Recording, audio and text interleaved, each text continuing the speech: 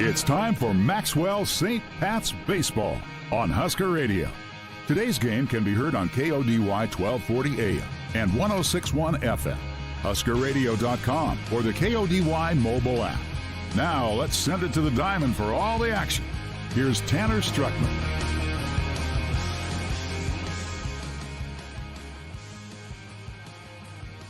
Welcome to the first ever Maxwell North Platte St. Pat's baseball game. It is spring baseball in North Platte for the first time ever as we come to you here in mid-April. Game number 1 for the Maxwell St. Pat's. We'll call them the baseball team for now. They don't have a mascot.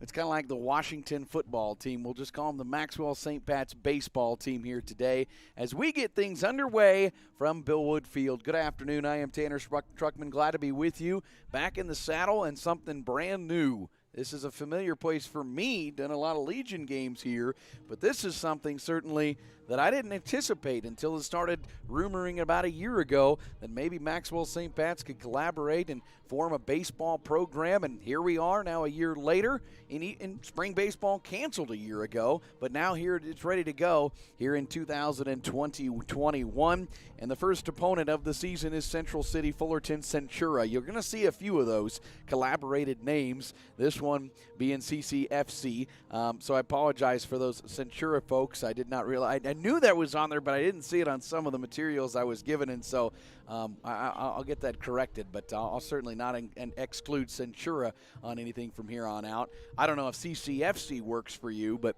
that's a nice shortened one, it seems like. But beautiful day here from Billwood Field. We got wind blowing out to center field, and the sun is out. And when you get sunny days in spring baseball in Nebraska, you've got to just take it because the weather certainly plays a factor, as it already has. This team was scheduled to play their first games of the season at Lincoln Christian last week.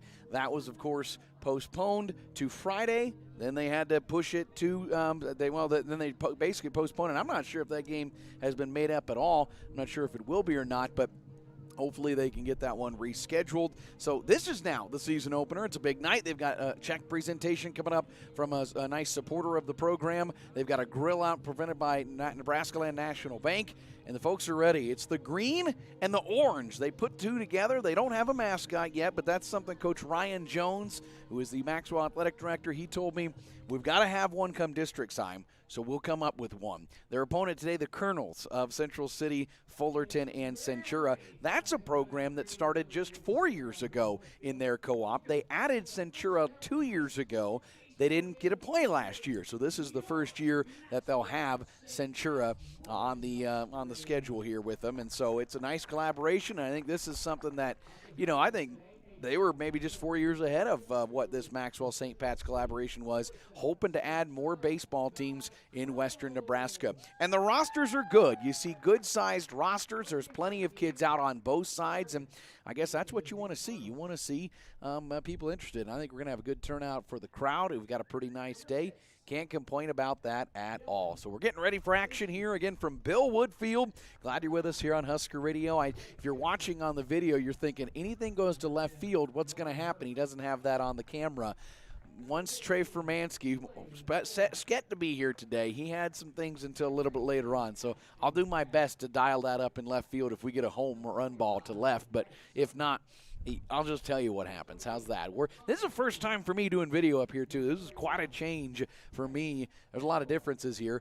And the wind is definitely pushing the ball into left field now. It kind of was looking like it was going straight out to center. It's shifted out of the south a little bit more. So we might see some balls hit to left field here today. Again, I mentioned this is the first game for Maxwell St. Pat's, Central City and Fullerton and Centura. This is game number 10. They've already played 9. They're 8-1 on the season. Our pregame brought to you by Quick Stop, just around every corner. Fast, easy, and convenient with 6 locations throughout North Platte. Also locations in Ogallala, Hershey, Grant, and Imperial. On the road everywhere, it is Quick Stop. Glad you're with us again on a sunny, shiny day from Billwood Field. And, there's not a lot to talk about for this team because they've never played a game together. They've never played baseball together.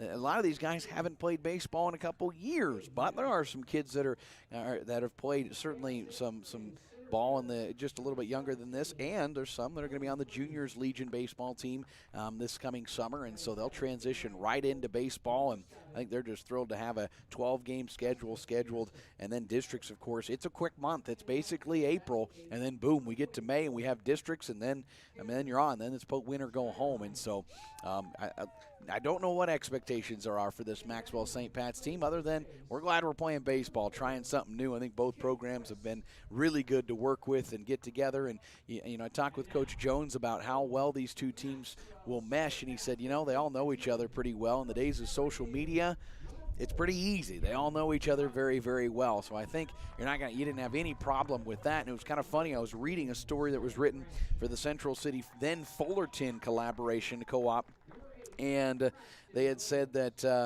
this was 4 years ago, that in the days of social media, the kids all know each other, so it should be pretty easy. They had the exact same comment that the Maxwell St. Pat's coaches had, and so I think you've really got two teams that know each other well enough. They're going to be able to collaborate.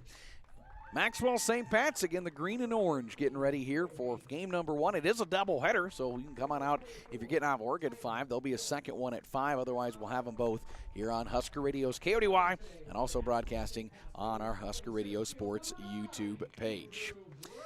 We are going to keep it here for now. I think we got a check presentation. We got a lot to get through yet. I think they got a check presentation. They'll have the national anthem. And then we'll get ready for action as North Platte going to send Ty Robinson to the mound. Maxwell St. Pat's going to send Ty. I got to get that. I'm a Legion baseball announcer, too, so I got North Platte on the mind when I'm here at Billwood Field. But Ty Robinson will be the starter on the mound for Maxwell St. Pat's. And on the flip side, he'll be countered with Trace Gunzer. Will be the starting pitcher. This is a good group, and Central City, Fullerton, Centura has had a great year. 8-1, as I mentioned. They're off to a great start. They've won now 5 in a row. Their only loss on the road to Hastings, 9-0. But they have run-ruled all but 2 opponents in their 8 wins. And tell you what, I think this is the year they've been looking for. The coach, he's been there all 4 years. His name is Brandon Detlefson. They started 4-9 in their first year of this co-op. They went 8-12 2 years ago. Did not, of course, play baseball last year. It got canceled due to COVID.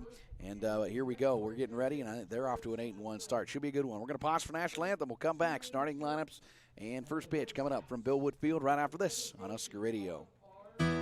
Putting your family first. Are you looking for the right dentist for you and your family? Phelps Family Dentistry has you covered. Dr. Lene Phelps and Dr. Kelly Hansen will make sure your family has the healthiest smile. Whether it's dental cleanings, fillings, same-day crowns, or total smile makeovers. Call our office at 534-4040 or visit us at phelpsdds.com to schedule your family's next dental appointment. And go Irish! Putting your family first. Like the Irish athletes, life can come at you fast and hit you hard. If you find yourself in need of a lawyer, call me, Marty Trushinsky, at 534-4837. And go Irish! Make 2021 the year to focus on you. This is Maddie Krebs, owner of North Platte Jazzercise, and we are here to help you meet your fitness goals. Join us for a mix of cardio and strength-infused classes at our new location in the Canteen District. With more than 20 classes a week from early mornings to after work hours, there's no excuse to skip your workout. Did I mention we offer childcare at most of our classes? Check out a full list of class times and membership info at jazzercise.com, and go Irish!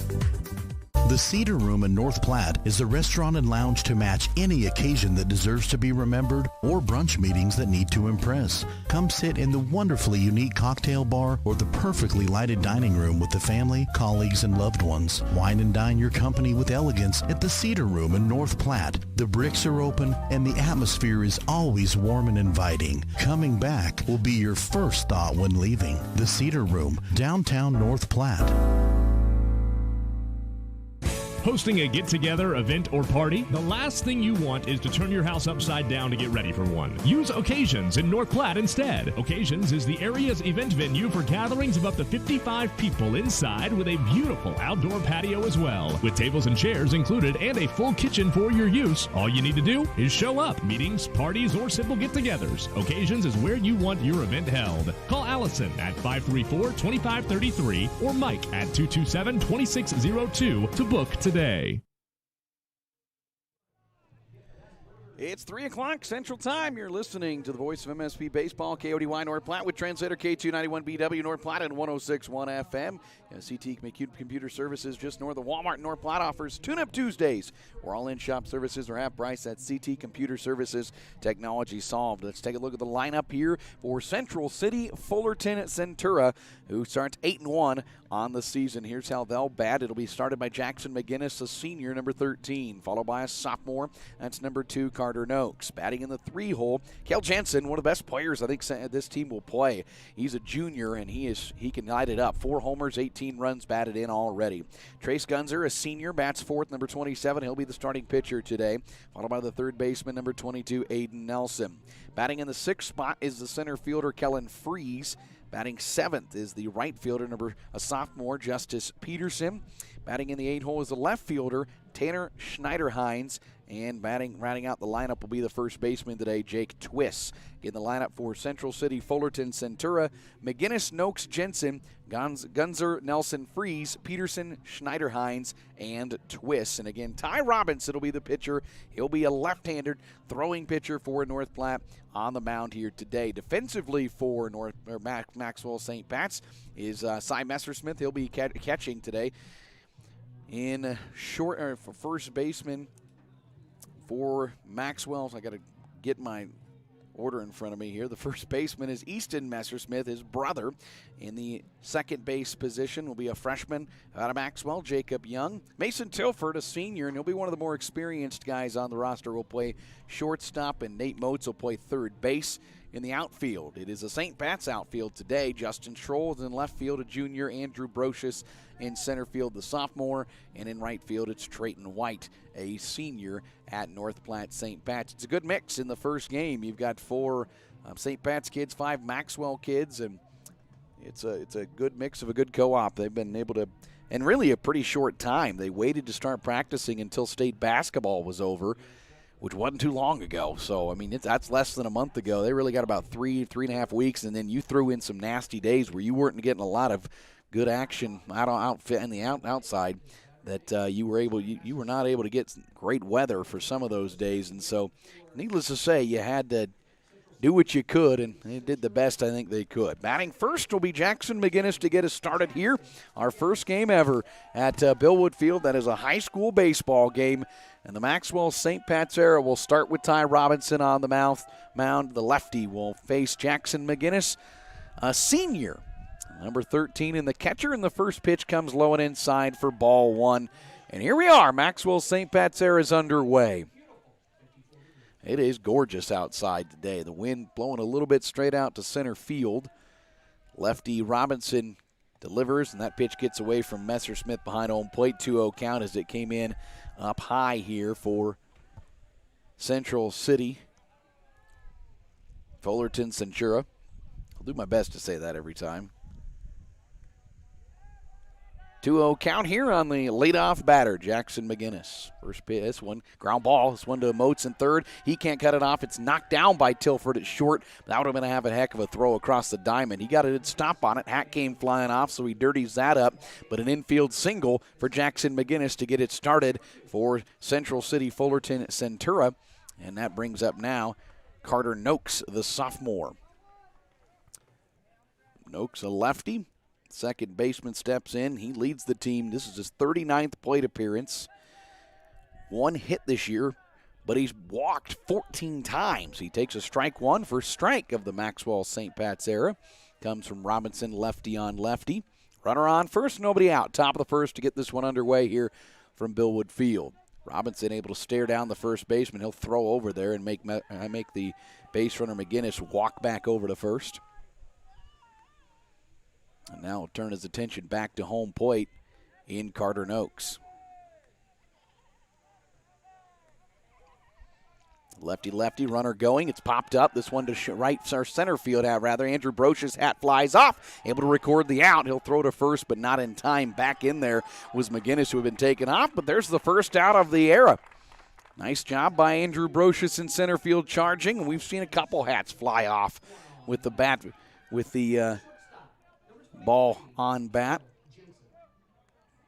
And there's one away now for Cale Jensen. This is a good one, the lefty.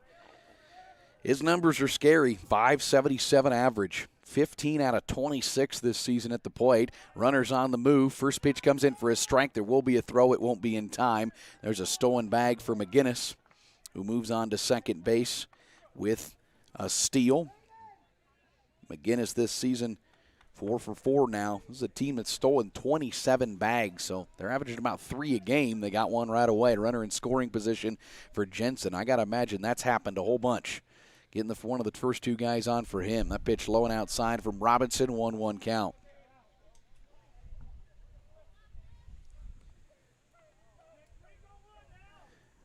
One ball, one strike. There's one away here. We're in the top of the first inning, runner at second. And the pitch to Jensen. Ground ball, softly hit right back to Robinson, who will grab it. He'll throw to second. Runner does move to third. He played a little, he watched Robinson and saw him immediately going, so he's able to get to third, but a nice recorded out on Cale Jensen. Boy, not many have done that to him. Guy who gets on base more often than he does not, but there's 2 down now. Nice play right back to Robinson, who fielded it, and that's one of those things, not a lot of time to practice. Routine plays don't always end up being too routine.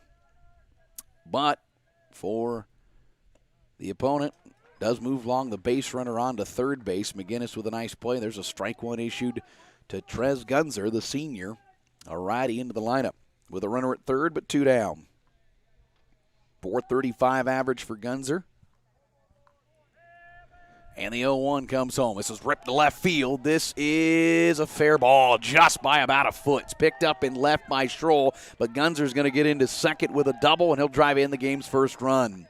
It is 1-0. He ripped that right down the left field line just beautifully, and it went about fair by a foot. Stroll got up with it pretty quick, but Gunzer able to drive in a run on the season now, his 12th RBI, and it's Central City, Fullerton, Centura getting things started with a 1-0 lead. But 2 down, so if you're Maxwell St. Pat's, you want to get out of this inning right now, 1-0. Pitch comes in high to Aiden Nelson, it's another senior. Third baseman starts with a 1-0 count. Nelson hitting .267, 4 hits, 3 singles. He does have a home run, 5 driven in. Runner at second here is Gunzer, who just doubled in a run. Robinson delivers that one low, bounces in, gets behind Messersmith. Gunzer on to third. He'll stop there. And the wild pitch makes it a 2-0 count and puts a base runner at third base.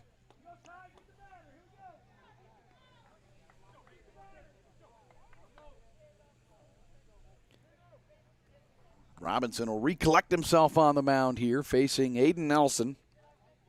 Good mix for this Central City Fullerton Centura team of youth and experience. They've got a good senior class, though. The 2-0 count. This one comes inside. He's got to just dance away from that one to take a 3-0 count from Robinson, who's been fairly efficient so far, but now behind the count on his first batter. This bad. See if he can battle back. Nelson's walked 5 times this year. He'll likely take it all the way here. The pitch comes in. He does, and it is a strike, 3-1. 1-0. Couple hits home. Put the Colonels on top here over Maxwell St. Pat's in the inaugural game of the inaugural season of this co-op. The lefty delivers the 3-1 upstairs and outside, and there's the first walk issues. It'll be runners on the corners now for the sophomore Kellen Freeze, the center fielder.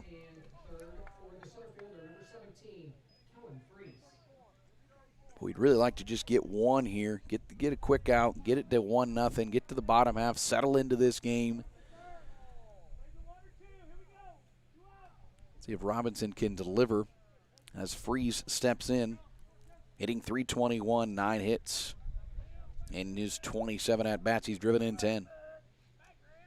He's got one of the 8 home runs on this team as well. That base runner will move along. Nice play by Messersmith. Not throwing, but he faked it to second. Trying to see if he could pull Gunzer off third base far enough to pull him off, but he was just as wise, did not move. Nelson takes second, and there's runners at second and third, but an 0-1 count as Freeze took a strike. This one ripped on one low, fouls it back to Coach Jones here on the near side. No balls, 2 strikes. Since one thing Robinson Ty's done a good job so far is he started out with strike on several of his batters. No balls, 2 strikes, 2 down. We're in the top of the first, 1-0 Colonels on top. But a strike away is Robinson. Staring down, Freeze, delivers. Off speed, comes in, called strike 3. And Robinson stalls the batter at the plate.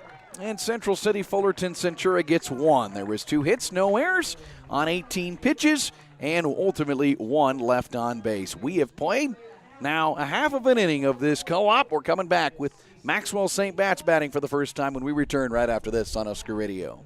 Do you want to support North Platte Catholic Schools? One great way is to support the Bargain Bin, a thrift store located at 421 East 3rd Street in North Platte. The Bargain Bin is open Fridays and Saturdays from 10 a.m. to 3 p.m. and sells everything from household items, crafts, clothing of all sizes, including children's, bedding, holiday decorations, antiques, and furniture. The Bargain Bin is completely volunteer ran, and all proceeds benefit North Platte Catholic Schools. Shop the Bargain Bin to support the Irish. Open Fridays and Saturdays, 10 to 3. When it comes time to honor the life of your loved one, it's all about the relationship. Adams & Swanson Funeral Home will help you celebrate that bond with assisting you and your family with all services, ceremonies, grief support, and pre-planning. Learn more by visiting adamswanson.com or by calling 532-2044. Imagine internet Wi-Fi that works, no matter how many people are connected or where you are in your home. Now, you don't have to imagine. The Allo Blast is here. With the latest Wi-Fi 6 technology, the Allo Blast makes your internet Wi-Fi go further, faster, and more reliable. Give your Wi-Fi a blast. Visit allofiber.com/blast to switch today.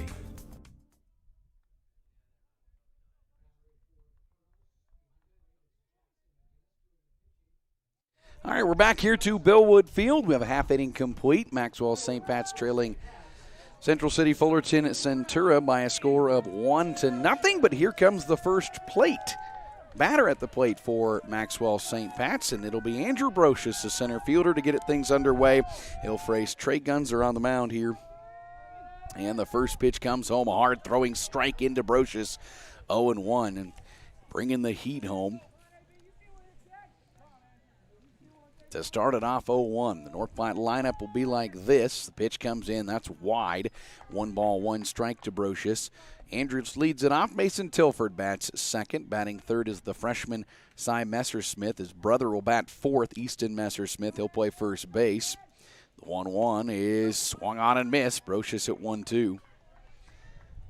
Guns are delivering some heat early on. Batting fifth, Trayton White, the senior. He's in right field. Justin Troll bats sixth, followed by Nate Moats. Ty Robinson in the 8 hole. There's a ground ball right back to the pitcher, Gunzer. He'll run over halfway to first, underhand it to his teammate, Twist, and record the out. 1 up, 1 down here in the North Maxwell St. Pat's. Bottom of the first inning. Pretty routine play there for Gunzer to get it started. Rounding out the lineup was the second baseman, number 12, Jacob Young. So Brocious, Tilford, Messersmith. First pitch comes in high. Messersmith, White, Schroll, Moats, Robinson, and Young. A 1-0 count here on Mason Tilford. That one comes in and calls strike 1-1. I've seen Mason play quite a bit. He played his Legion ball at Lexington over the years. I've been able to see him for quite a few years. 1-1 count. Swung on and missed. He's 1-2. He's trying to time up with Trey Gunzer, who has the heat. Gunzer's line this year, he's been the workhorse. 15 2/3 innings. Now it's 16. The 1-2 tipped into the catcher, and it's 2 up, 2 down for North Maxwell St. Pat's here in the bottom half of the first inning. So now Cy Messersmith at the plate. Gunzer, though, came in with a 4-game started. This is his 8th appearance, a 2-1 record. He's given up 6 hits, 6 runs, 3 earned, struck out now 26 to just 7 walks. A 1-0 count as he issues missing to Messersmith. A 1.34 ERA for the senior. You've got him, looking at as the leader of this pitching staff as a senior. There he delivers a strike 1-1. 1-1 count on Cy Messersmith. Off speed, comes back and Maxwell, St. Pat's going to have their first base runner here, as he'll take first base on a hit by pitch. He ducked down and got plunked right in the back of the head. And he'll take first base. And Maxwell St. Pat's has their first base runner, and Cy Messersmith on first base. They're going to have a runner for him.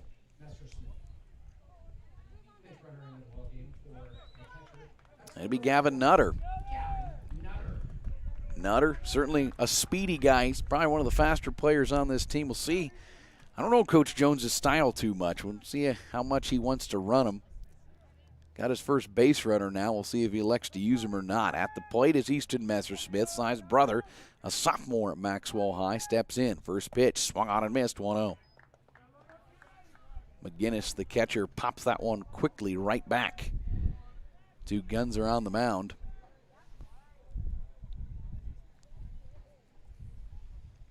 Gunzer comes set with a 1-0. 2 down here in the bottom of the first. Up 1-0. The pitch. Swung on and missed. It's 1-2. 0-2, excuse me.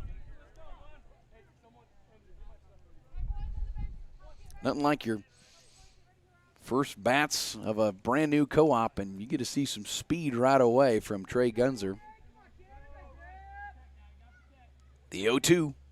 Swung on and missed, and that'll do it for Maxwell St. Pat's here in the bottom half of the first. No runs, no hits, no errors. There was one base runner left on base. We go to the top of the second inning. It is Maxwell St. Pat's 0 and Central City Fullerton Centura 1. You're listening to high school baseball on Husker Radio. Always said, it's not hard to make decisions when you know what your values are. That stuck with me. And that's why I like knowing the decisions made by my public power electric utility are done locally. Local control means my utility is governed, managed, and powered by Nebraskans who know the values of the communities and the customers they serve. And there's nothing more Nebraskan than that. This message brought to you by your local public power utility and Nebraska Public Power District. Always Ollie, there you need when to you clean up your fishing and hunting gear. It's everywhere. I'm out of room. I don't have anywhere to put it. Get some storage at Another Storage. They have sizes for everything. I already have some there. Well, get another. Another Storage. 532.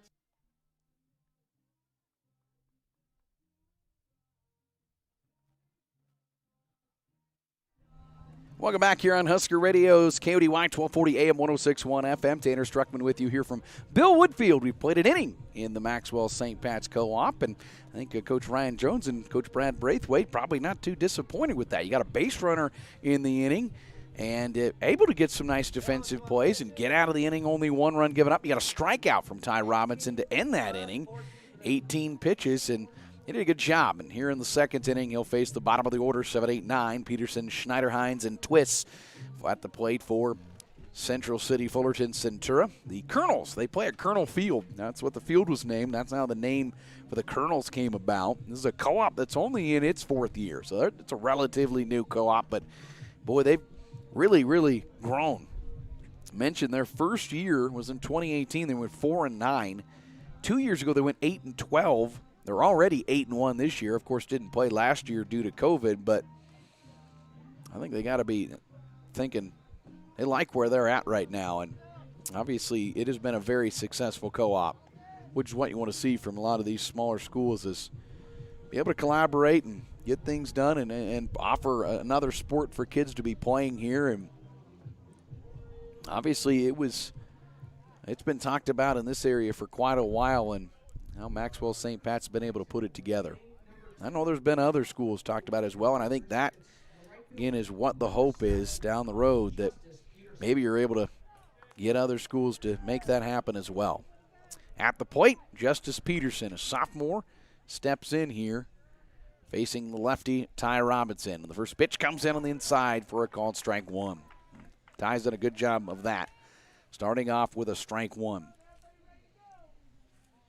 Peterson on the season, 267 hitter, 4 hits, all singles. He's driven in 9.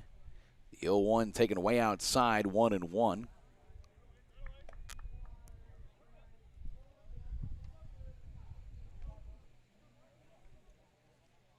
Lefty-righty matchup with Robinson on the mound as the southpaw. Kicks it, delivers the 1-1. That's a Fouled straight back into the fence. Behind home plate, 1-2 count. Also see Tanner Schneiderhines and Jake Twist to round out the lineup. And the 1-2 count here on Justice Peterson in the top of the second inning. This one comes low and inside, even count. Robinson did walk one, but got a strikeout in the first. He also got a pop out to center field and one hit right back to him. 2-2 count. Off speed, ground ball, third base line.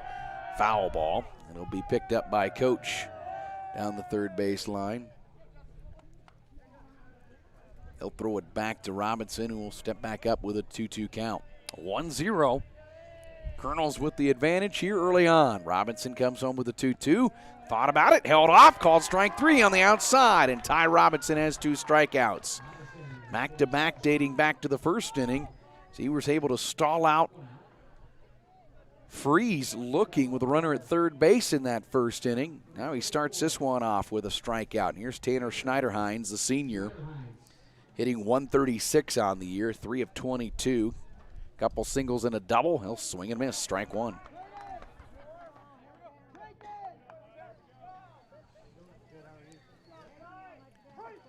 Schneiderhines, a righty here stepping in. 6 runs batted in. Down on the count 0-1. Robinson again starting it all off with a strike. This one comes in, looks good again, 0-2.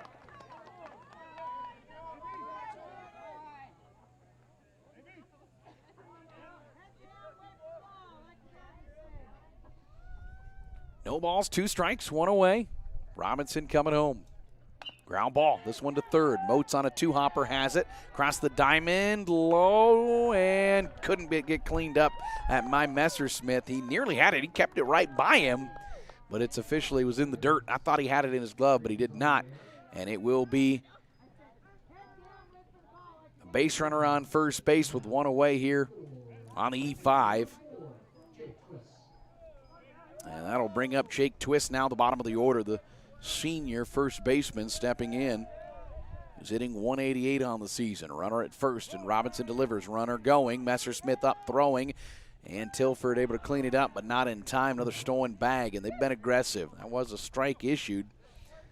Schneiderhines gets to second base on a steal for him this season, his 7th. In fact, second on the team in that category. And now he sits at second, the 0-1 to Twist. Comes up way up high.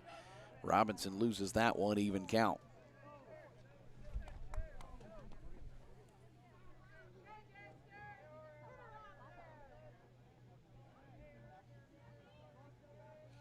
Robinson comes set, 1 ball, 1 strike. Jake Twist, the batter, top of the order behind him.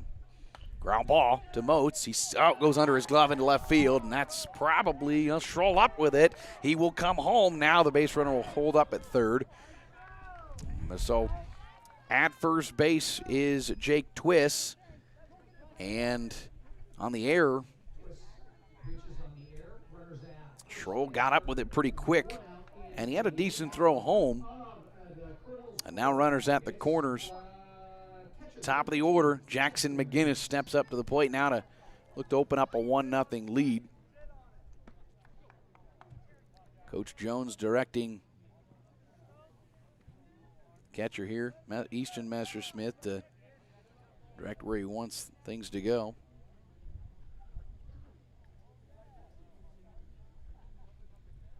No balls, no strikes. First pitch to McGinnis, and he'll take one outside. That one will, runner moves along without a throw. And a 1-0 count on McGinnis.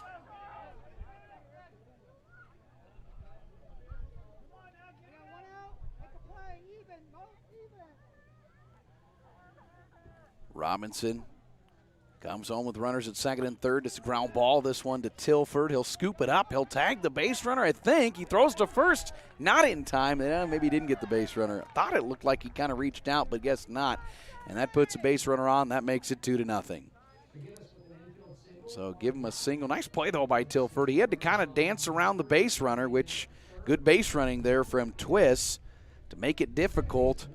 And now it is 2-0. Central City Fullerton Centura gets another run home as McGinnis drives him in on the third hit of the day, and now it's the lefty Carter Noakes, second baseman, stepping in.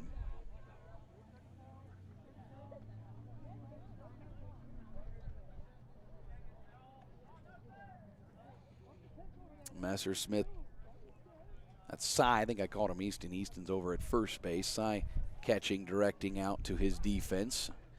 Got to think McGinnis is going to look to run here. He does. Pitch is swung on, hit to center field. Pretty well hit. Brocious on the move. He won't get to it. It's over his head. In fact, that one's to the wall. That was slammed, and that might empty the bag. Well, Brocious up with it. Tilford on the cutout. They're going to send him home. No, now they'll hold him at a triple. He'll drive into big-time hit there by Carter Noakes, the second baseman, as he drives one. A pretty well hit ball. That one carried further, and that one had to go into the wind too. Really carried for him, and a triple brings in Twiss and McGinnis, and that makes it 4-0 for Central City Fullerton Centura. Carter Noakes' first triple of the year, and RBI's 8 and 9 on his season, and only his second hit of the season. Now first pitch into Cale Jensen, who can do that again pretty easily. Comes in outside, ball one. Messersmith able to collect it and hold on to it. Now Coach Jones is coming out to talk to his starter Ty Robinson here, down 4-0. One away here in the top half of the second inning. Got a gorgeous day here in North Platte. Temperatures at 57. It's pretty clear too. Got a little bit of clouds out there, but if you can come on out, do so. Wind's blowing, no doubt about that. It's blowing pretty good, but it's shifty. It looks like almost out of the north, maybe blowing into the northeast corner, blowing out to center field, but couldn't ask for really a better day to start this co-op off. And you got Nebraska Land National Bank and Oak grilling out today, so if you can make it out for the second game of this doubleheader, do so. And a good crowd on hand.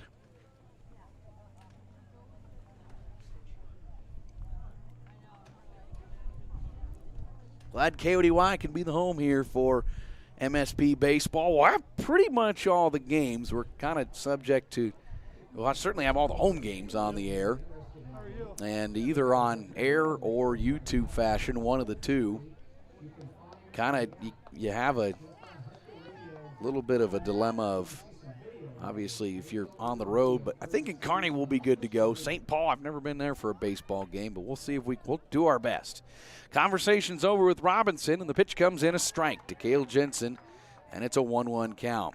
I mentioned how good Cale is. He has 15 hits this year, 8 singles, 3 doubles, 4 home runs, 18 runs batted in, but he hit a soft grounder right back to Robinson in his first plate appearance.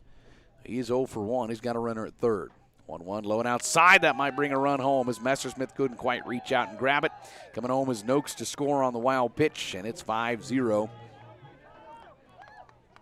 And the bags are now emptied. So Noakes gets the triple and then comes home on a wild pitch, and that makes it 5-0. Central City Fullerton Centura on the lead here, in the lead here. And bags empty now for the lefty Cale Jensen. This one comes up high to him, 2-2. We'll for sure see Gunzer, the starting pitcher, and beyond him could be Nelson. 4 hits today, a couple errors in this inning hasn't helped Maxwell St. Pat's. The 3-1 pitch, low, outside, ball 4. Second walk issued by Robinson. Jensen walks for the 8th time this year, and he gets on base for the first time in this game. And that brings up Trace Gunzer. Gunzer 1 for 1 on the day. Back in the first inning, he doubled down the left field line in beautiful fashion. Drove in a run, and he'll foul one right side out of play and look for the parking lot. No balls and a strike.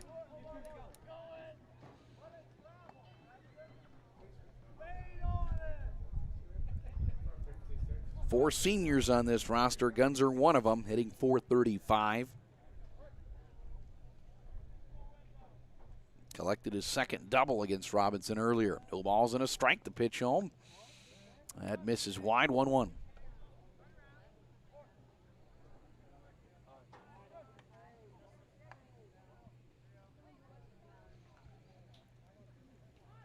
Gunzer now pulls the bat off his right shoulder and collects his stance. Robinson will throw over to first and keep Jensen at bay. 1-1 count, one away. We're in the top of the second, 5-0. Maxwell St. Pat's trailing here in their first game from Billwood Field. They're back in action Saturday here at Billwood Field. Jensen on the move. Pitch comes in, a strike. Throw down to second won't be in time, and it'll be a 1-2 count with a runner in scoring position for Jensen. No stolen bag. Mentioned earlier, they came in 26 of 27 base running, so this is normal for Coach Detlefson to run the bags. They've been effective at that so far. The 1-2. Robinson with a pair of strikeouts. We'll try to get one here. He'll ground one third baseline. Well, foul from Gunzer. Do it again at 1 ball and 2 strikes.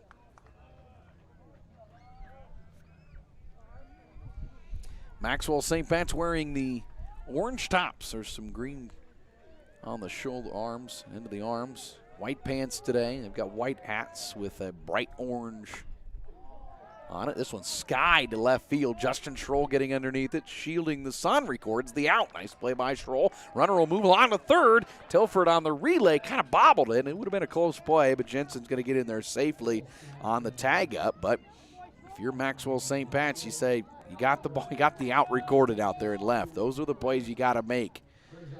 And so runner at third, but there are now 2 down.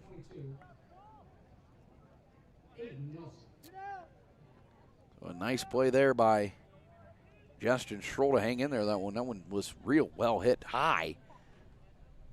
Now it's Aiden Nelson, the second baseman, who immediately takes strike 1. Robinson over at 44 pitches. The high school pitch count total is 90.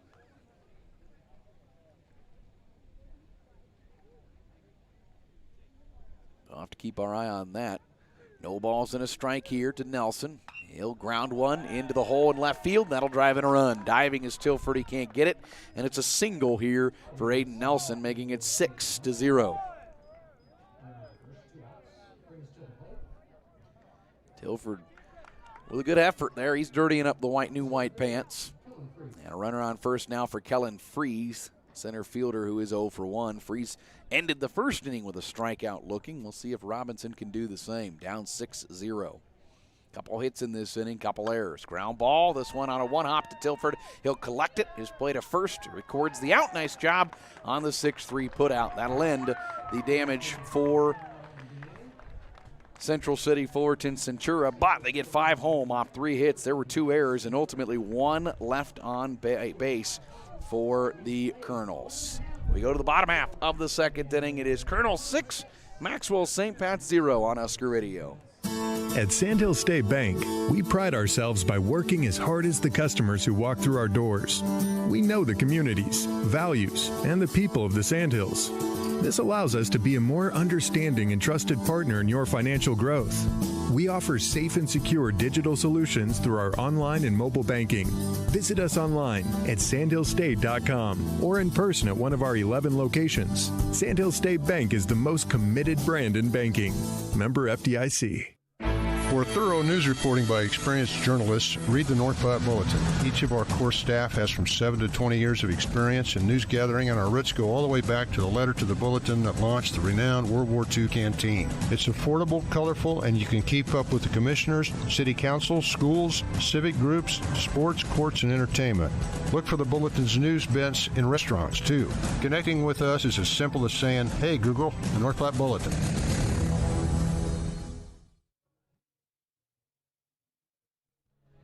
HG Management's ready to put their half a century of experience to work for you, whether it's farm and ranch management, ag appraisals, or ag real estate sales. See Kurt Pieper, Hank Nicey, or Justin Pieper at HG Management in North Platte.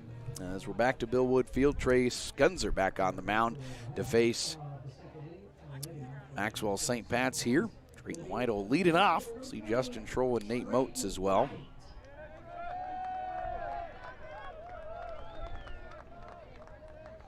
And White, a senior at St. Pat's this year. This will be the senior part, a St. Pat's part of the lineup here in this 5, 6, 7 spot. Anybody reaches Ty Robinson will bat. First pitch comes home, and White a little behind that one. Puts that one into the parking lot. Might have a hail dent on a SUV out there. That one had a pretty good line on it from Trayton. The 0-1. That one comes in low from Gunzer, 1-1. Gunzer 13 pitches back in the first. He hit a batter. Got a ground out to start it off, then a strikeout, then hit Messersmith before striking out fellow Messersmith. That one comes in low. Good eye from White, 2-1. Coach Jones, though, you're happy to get a base runner on in that first. Get things started. There, that one misses wide. White ahead in the count, 3-1 from Gunzer. Bottom half of the second, 6-0 here in this one. The 3-1. Fouled ball over, rolls just to the right of the Colonel dugout. And White now goes full. The first batter of this game to go full count. Justin Stroll in the on-deck circle warming up for Maxwell St. Pat's. Here's the 3-2. That's a called strike 3. White trying to get a free pass, goes down looking. Second strikeout for Gunzer today, and there's one away. Not the worst, though, plate appearance there for Trayton. Here's Justin Schroll, junior at St. Pat, stepping in. Today's left fielder who's made a couple plays out there in left. First pitch comes home to him. Strike one. Gunzer delivering the heat. He's been almost exclusively the heat today against this Maxwell St. Pat's lineup. His 8th appearance of the season. Finds a strike zone on the inner half, 0-2.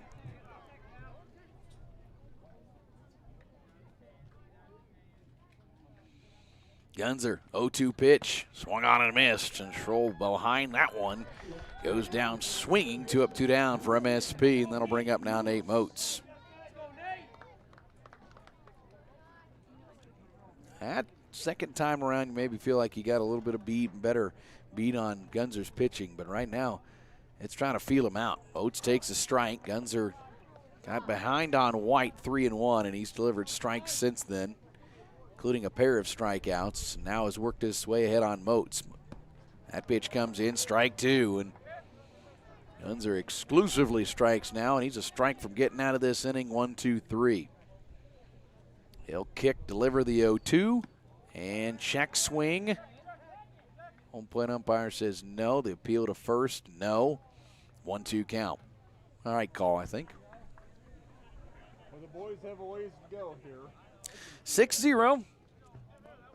Central City, Fullerton, Centura leading here. Maxwell St. Pat's. The 1-2 from Gunzer. Missing wide, 2-2. Gunzer's hat comes off. About every other time he throws it home.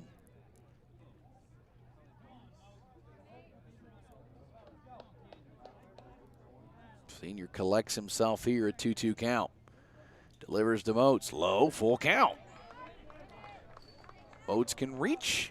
You've got Ty Robinson looking to bat for the first time. MSP got a base runner in the first via hit batter. The 3-2 now. Swung on and missed, and Gunzer on 15 pitches gets it done with 3 strikeouts, and that'll take us to the top half of the third inning. Central City, Fullerton, Centura leading MSP by a score of 6-0. We're back with the top of the third right after this on Husker Radio.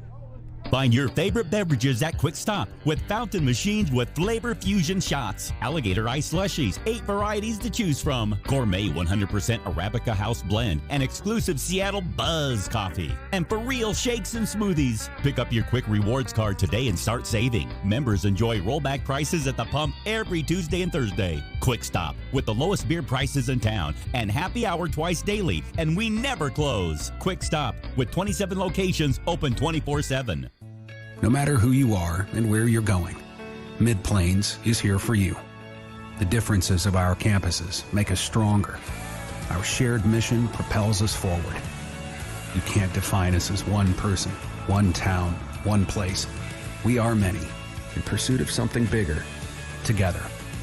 with 6 individual campuses supporting a vast and determined region. We are Mid-Plains Community College.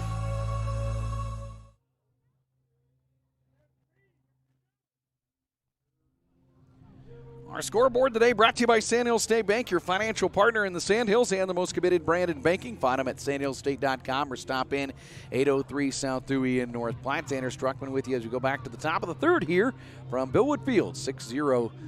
The Colonels leading here over MSP, and Ty Robinson with coming to the plate here to get things started here in the top half of the third inning. 46 pitches so far. 7, 8, 9. The bottom of the order will start it off. Same order that started up the second inning. That was the best inning so far. 5 runs in that second. And Ty started out with a strikeout, but then a couple errors hurt. A single by McGinnis, and then Noakes with the big triple. That really opened the game up. And now MSP will regroup here and try to get 3 outs here in the top of the third and get the bats going. Second time around on Gunzer. First, it's Justice Peterson, right fielder batting, who is 0 for 1. Mentioned he led off the second with a strikeout. He'll pop one up down the first base line. Might be catchable for Messersmith. Easton from first base coming over and recording the out. 1 pitch, 1 down. Nice play by Messersmith. He hadn't run a long ways. That one got further away from first base than I thought it would. Peterson with a foul out to start things off here in the third inning. 1 down. Well, North Platte's had some errors, but they've had some decent defensive plays as well. Here's Tanner Schneiderhines, senior, who's 0 for 1. He'll foul one back. That'll get almost a one-handed grab in the crowd by a gentleman. Maybe a visiting gentleman. I don't know. He doesn't have green or orange on. Those stand out in the crowd. 0 balls, 1 strike on Schneiderhines. 1 down here in the third. He'll reach, hit one to shallow right. Long run here for White. Charging, won't get to it. It'll bounce and it'll get behind him then. Schneiderhines going to roll around second base. No, coach was sending him to third, and coach is going to let him know, I was sending you to third if you had your head up. Schneiderhines was looking down. He'll get to second anyways. I think it was the right call, though, by Tanner. I think that was going to be the right call to stay. But he gets to second anyways and holds there. And there's now a 1-out base runner here. And the pitch to Jake Twist comes in, strike 1.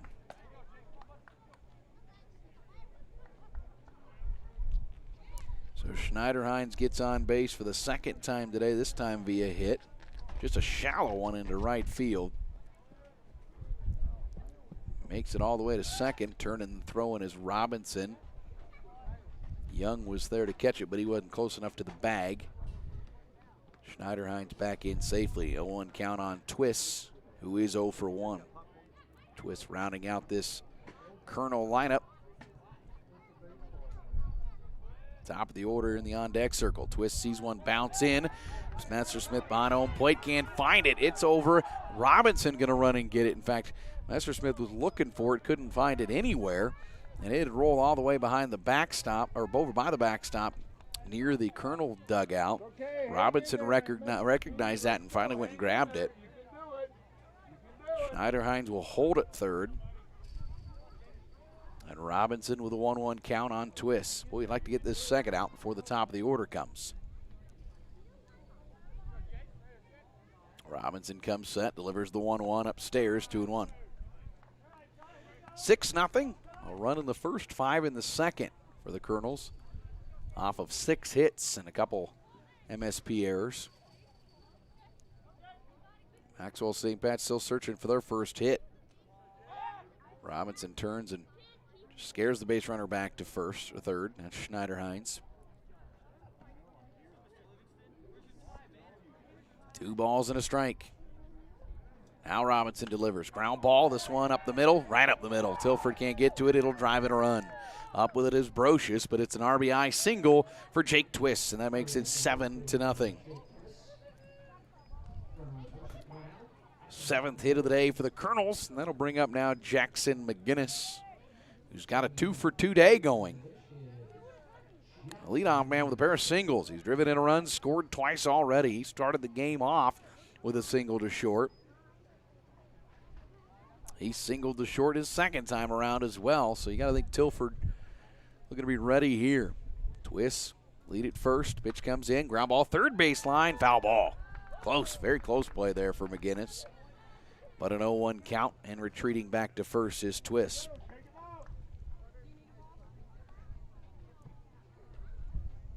Robinson is halfway through the 50 mark of his pitch count.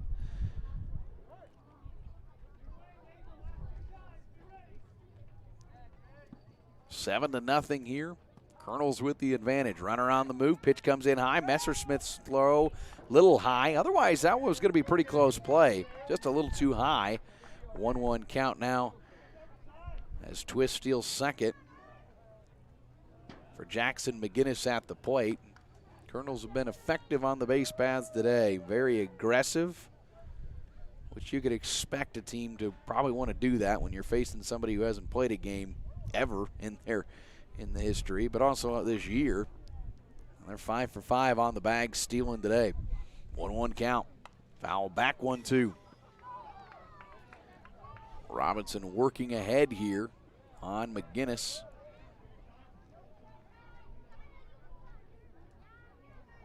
Couple walks, couple strikeouts for Robinson.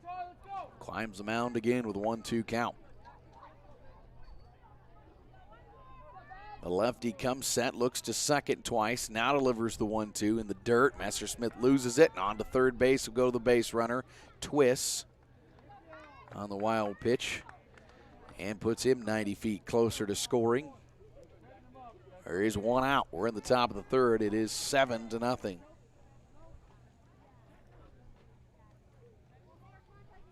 And McGinnis now with an even 2-2 count.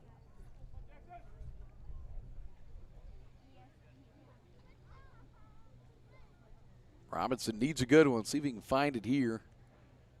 Record a second out. Comes in low and inside. Missing again. Full count.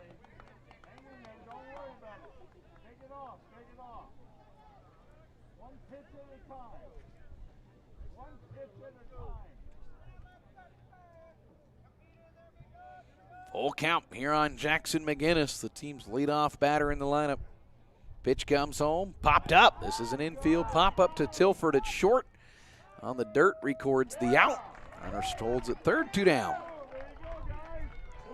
That's what you needed. Now it brings up now Carter Noakes, the second baseman. Carter had one hit all season, and in his 40th plate appearance, hit a triple to right center field. A lefty, certainly with his best hit, the sophomore driving in 2 in the last half inning. Now we'll go to work with the base runner at third. Lefty-lefty matchup. This one's in the hole to right field. Young nor Messersmith could get it. And up with it is White and right, but it's a single for Carter Noakes, who is now 2 for 3. And that drives in a run. It'll be 8-0. MSP trailing as Twist comes home to score. And it is 8-0. Colonels with advantage. Cale Jensen at the plate. Jensen's 0 for 1. Over to first and back in there safely is Noakes. Jensen with a ground out right back to Robinson and a walk his second time around. We haven't gotten to see the big bat of Jensen yet. Lefty delivers, ground ball to first. Messersmith knocks it down. He'll run over, tag the base, and beat down Jensen. Nice play by Easton Messersmith at first base. So, damage limited to just 2 runs. There were 3 hits, no errors, and 1 left on base for Central City Fullerton Centura. We go to the bottom half of the third inning. It is MSP trailing 8-0 here from Bill Wood Field. This is high school baseball on Husker Radio. Putting your family first. At Phelps Family Dentistry, we always go the extra mile for our patients. Whether it's helping them conquer their dental anxiety or helping them achieve the smile they've always dreamed of, our team strives to make sure every patient feels like family. Call 534-4040 to schedule your appointment or visit us on the web at phelpsdds.com. We would like to also wish St. Pat's Irish good luck this sports season. Putting your family first. Like the Irish athletes, life can come at you fast and hit you hard. If you find yourself in need of a lawyer, call me, Marty Trushinsky, at 534-4837. And go Irish! Make 2021 the year to focus on you.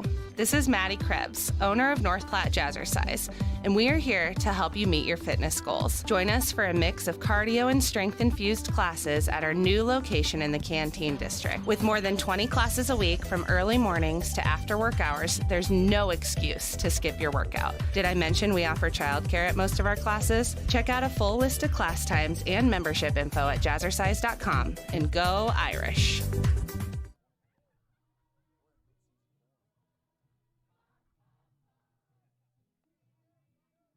Welcome back here on Husker Radio's KODY 1240 AM 1061 FM. Tanner Struckman with you as we get to the bottom of the third inning. MSP trailing the Colonels of Central City Fullerton Centura by a score of 8-0. Possapalooza's North Platte's only doggy daycare facility. Bring your dog to play with other dogs for the day or let them stay for overnight boarding at the Red Roof Building on Halligan Drive. It's your pet's happy place. 7-inning high school games. It's a doubleheader here today. They've got the Nebraska Land National Bank Grill going. It's a nice day for baseball here from Billwood Field. Maxwell St. Pat's still looking for their first hit. See if they can get it from the bottom of the order. It'll be 8-9-1 facing Trace Gunzer, and he'll issue strike one. Ty Robinson lead it off. We'll see Jacob Young, and top of the order, Andrew Brocious in the hole for MSP. Second time around, the 0-1. Swung on and missed. Gunzer got behind Trayton White to lead off that second inning. In fact, was down to 3-1. Ended up striking him out. Took 3 pitches to get Schroll struck out, and Mote struck out on a full count. There's a swinging strikeout as Ty Robinson goes after one upstairs. And now for Gunzer, he has found a rhythm. And if you go back to the first inning, he struck out 5 straight. And on 33 pitches, he already has 6 total. Here's the first pitch to the number 9 hole hitter, Jacob Young, a freshman at Maxwell, takes ball 1. Gunzer kicks and delivers low. Got away from the catcher, 2-0. McGinnis catching. Twist is at first. Noakes at second. Jensen at short. And Nelson at third. It's Schneider, Hines, Fries, and Peterson. The outfield left to right. Young steps back in. Second baseman ahead in the count, 2-0. And he'll swing on one low. Golf swing there, 2-1.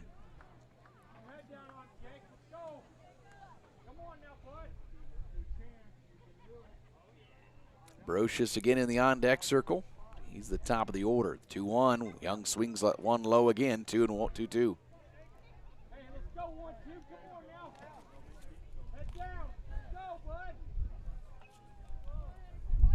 Gunzer, 2-2, delivers and rung him up inside as he tried to turn away and kind of pulled the arm around and got a swinging strikeout. Gunzer 2 up, 2 down here in the third. Now we'll go to the top of the order in Andrew Brocious. We'll see if the second time around's any more effective. This is the ace for, at least one of them. Him and Cale Jensen have both had terrific seasons on the mound, as this one's fouled back by Andrew Brocious, up and over, strike one. Those two came in with 33 innings of their 51 in the team and 6 of their 8 wins. So it's been the Gunzer and Jensen show, as that one's high, 1-1 now to Brocious. Andrew in the first at bat of MSP history, grounded out, 0 for 1. 1-1 count, takes another one. This one just missing, 2-1. Gunzer came in with a 25-7 strikeout to walk ratio, and he's made that better today. He has not walked a batter. Hits the strike zone there, 2-2.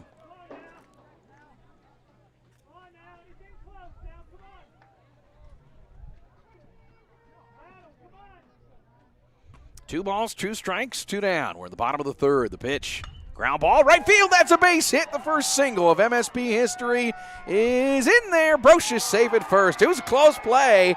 The right fielder, Peterson, up with it quickly, but Brocious beats it out.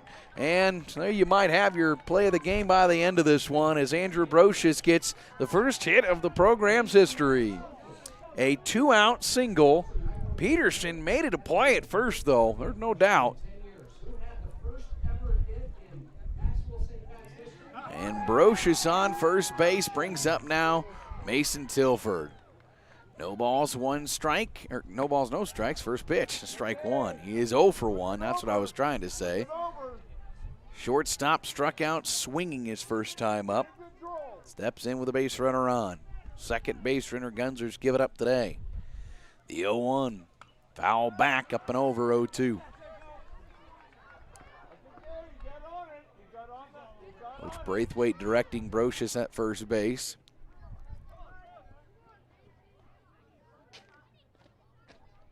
No balls, 2 strikes here on Tilford. Pitch home. Off speed fooled him, and he's able to strike out all 3 outs that way. Going down swinging, and that plates the third.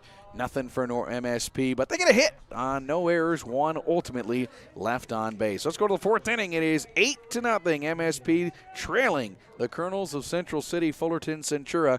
We're back after this on Husker Radio. The Cedar Room in North Platte is the restaurant and lounge to match any occasion that deserves to be remembered or brunch meetings that need to impress. Come sit in the wonderfully unique cocktail bar or the perfectly lighted dining room with the family, colleagues, and loved ones. Wine and dine your company with elegance at the Cedar Room in North Platte. The bricks are open and the atmosphere is always warm and inviting. Coming back will be your first thought when leaving.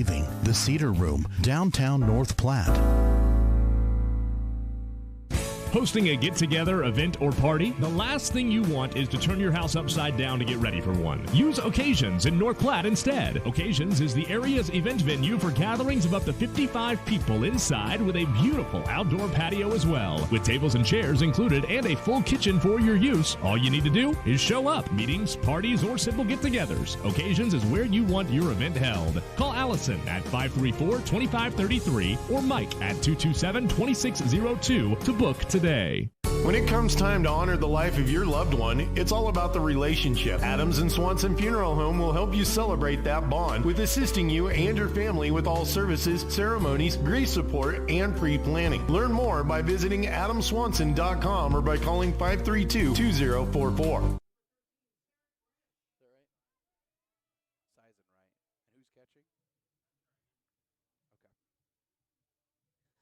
Back here on Husker Radio's KODY 1240 AM 1061 FM. We have a new pitcher here for MSP. Zarek Branch will make his first appearance on the mound for MSP here as we go to the top half of the 4th inning and trailing 8-0. Some changes overall. Cy Messersmith goes to right. Trayton White is now catching here in this one. So unless, not sure any other changes. I think everything else pretty much the same. It's like, yep. So basically, Branch comes in for Ty Robinson, and Branch will take over the pitching duties here in the top half of the 4th inning. Zarek, in the middle of his sophomore year at St. Pat's. And his first action. He had not been in the lineup, so he's seen his first action here as a MSP ball player, and he'll face Gunzer to lead it off. 4-5-6. Gunzer Nelson Freeze here for the Colonels at the plate. Branch comes set and delivers to the righty Gunzer, low and inside. Gunzer moves his foot out of the way to take ball 1. Trace Gunzer officially 1 for 2. He is double to left, flown out to left. He had the perfect double down the third base line by about a foot.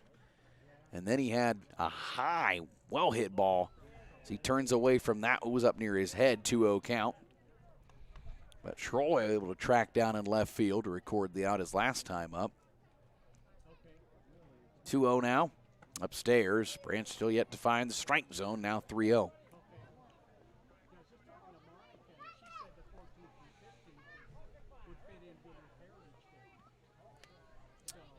Nelson, Freeze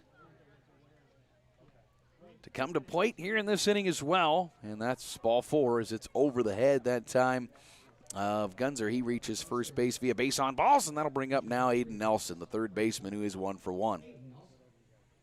Top half of the fourth here, 8-0. It's 8-1, aired 0-2. All in favor of the Colonels today. I think by the end of the season, this is probably going to be one of the best teams that MSP plays. They're 4th or 5th in the Class B standings. Runner moving along, and that's a stolen bag for Gunzer. That pitch came in missing to Nelson. Only lost to Hastings, which no shame there. Hastings has, over the last 3 to 4 years, developed quite the high school and Legion program. They've always been pretty good, but they've been very good the last few years. There's Branch just missing for ball 2. Well, that one looked good. They opened the season with a 10-0 win over Branch Oak, did the Colonels. They beat Thurston Cumming County 14-4. This one's popped up. This behind home plate. White throws the mask off, sizes it up, can't quite find it. It'll fall safely for Nelson. A 2-1 count. Last 5 games, Colonels beat Adams Central in 5, St. Paul Palmer 8-5, Twin River 15-3, Fort Calhoun 13-3, and Fairbury 23-4. Those last 3 all in 5 innings. In fact, 6 of their 8 wins have been shortened games. The 2-1 comes inside, missing 3-1.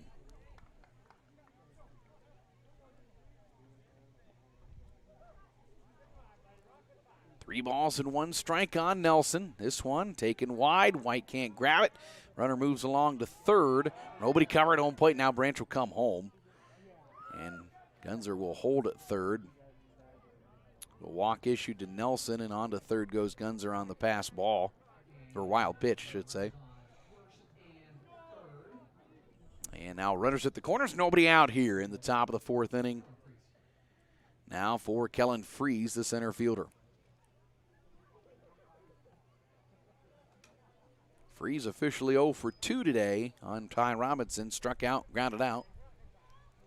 Runner on the move. Pitch comes inside. Gets back to the backstop. Gunzer will come home to score on that. And all the way from first to third will go Nelson. And so 9-0 lead now after the pass ball. Nelson again, he really scooted around the base pass, got all the way to third base. And a 1-0 count on Kellen Freeze. There's certainly going to be some growing pains whenever you start up a program. Facing some of that right now. The 1-0's taken wide, 2-0 to Freeze.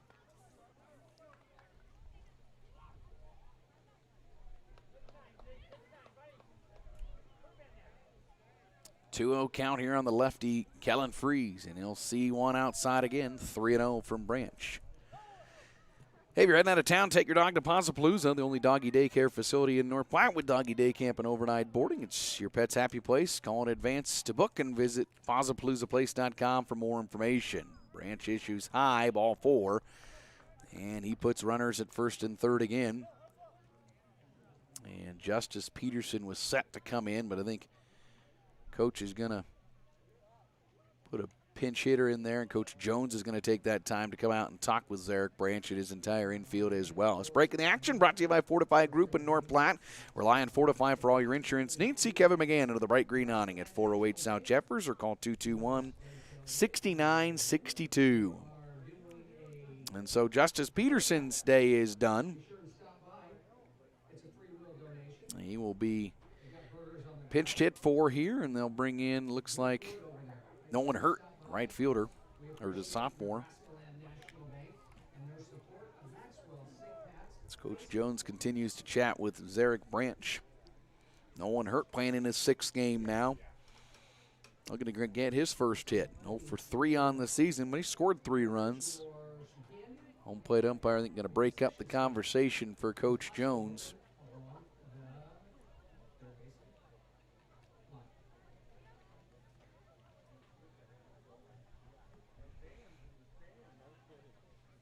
And it's complete. Here's Branch staring down Nolan Hurt, a sophomore. It's a heavy sophomore class for this program. It's a good mix. Seniors, juniors, not a lot of freshmen, but seniors, juniors, sophomores, it's pretty even. First pitch home, runner on the move to second. White will not throw. Base runner holds at third, does Nelson. A little chess match between the two teams. Simply all when it comes out of it, Hurt sees ball one, and on to second base goes Freeze. 1 ball, no strikes. Pitch home, up high and over the head, 2-0. Ty Robinson's final line, 3 innings, 8 hits, 8 runs, 3 earned, struck out 2, walked 2. On a total of 61 pitches. 2-1 bounces in, gets away from White a bit, but not far enough. He's able to collect it. 3-0 count now on Nolan Hurt.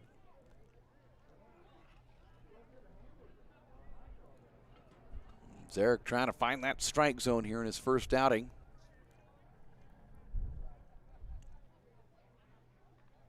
Comes home with a 3-0, and that's upstairs. And a walk issued. Bases will now be loaded, and I don't think you'll see Tanner Schneiderhein's bat. Coach Jones is up, and we might see a different pitcher for MSP. He's calling for center field Andrew Brocious to at least come in. Now they're directing where they'll go. We'll have a pitching change here for MSP. We'll take a break, come back and tell you who the new pitcher is. This time out brought to you by Fortify Group of North Platte. Rely on Fortify for all your insurance needs. See Kevin McGann under the bright green awning at 408 South Jeffers in North Platte. 9-0, MSP trailing. New pitcher coming up right after this.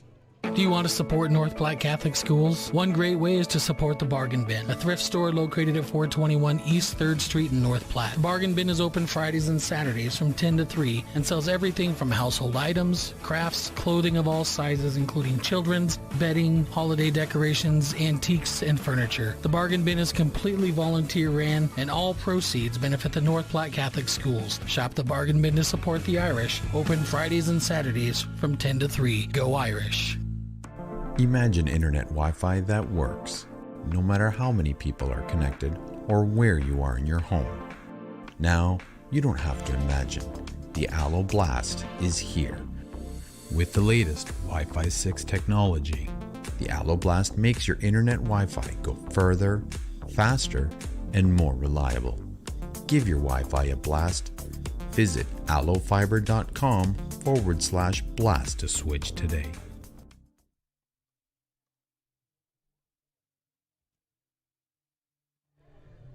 It's 408 Central Time. You're listening to the voice of MSP Baseball, KODY North Platte with translator K291BW North Platte and 106.1 FM. Next time you're hungry, head to Dave's Place in North Platte for the best homemade pizza and wings with dine-in, carry-out, and online ordering available.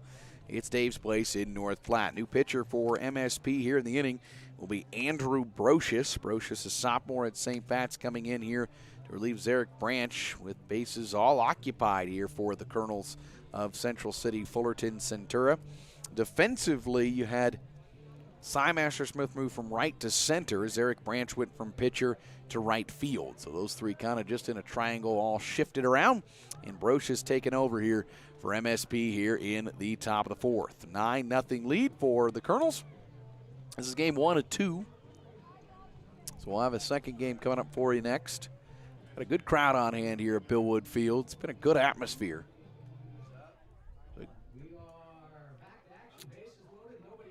And I believe we have a pinch batter as well. Blake Jensen going to pinch hit for Schneiderheinz. First pitch comes home from Brocious, finds the inside corner for a strike one. Jensen on the season, 12 plate appearance, he's 3 for 8. 3 singles, 4 driven in, 375 average. He's been effective here. And he swings, and he's down to the count 0-2, though. Brocious with a called strike, and then a nice swinging strike, and Coach Jones got to like that after some walks issued. Branch walked 4 batters to start this inning. The 0-2 lifted to shallow left, charging in is Schroll. He'll stop and let it bounce right just in front of him. It's going to score 2 runs. He's up with it now, but He just couldn't quite time that one out right. Looked like he was charging at the right, and then he kind of held up. And that's what did the damage there. And so Jensen gets a single out of it, and he drives in Nelson and Freeze, and that makes it an 11-0 lead. Boy, it really looked like Justin was reading that well. He was coming in nicely.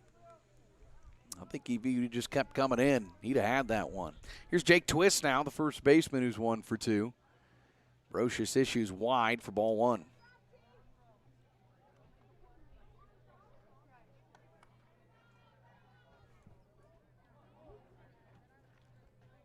One run in the first, 5 in the second, 2 in the third, 3 more here in the fourth for the Colonels. Brocious gets a ground ball. Moats can't knock it down. Tilford gets in front. He'll throw to second, record the out there. And so they'll take the fielder's choice. And there's one away now. Nice play by Tilford and covering by Young. Jensen out. Hurt goes to third. Twist now safe at first. And there's runners at the corners with one away for the top of the order, Jackson McGinnis. 11-0. Colonels with the advantage here, but now one away. McGinnis, the catcher, 2 for 3. Couple singles and a fly out to Tilford at short. That one comes in low. Runner moves along anyways. Nice stop by White, though, behind home plate. 1-0 count.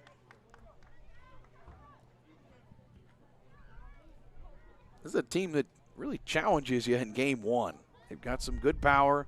Obviously have a hard-throwing pitcher. We've seen Guns really deliver some speed today as the 1-0 misses high, 2-0. And then they run the bases pretty well, and they're very active on that. Keeps you on your toes all around. 2-0 count, 1 down here at the top of the fourth. Runners second and third. Andrew Brocious trying to shut down the offense. And that one comes in for a strike, 2-1.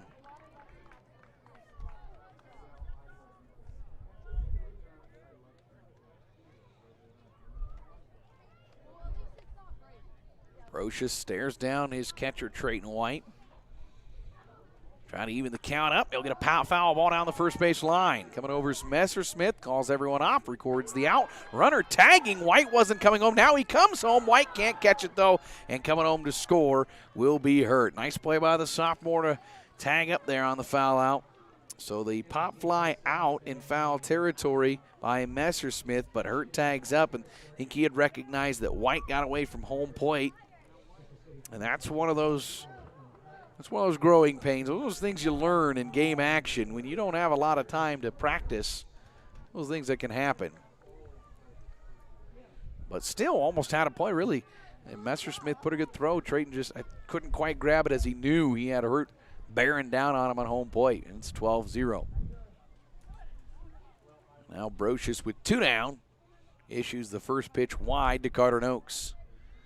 The second baseman's had a good day, 2 for 3.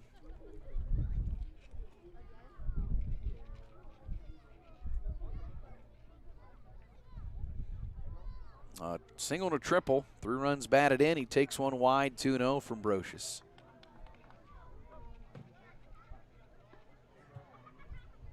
So Brocious has done a good job here. He's kind of settled it down.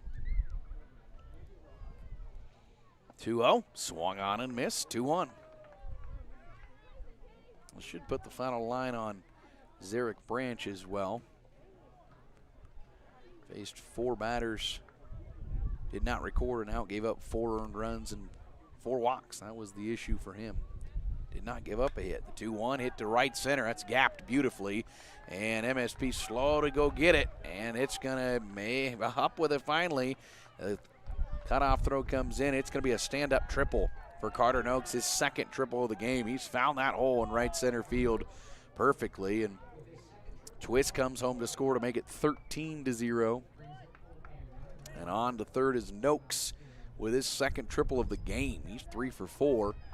And he's enjoying this trip to North Platte. Cale Jensen now steps in, the shortstop who really has been, for this whole season for the Colonels, the main guy hitting, but kind of had the off day. He faces his third pitcher, and he sees one low from Brocious, 0-1. Jensen 0 for 2. He has grounded out to first base, grounded out to the pitcher, and walked. here ahead on Brocious, 1-0. Pop up, first baseline, foul ball. Branch will move over, get across the line, and record the out. And so Branch with a nice play in right field, able to record the final out here of this 4th inning. So some foul outs, and MSP makes the plays. But in the inning, 5 runs come home. There were 2 hits, no errors, and ultimately 1 left on base. We go to the bottom half of the 4th inning here. MSP trailing 13-0 on Husker Radio. My dad always said, it's not hard to make decisions when you know what your values are. That stuck with me. And that's why I like knowing the decisions made by my public power electric utility are done locally. Local control means my utility is governed, managed, and powered by Nebraskans who know the values of the communities and the customers they serve. And there's nothing more Nebraskan than that. This message brought to you by your local public power utility and Nebraska Public Power District. Always Ollie, there you need when to you clean need up us. your fishing and hunting gear. It's everywhere. I'm out of room. I don't have anywhere to put it. Get some storage at another storage. They have sizes for everything. I already At have some Sandhill there. State Well, Bank, get we another. pride ourselves by working as hard as the customers who walk through our doors. We know the communities, values, and the people of the Sandhills. This allows us to be a more understanding and trusted partner in your financial growth. We offer safe and secure digital solutions through our online and mobile banking. Visit us online at sandhillstate.com or in person at one of our 11 locations. Sandhill State Bank is the most committed brand in banking. Member FDIC.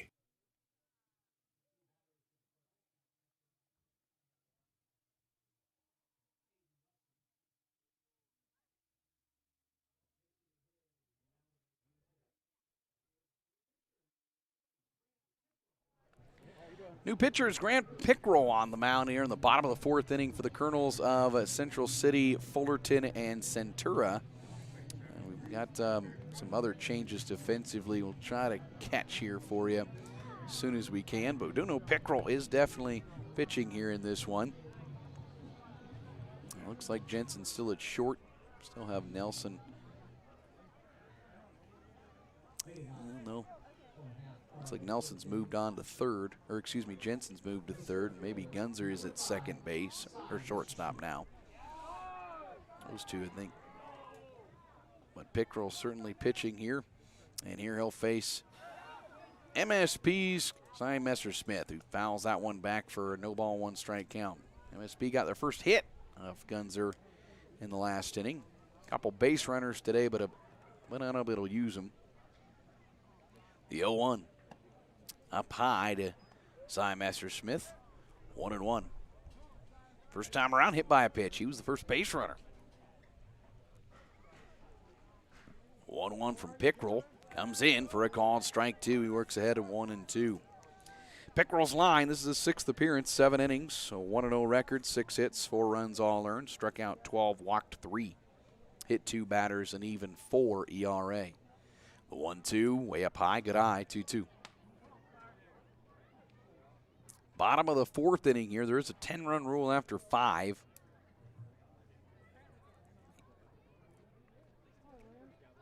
Two-two count, and that misses. Full count.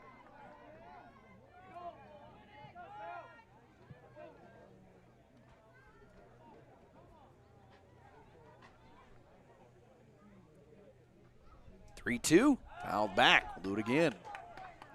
It's a pickup truck. Right in the back. Might have been something in the box, though. Otherwise, that was aiming for the back window. 3 balls, 2 strikes on Cy Messersmith. First base line in the air. That will drop down in. Hurd dove for it in right field, but it'll drop in, and Messersmith has a hit.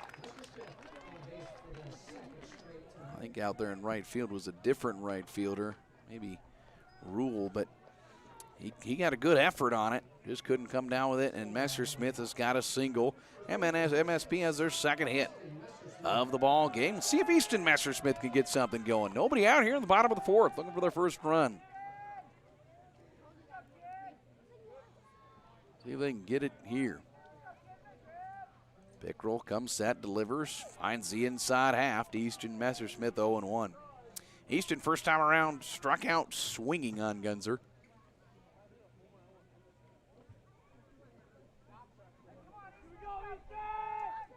This one swung on one low. No balls, 2 strikes now on Messersmith here in the bottom of the 4th. Trayton White in the on-deck circle for MSP. On him, you'd have Schroll. The 0-2, ground ball. This one to third. Nelson up with it, throws to second for 1. The relay dropped. Second baseman Noakes dropped it on the exchange.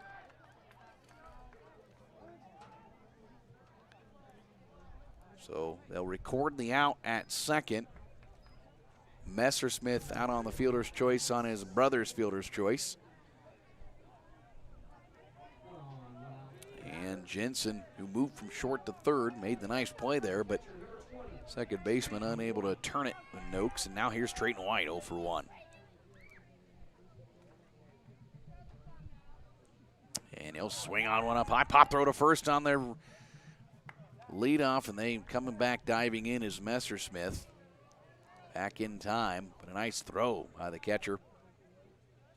No balls and 1 strike on Trayton White. Struck out looking his first time around. He worked Gunzer to a full count. The 0-1, ground ball. This one to Jensen at third again. Throws to second. This time the relay from Noakes, a good one. And that's a 5-4-3 double play.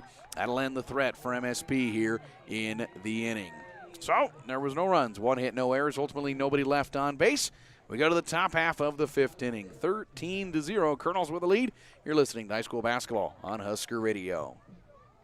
For thorough news reporting by experienced journalists, read the North Platte Bulletin. Each of our core staff has from 7 to 20 years of experience in news gathering, and our roots go all the way back to the letter to the bulletin that launched the renowned World War II canteen. It's affordable, colorful, and you can keep up with the commissioners, city council, schools, civic groups, sports, courts, and entertainment. Look for the bulletin's news bents in restaurants, too. Connecting with us is as simple as saying, "Hey, Google, the North Platte Bulletin." Find your favorite beverages at Quick Stop with fountain machines with flavor fusion shots, alligator ice slushies, 8 varieties to choose from, gourmet 100% Arabica house blend, and exclusive Seattle Buzz coffee. And for real shakes and smoothies, pick up your Quick Rewards card today and start saving. Members enjoy rollback prices at the pump every Tuesday and Thursday. Quick Stop with the lowest beer prices in town and happy hour twice daily, and we never close. Quick Stop with 27 locations open 24/7.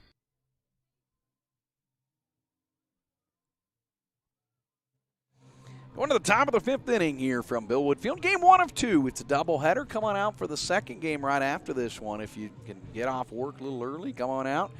I have the game for you here on KODY as well, and also on our Husker Radio Sports YouTube page. Here it's 13-0 Colonels over MSP. The first ever game of this co-op between Maxwell and St. Pat's.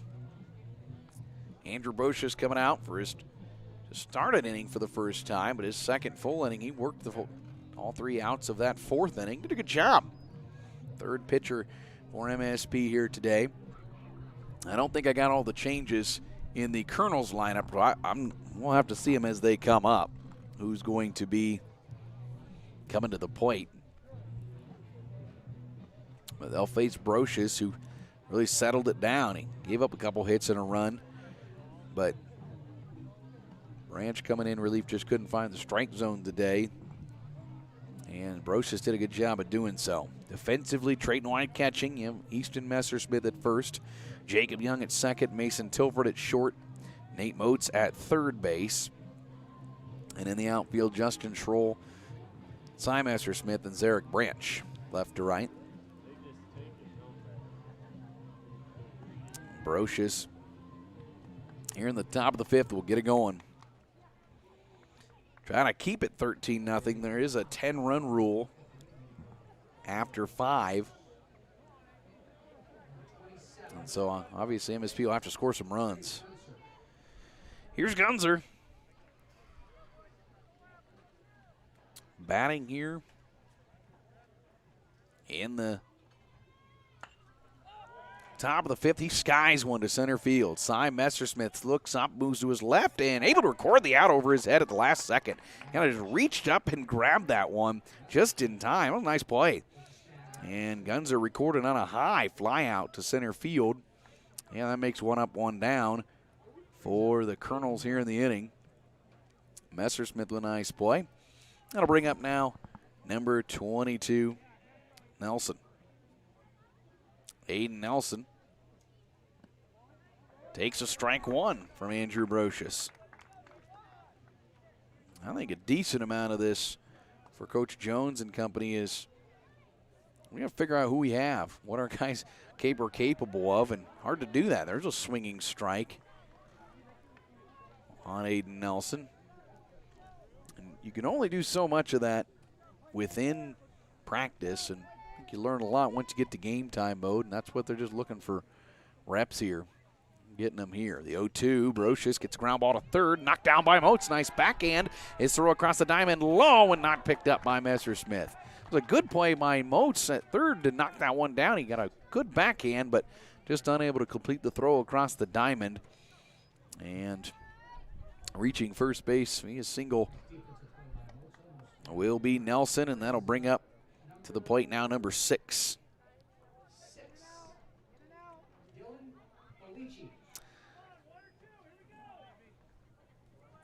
First pitch home is swung on and missed there for Dylan Bellici, the junior, at the plate.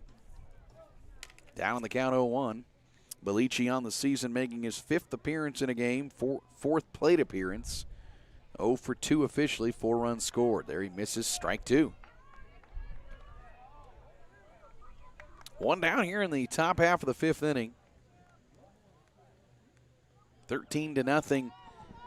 Colonels with the advantage. No balls, 2 strikes on Bellici. The pitch called strike 3. Brocious able to ring him up, 2 down. And now it'll be up to Colonels. Let's see what number it is, number 7 coming in. That's Justice Peterson. Peterson stepping in today, 0 for 2. First pitch in there for no, misses. 1-0. Peterson strikeout and a foul out. He's got Nelson on first base, but 2 away. Trying to post a 0 is Brocious up there defensively. Here, he'll miss one high, 2-0. 1 in the first, 5 in the second, 2 in the third, 5 in the fourth. Hits 11-2 in favor of the visiting Colonels today. 2 balls, no strikes. Pitch, low, 3-0 count.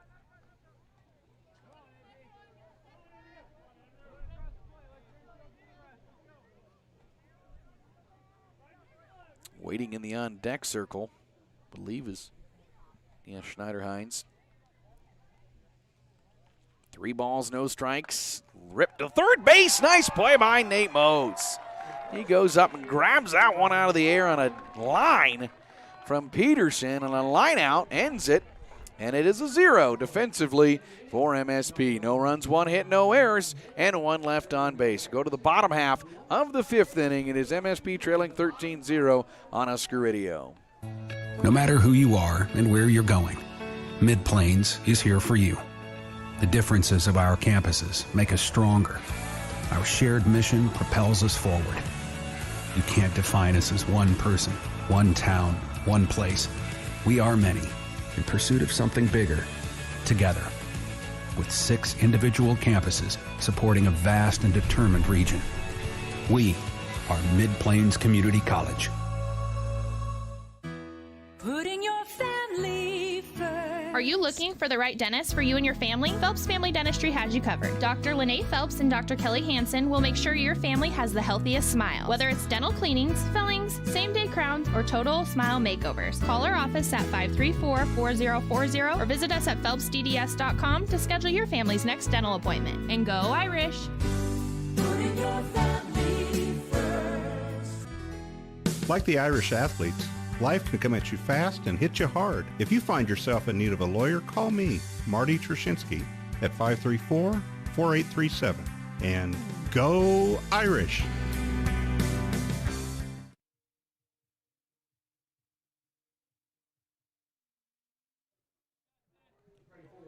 Justin Schroll to lead off the bottom of the 5th inning here from Billwood Field.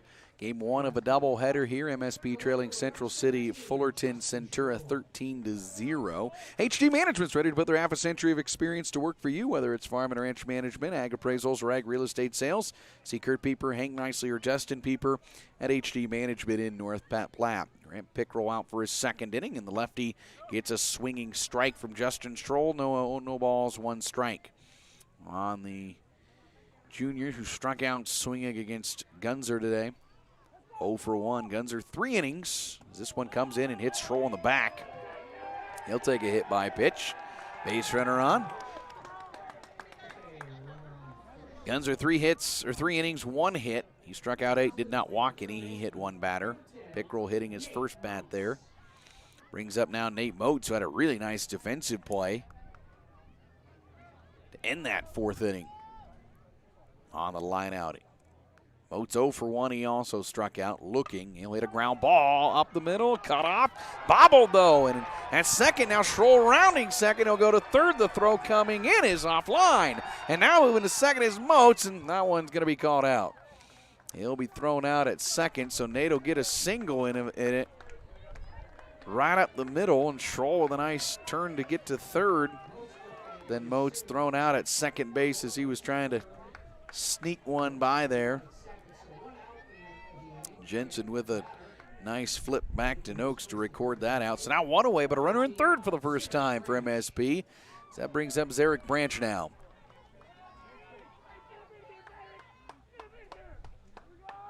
And Pickrell comes set.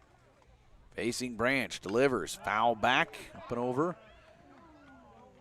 That'll be strike 1 on Branch.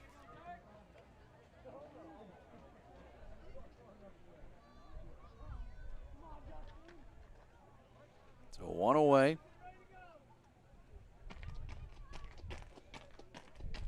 And Branch sees one way up high. Nice snag by the catcher, McGinnis. 1-1 count. Zarek 0 for 1 today.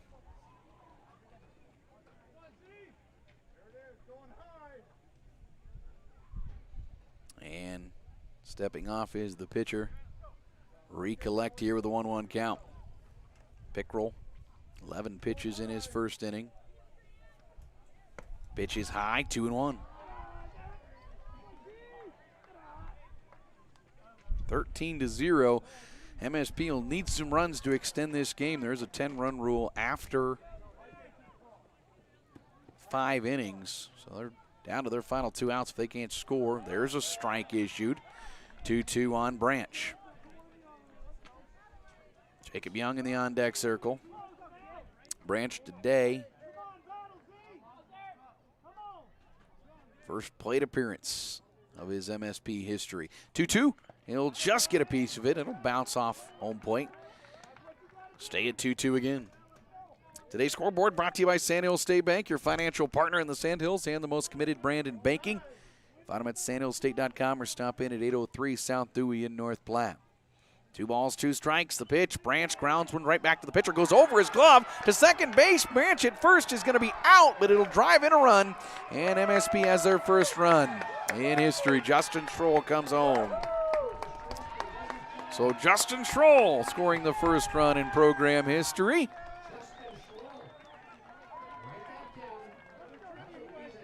That one bounced over Pickrell.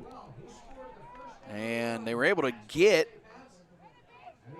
Branch at first, but MSP gets on the board. Down 13-1, and now bags cleared with 2 down for Jacob Young. And now, after all that positive, MSP's down to their final outs. Got to find a way to get a couple more now. See if Young can get things started. Who is 0 for 1. Strikeout swinging. The 1-0 way upstairs and outside. Good snag by McGinnis, 2-0. Coach going to come out and have a quick conversation with Pickrell here. And Young will do the same with Coach Jones. I have a second game coming up after this one, so you can still make it out. I think Nebraska Land National Bank still delivering some good eats here. And I know there's a check presentation, I believe, in between games. It's a pretty big one as well, I know. Here's Jacob Young back in the plate, 2-0 count. 2 down here in the bottom of the 5th, trying to extend this game. We'll try to extend this inning, get on base.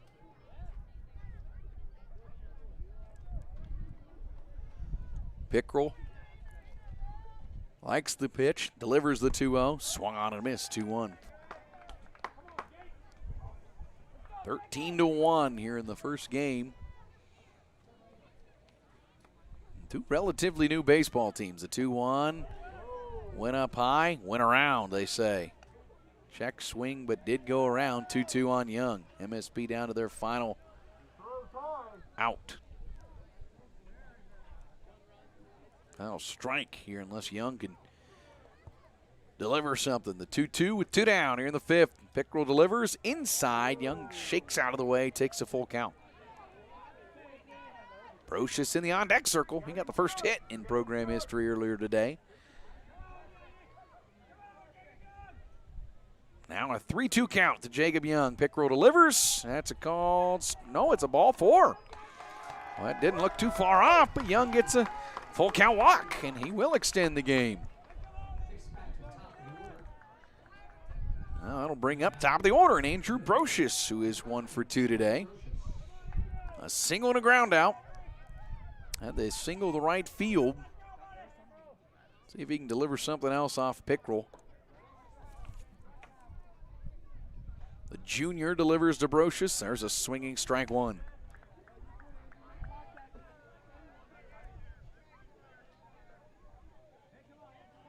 Pickrell making his 6th appearance of the season.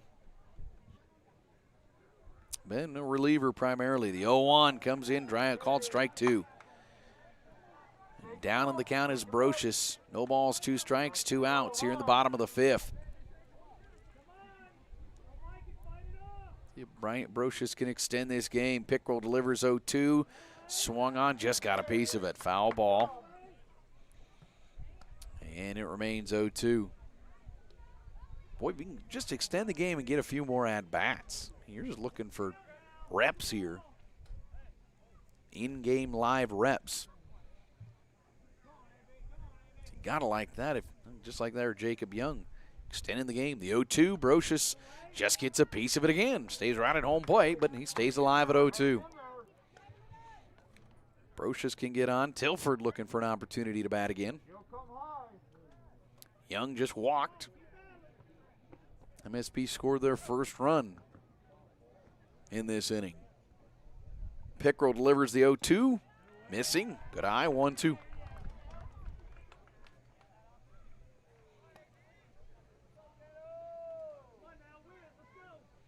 (13-1) lead here for Central City, Fullerton, Centura. Pickrell trying to end it. The 1-2 to Brocious, who will look at a close one. Full count or 2-2 count. Pickrell hasn't been able to get the punch-out pitch yet. Brocious making him work. Comes set with the 2-2, delivers, and this one's hit, and a soft one over the second baseman's glove. It didn't time it out right. Gunzer couldn't grab it. He kind of came in for a second. Now Young caught in a pickle. Young going to move it on to third. Gunzer going to reach for him. Diving is Young, won't get there, and that'll end this one, and that'll end the ball game here for MSP. But well, some good positive things there at the end for MSP. But the 10-run rule comes into effect here in the bottom of the 5th inning. We'll begin our quick stop post-game show right after a break and get you prepared for game 2 as well, coming up here in just a few minutes. Again, your final 13-1. Central City Fullerton Centura gets the victory here in game 1 of 2. Quick stop post-game show begins right after this on Husker Radio.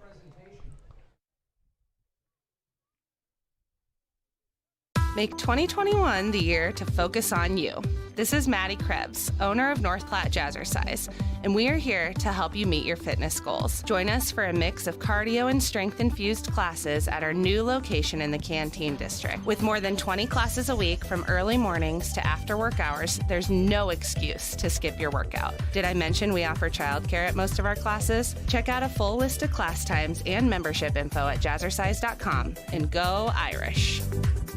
The Cedar Room in North Platte is the restaurant and lounge to match any occasion that deserves to be remembered or brunch meetings that need to impress. Come sit in the wonderfully unique cocktail bar or the perfectly lighted dining room with the family, colleagues, and loved ones. Wine and dine your company with elegance at the Cedar Room in North Platte. The bricks are open and the atmosphere is always warm and inviting. Coming back will be your first thought when leaving. The Cedar Room, downtown North Platte.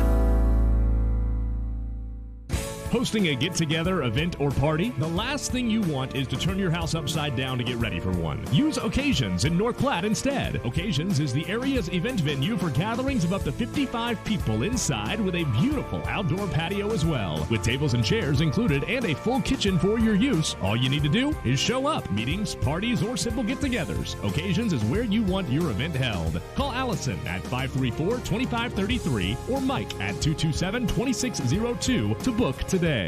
When it comes time to honor the life of your loved one, it's all about the relationship. Adams and Swanson Funeral Home will help you celebrate that bond with assisting you and your family with all services, ceremonies, grief support, and pre-planning. Learn more by visiting adamswanson.com or by calling 532-2044. Do you want to support North Platte Catholic Schools? One great way is to support the Bargain Bin, a thrift store located at 421 East 3rd Street in North Platte. The Bargain Bin is open Fridays and Saturdays from 10 to 3 and sells everything from household items, crafts, clothing of all sizes, including children's, bedding, holiday decorations, antiques, and furniture. The Bargain Bin is completely volunteer ran, and all proceeds benefit the North Platte Catholic Schools. Shop the Bargain Bin to support the Irish. Open Fridays and Saturdays from 10 to 3. Go Irish.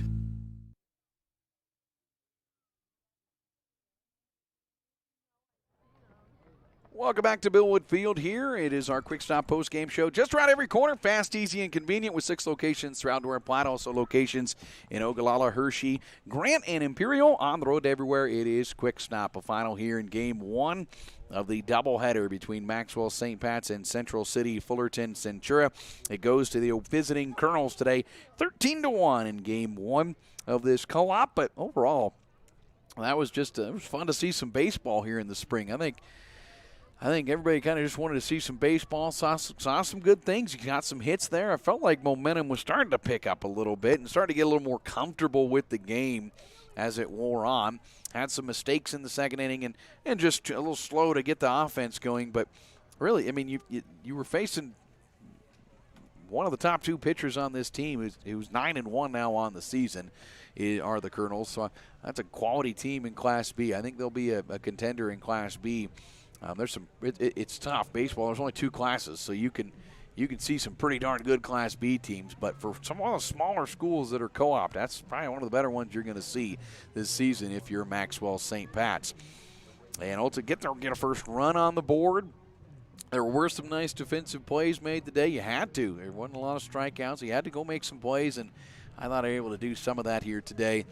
And ultimately followed 13-1 via the 10-run rule after 5 innings. It is our post game again, brought to you by Quick Stop here on a beautiful day at Billwood Field as they'll work the infield now, do a little bit of work, and get ready then for game number 2.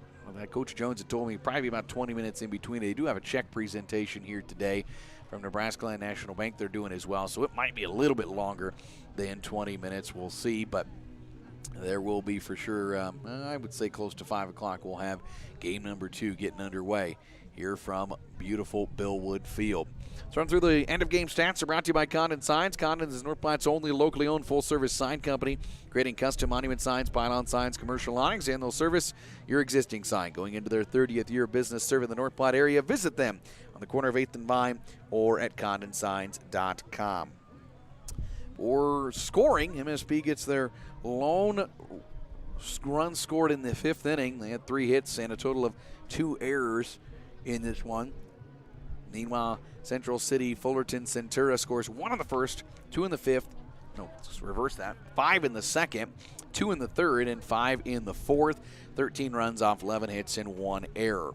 Individually for MSP, Andrew Brocious, a 2-hit day. He got 1 there at the end. He went 2 for 3, a pair of singles. Mason Tilford 0 for 2. Cy Messersmith officially 1 for 1.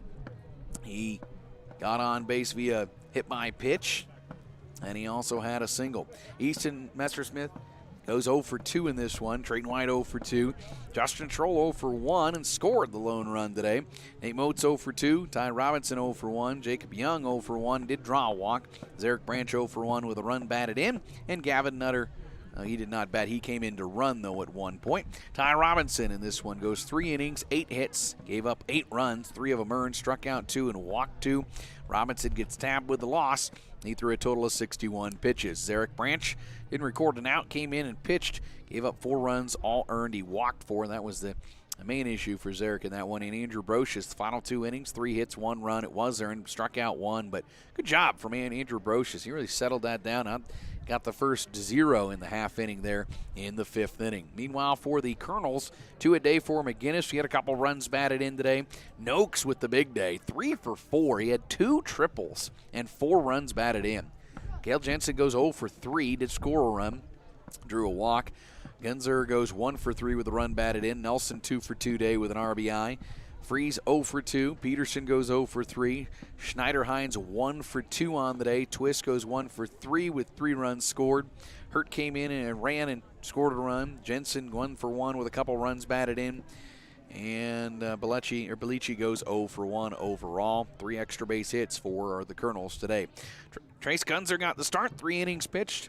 He gave up 1 hit, no runs, no walks, 8 strikeouts, and a total of 46 pitches. He gets the victory here today, improves to 3-1 on the year. Pickrell came in for the final 2 innings, gave up 2 hits, 1 run. It was not earned.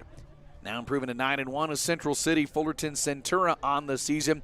Meanwhile, MSP drops to 0-1 to start up this 2021 campaign. Not a real long season. There's only 12 games on the regular season schedule, one of which already postponed.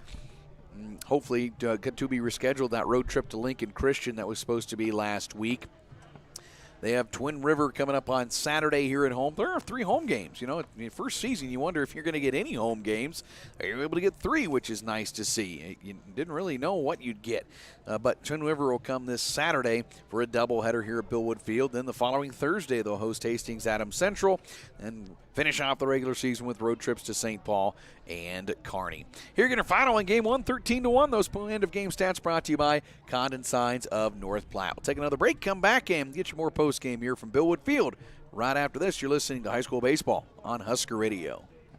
Imagine internet Wi-Fi that works, no matter how many people are connected or where you are in your home. Now, you don't have to imagine. The Allo Blast is here. With the latest Wi-Fi 6 technology, the Allo Blast makes your internet Wi-Fi go further, faster, and more reliable. Give your Wi-Fi My dad a always blast. said, it's not hard to make decisions when you know what your values are. That stuck with me. And that's why I like knowing the decisions made by my public power electric utility are done locally.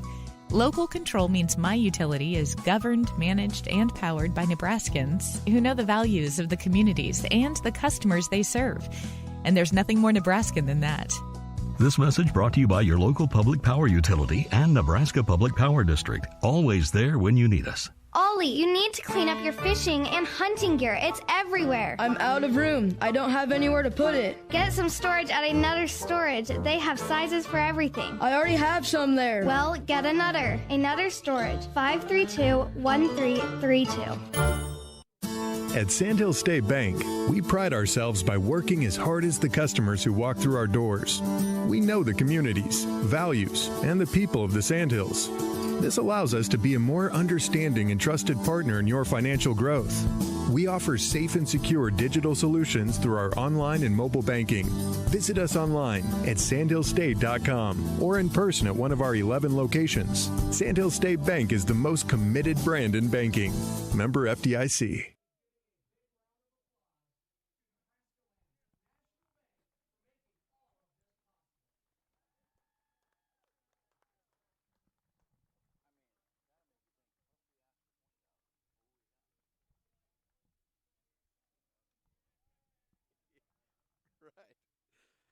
Welcome back here to Billwood Field as they just announced Nebraska Land National Bank making a donation for $16,500 from Nebraska Land to this MSP baseball program. That is a very generous donation from the folks of Nebraska Land National Bank, and certainly a boy, that's going to be well earned and well spent, I'm sure. I know jerseys were a part of that, and I got some other things as well, and so that's very cool to see. Shout out to Nebraska Land National Bank for being a big part of area baseball here. And thanks so much to the folks, Mike Jacobson. I see Krista Hess, Ty Lucas, Kim Schroll all down there as well, presenting the big check here. So MSP baseball, it's going to be used very well, worth it over the next coming years. Here in this baseball program, which, I think expectations here in year one were, all right, let's just get out there, see what we got. Let's have fun, and let's get better, certainly, throughout the year. But I know they've got some high expectations down the road. I think both programs, or both the schools, are expecting this team to compete and start competing probably maybe as soon as next year. I mean, obviously you want to compete this year, and there's going to be some opportunity, I think, to do that. But, you got to have realistic expectations as well when it's in year number one. But I think for sure they're thinking, hey guys, we're expecting this to become a pretty good program out here in West Central Nebraska, and we'll see how it comes out. But and I'm also seeing it with some cool things in that I'm seeing some guys that are not a part of these two schools that are out there helping. I'm seeing some Legion guys that are out there helping on the diamond, getting it ready here for Game 2, which is pretty neat to see. It's kind of become a community effort to help out this program, which is very cool to see. Post-game again brought to you by Quick Stop, just around every corner. Fast, easy, and convenient with 6 locations throughout North Platte. Also locations in Ogallala, Hershey, Grant, and Imperial. On the road everywhere, it is Quick Stop. Let's go ahead and get our Swift Auto Center play of the game for game number 1.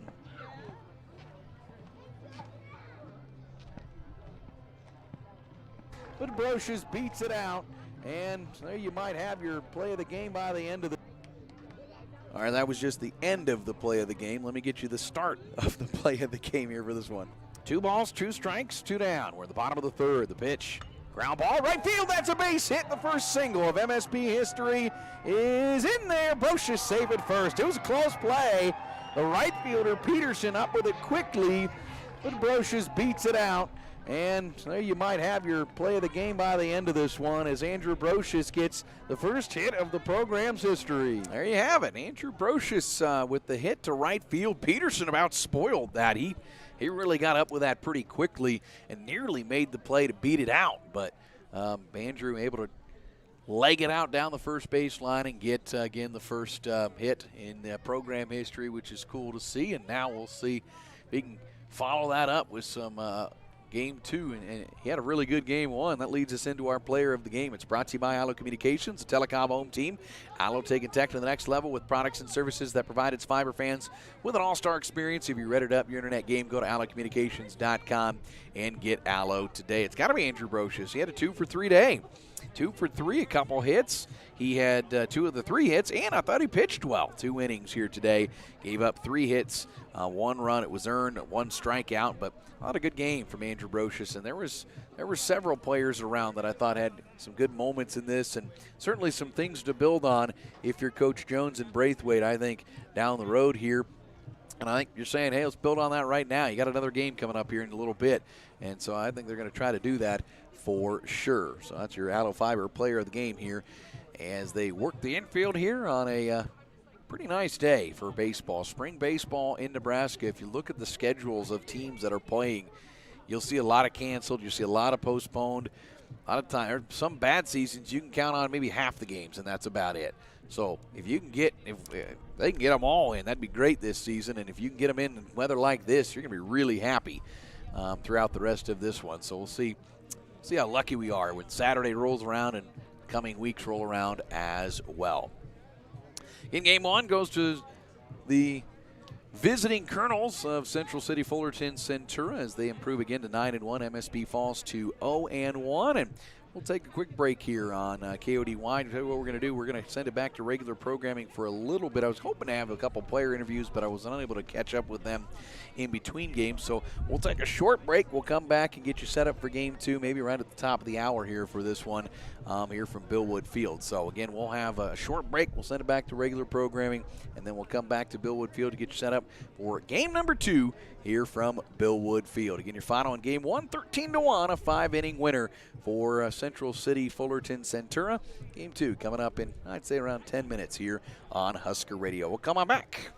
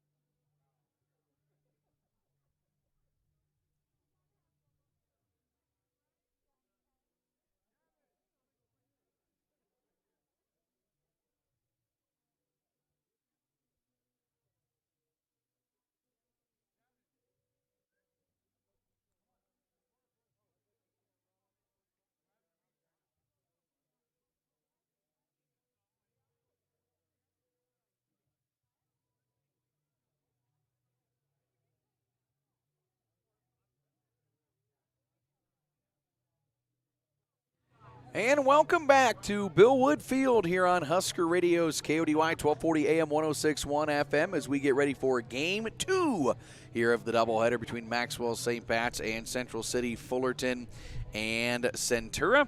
Game 1 goes to the Colonels by a score of 13-1, a 5-inning game. It's our Quick Stop pregame show just around every corner. Fast, easy, and convenient with 6 locations throughout North Platte, also locations in Ogallala, Hershey, Grant, and Imperial. On the road to everywhere, it is Quick Stop as MSP will try to regroup from that first game and get ready for game number 2 and see what they can get done at the plate here in game number 2. And they'll send Nate Moats on the mound here to start up game number 2.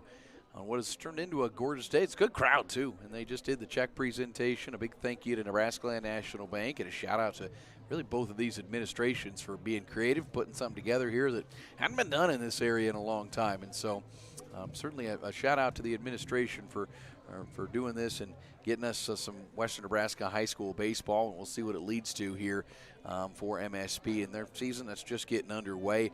Game 2 coming up here in just a few minutes. Quick Stop pregame show. Again, just around every corner. Fast, easy, and convenient with 6 locations throughout North Platte. Also locations in Ogallala, Hershey, Grand, Imperial. On the road everywhere, it is Quick Stop. We'll take a break, come back, and get you set up for Game 2 after this. Putting your family first. Are you looking for the right dentist for you and your family? Phelps Family Dentistry has you covered. Dr. Lene Phelps and Dr. Kelly Hansen will make sure your family has the healthiest smile. Whether it's dental cleanings, fillings, same-day crowns, or total smile makeovers. Call our office at 534-4040 or visit us at phelpsdds.com to schedule your family's next dental appointment. And go Irish! Putting your family first. Like the Irish athletes, life can come at you fast and hit you hard. If you find yourself in need of a lawyer, call me, Marty Trushinsky, at 534-4837. And go Irish! Make 2021 the year to focus on you. This is Maddie Krebs, owner of North Platte Jazzercise, and we are here to help you meet your fitness goals. Join us for a mix of cardio and strength-infused classes at our new location in the Canteen District. With more than 20 classes a week from early mornings to after work hours, there's no excuse to skip your workout. Did I mention we offer childcare at most of our classes? Check out a full list of class times and membership info at jazzercise.com, and go Irish! The Cedar Room in North Platte is the restaurant and lounge to match any occasion that deserves to be remembered or brunch meetings that need to impress. Come sit in the wonderfully unique cocktail bar or the perfectly lighted dining room with the family, colleagues, and loved ones. Wine and dine your company with elegance at the Cedar Room in North Platte. The bricks are open and the atmosphere is always warm and inviting. Coming back will be your first thought when leaving. The Cedar Room, downtown North Platte. Hosting a get-together, event, or party? The last thing you want is to turn your house upside down to get ready for one. Use Occasions in North Platte instead. Occasions is the area's event venue for gatherings of up to 55 people inside with a beautiful outdoor patio as well. With tables and chairs included and a full kitchen for your use, all you need to do is show up. Meetings, parties, or simple get-togethers. Occasions is where you want your event held. Call Allison at 534-2533 or Mike at 227-2602 to book today.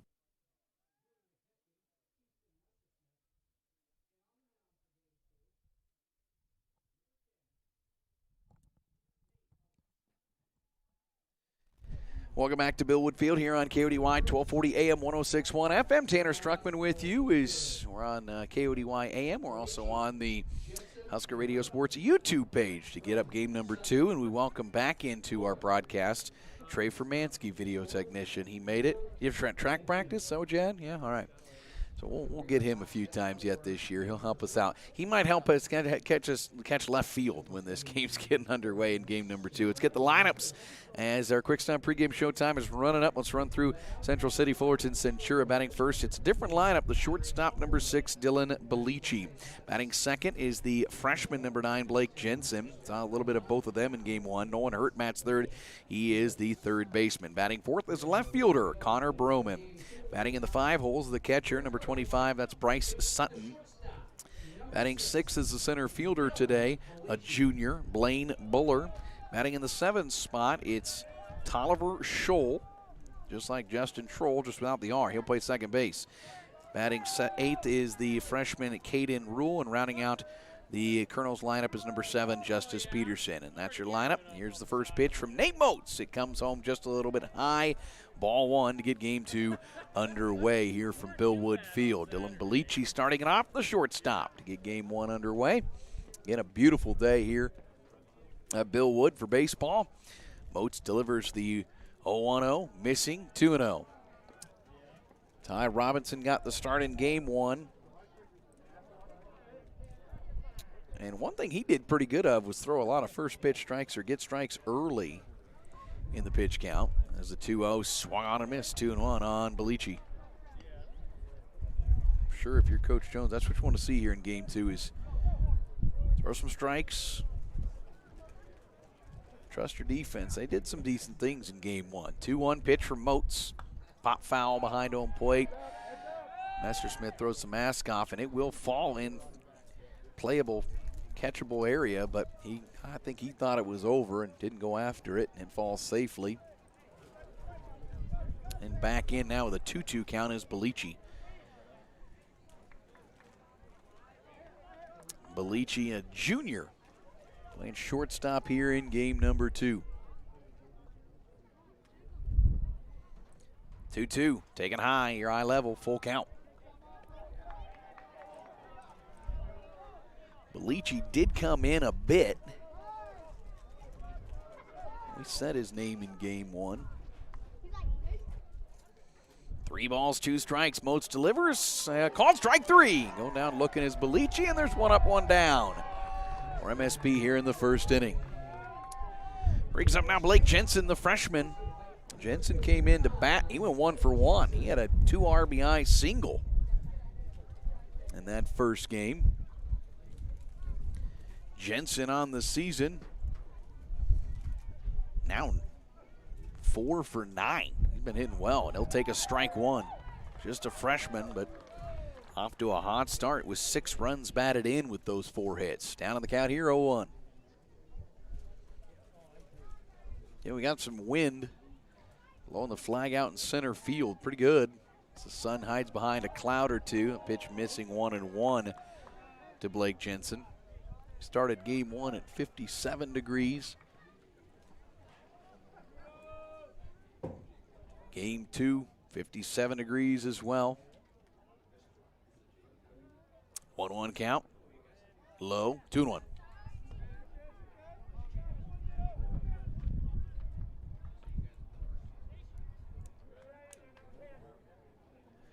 Jensen, the freshman.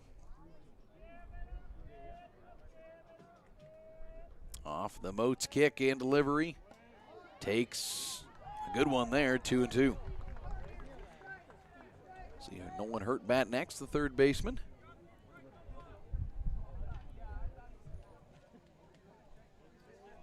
And if anybody reaches Broman for the first time today, we'll see some action. Moats with a strikeout to start off the game. Now 2-2, delivers, and it hits him. Jensen didn't make any effort to get out of the way, but he took it right on the show arm, and he'll get to first base via hit by pitch, and there's a 1-out base runner for Central City Fullerton Centura here in the top half of the first now for Nolan Hurt, short third baseman. Hurt in game 1 came in to run. He also walked at the plate. Scored a run off that walk. Steps in here. Throw over to first, wide of first base. Robinson playing first base, gonna have to go get it. And on to second is the base runner. Now he's gonna try to go to third as it was bobbled out there by Robinson, and getting all the way to third base will be Jensen. So a couple mistakes there from North Platte, or from Maxwell St. Pat's. And on to third goes Jensen via the error. With 1 away now, as Nolan Hurt hadn't had to move at home plate. And now all of a sudden he's got a base runner on third base. Nate Moats on the mound for Maxwell St. Pat's. Now staring down Jensen at third, and delivers the first pitch to Hurt. Foul back up and over into the crowd, 0-1. There's a cruel foul ball, kids, that are ready to go. We're watching every one of those.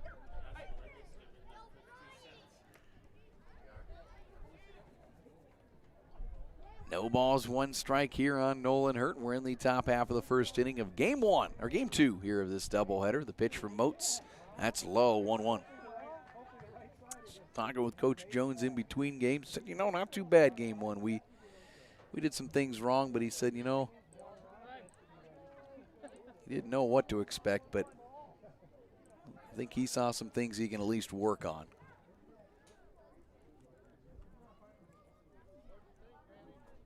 One ball, one strike. Hurt sees one, bit high, 2-1. Moats, a senior at St. Pat's, making his first appearance of the season on the mound. MSP threw 3 pitchers in game one. Ty Robinson, who playing first base right now, got the start. The 2-1. Moats delivers, gets ground ball to the left field. That's a base hit there for Nolan Hurt. He'll drive in the first run for the Colonels, making it 1-0. As Hurt brings one in, makes it a 1-0 lead. And that'll now bring up Connor Broman, the left fielder, seeing his first action of the year.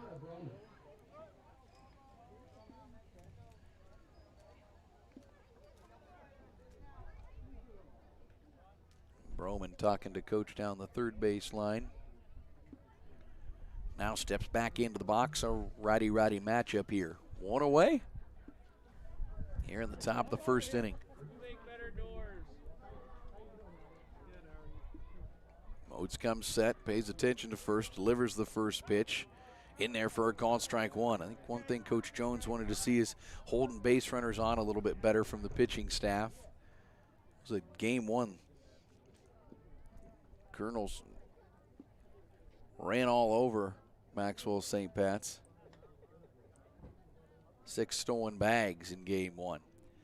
The 0-1 hit the right field, shallow bloop into right. It'll drop over Robinson and in front of Messersmith. First to third will go the base runner Hurt.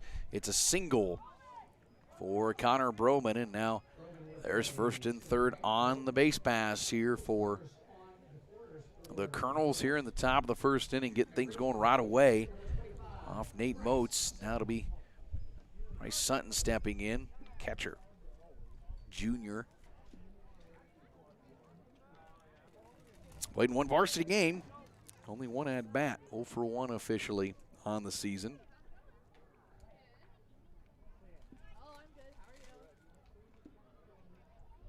Steps in here, facing Moats. Catching today, game 2, Easton Messersmith. Ty Robinson's at first. Runners on the move. The pitch, ground ball. This one to first base. Robinson able to run and grab it. He'll run to first and tag. And runner will be at second base, thrown out. Nice play. And that'll end the inning. So a run comes home to score in Hurt in all of that. But then you got Robinson noticing that Broman leaked off of second base a little too far, rounding off, and he's doubled up, and that will end the inning. So 2 runs come home. There were 2 hits, 1 error, and nobody left on base. We go to the bottom half of the first inning. It is the Colonels of Central City Fullerton Centura leading 2-0 on Husker Radio. Do you want to support North Platte Catholic Schools? One great way is to support the Bargain Bin, a thrift store located at 421 East 3rd Street in North Platte. The Bargain Bin is open Fridays and Saturdays from 10 a.m. to 3 p.m. and sells everything from household items, crafts, clothing of all sizes, including children's, bedding, holiday decorations, antiques, and furniture. The Bargain Bin is completely volunteer ran, and all proceeds benefit North Platte Catholic Schools. Shop the Bargain Bin to support the Irish. Open Fridays and Saturdays 10 to 3. When it comes time to honor the life of your loved one, it's all about the relationship. Adams and Swanson Funeral Home will help you celebrate that bond with assisting you and your family with all services, ceremonies, grief support, and pre-planning. Learn more by visiting adamswanson.com or by calling 532-2044. Imagine internet Wi-Fi that works, no matter how many people are connected or where you are in your home. Now, you don't have to imagine. The Allo Blast is here. With the latest Wi-Fi 6 technology, the Allo Blast makes your internet Wi-Fi go further, faster, and more reliable. Give your Wi-Fi a blast. Visit allofiber.com /blast.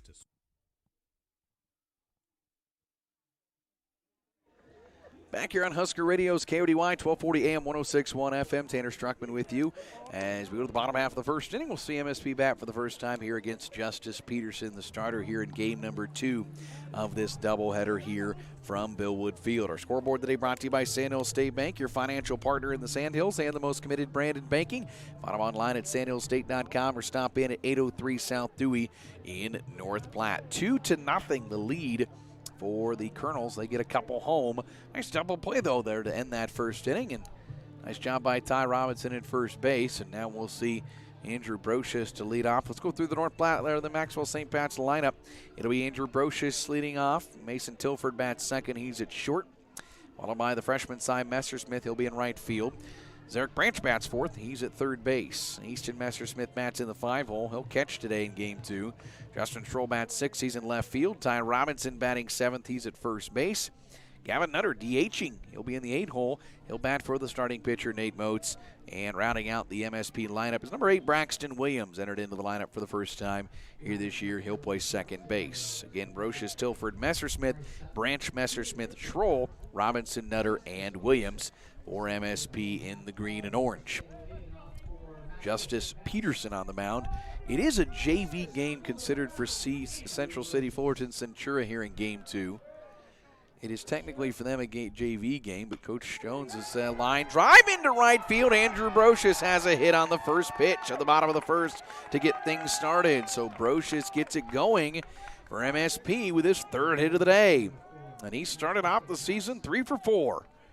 And all of them in that same variety. That one over the second baseman, Scholl. And a base runner on for MSP.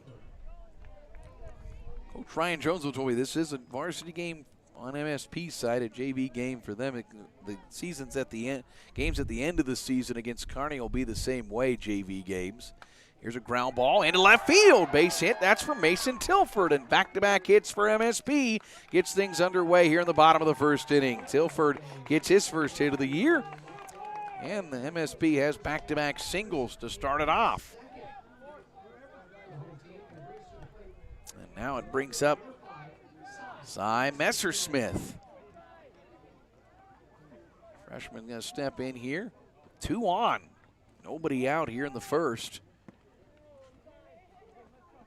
Down 2-0, but trying to plate just their second run of the program history. First pitch to Messersmith. Takes, and it's a good one. Strike one. Really aggressive there were Brocious and Tilford. Swinging on their first pitches. Coming up with singles opposite ways on Peterson. The 0-1. Dancing at second is Brocious. He gets Peterson to turn around completely. No throw, but he'll have to recollect now.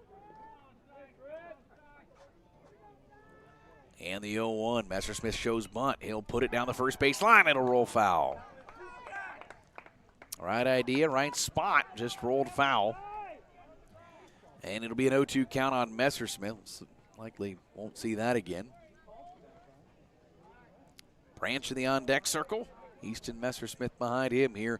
Bottom of the first, down 2-0. Game 2. First games of the season for MSP. The 0-2 to Messersmith. Pop, bloop, first base line, foul territory. First baseman can't quite get it. Jensen gave it a run. Couldn't quite track it down, and Messersmith stays alive at 0-2. Just got enough to get that one beyond the reach of the first baseman, Blake Jensen.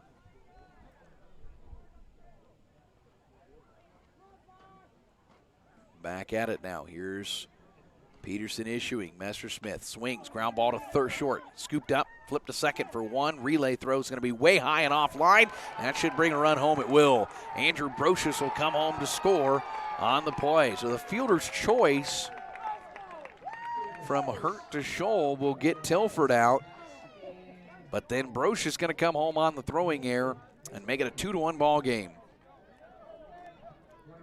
On E4, and Messersmith still safe at first base. Makes it 2-1. And now at the plate, Zarek Branch. And his first pitch Just misses the bottom half. 1-0. Zarek did come in and bat in game 1. 0 for 1, but did drive in the only run. He drove in Justin Troll on an infield ground ball out. The 1-0, that's way up high. Branch turns his head away from that one. 2-0. One away. We're in the bottom of the first inning. 2-1. Both teams getting into the offense earlier here. Game 1 saw a 1-0 lead after 1 inning. There's a strike issued from Peterson. Now 2-1 count on Zarek Branch. Sophomore at St. Pat's this year. Peterson's 2-1, lifted, left field. Around moving over is Broman. Broman not going to get to it. It's over to the center fielder as well. It's going to roll all the way to the wall.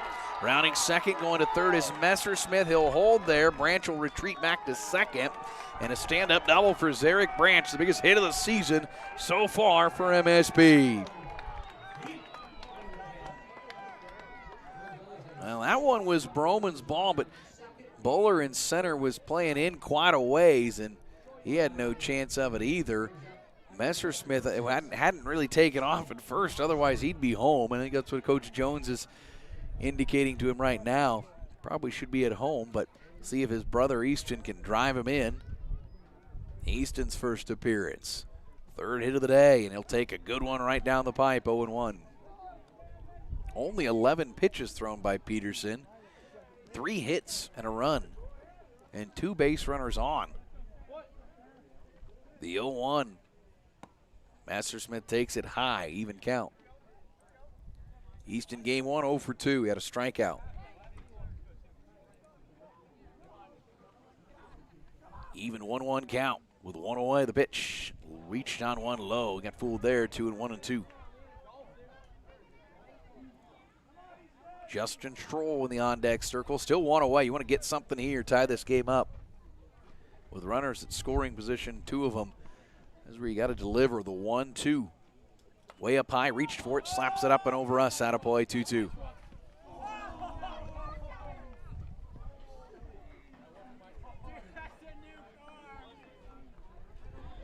Two balls, 2 strikes here on Easton Messersmith.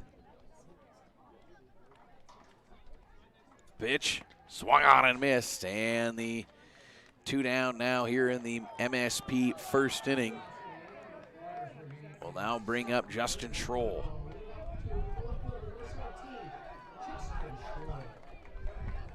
Schroll with 2 on will try to do something. Peterson quickly issuing first pitch, missing wide, 1-0. Peterson trying to now flip the momentum and get out of the inning with just 1 run given up. 1-0 to Schroll, who scored the only run in game 1. Bloops it foul over the first base line and out of play. He finished 0 for 1, strikeout, and mentioned he scored. He was hit by a pitch. Here he stands in with a 1-1 count. Peterson delivers, swung on and missed, 1-2. Ty Robinson waiting in the on-deck circle.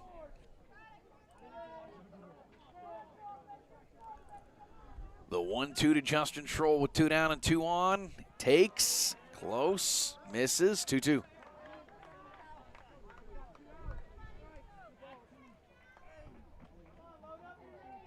Two on, 2 outs, 2 balls, 2 strikes. The pitch in the first, low, full count.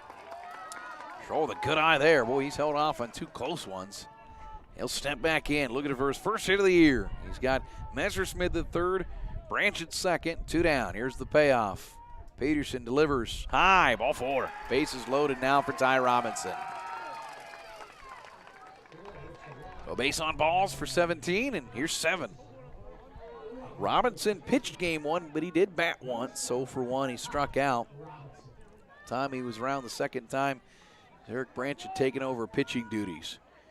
For second plate appearance of the season, he'll take 1 wide, ball 1, and after seeing Schroll earn a base on balls, he's got to be thinking right now, at least see a strike. Here's Robinson with the 1-0. Sees one low, got away from the catcher, coming home and scoring. will be Cy Messersmith, and we're tied at 2.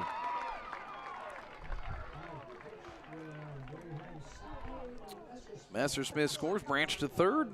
Schroll on to second, ultimately, and now Coach going to come out and chat with his starting pitchers. Break of the action brought to you by Fortify Group of North Platte. Rely on Fortify for all your insurance needs. See Kevin McGann under the bright green awning at 408 South Jeffers, or call 221-6962. See if Coach elects to chains out Justice Peterson or keep him in there. He's been pretty animated talking with his catcher here today. We'll see if there's any changes made, or if we'll see Peterson facing off against Robinson after all with a 2-0 count. Now a 2-2 tie. You're in game 2. We'll get that scoreboard updated. There we go. Trey, you've had about 3-4 weeks off. It's been, been a while since you've had to work in this field, so we'll ease him back in, cut him some slack early on. Coming out of track practice, probably a little winded. No. Here's Justice Peterson and back on the mound, facing his fellow number 7, Ty Robinson, who's worked ahead a 2-0 count. Runners second and third. There are 2 outs. Peterson just misses again, 3-0. And some close pitches that MSP has taken here in the last 3 at-bats, but they've all paid off. 3 balls, no strikes to Robinson. See if he moves the bat at all. He will not. He will take a strike. Gavin Nutter looks to back for the first time if Robinson can reach. See if he gets a good one on a 3-1 pitch. The delivery. Swung on, lifted to the left, but it will be foul. It is well hit to the wall. It hits the warning track, but it was well foul. A good rip, though, from Ty. He'll straighten that out at some point this season, and we'll have a full count. So everybody retreats, including Branch back to third. With a full count again coming up to Ty Robinson. They've worked Justice Peterson to 26 pitches here in inning number 1. A 2-2 tie.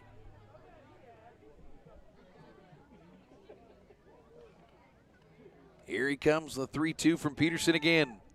Off speed, fooled him, and he swings and strikes out. Nice job by Justice Peterson. 2 home for North Platte off 3 hits. There was an error, but ultimately 2 left on in scoring position. We're tied after 1 inning of play from Bill Wood Field, 2-2. You're listening to high school baseball on Husker Radio. My dad always said, it's not hard to make decisions when you know what your values are. That stuck with me. And that's why I like knowing the decisions made by my public power electric utility are done locally. Local control means my utility is governed, managed, and powered by Nebraskans who know the values of the communities and the customers they serve. And there's nothing more Nebraskan than that. This message brought to you by your local public power utility and Nebraska Public Power District. Always Ollie, there you when need to you clean need up your fishing and hunting gear. It's everywhere. I'm out of room. I don't have anywhere to put it. Get some storage at another storage. They have sizes for everything. I already At have some Sandhill there. State Well, Bank, get we another. pride ourselves by working as hard as the customers who walk through our doors. We know the communities, values, and the people of the Sandhills. This allows us to be a more understanding and trusted partner in your financial growth. We offer safe and secure digital solutions through our online and mobile banking. Visit us online at sandhillstate.com or in person at one of our 11 locations. Sandhill State Bank is the most committed brand in banking. Member FDIC. For thorough news reporting by experienced journalists, read the North Platte Bulletin. Each of our core staff has from 7 to 20 years of experience in news gathering, and our roots go all the way back to the letter to the bulletin that launched the renowned World War II canteen. It's affordable, colorful, and you can keep up with the commissioners, city council, schools, civic groups, sports, courts, and entertainment. Look for the bulletin's news bits in restaurants, too. Connecting with us is as simple as saying, hey, Google, the North Platte Bulletin. Coach Jones likes, a couple JV games. Give your kids some confidence, and obviously this is a pretty good JV team as well. I mean, this is a quality program that Colonels have been able to, in short time, only 3 seasons, they have competed in baseball, and boy, have they already got the most wins already, 9 of them on the varsity side, and got some pretty good young freshmen as well, it looks like. I mean, some young guys out there. And boy, you got to like a lot of this right now if you're Central City, Fullerton, Centura. Leading off here, the top of the second will be Blaine Bowler, the center fielder. Nate Moats out there for his second inning, 18 pitches in inning 1. 2 hits, 2 runs. They were both earned. He struck out 1. Here he delivers first pitch high, ball 1.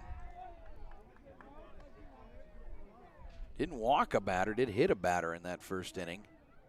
He's almost dead even with strikes and balls thrown so far. Faces 6, 7, 8. Bowler, Scholl, and Rule here in the second. 1-0. Just got a piece of it. Foul ball. Strike 1. 1-1.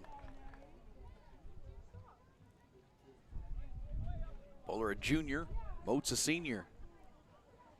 Little defense change for MSP here in the second game. Robinson obviously not the pitcher. He's at first. 1-1. Low and inside. 2-1. Messersmith, Easton catching that one.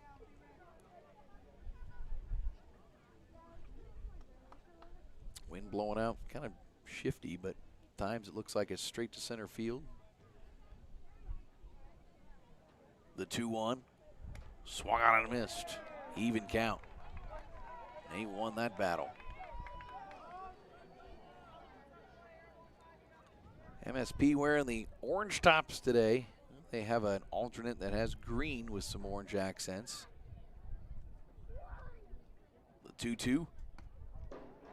That just misses, full count. To a groan from the crowd there who wanted to see the second strikeout. Didn't get it. Now instead a full count on Blaine Bowler. Moats delivers the payoff. Lifted right field while foul.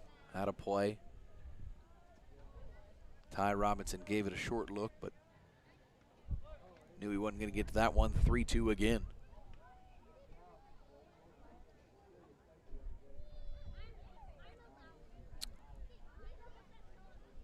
Bowler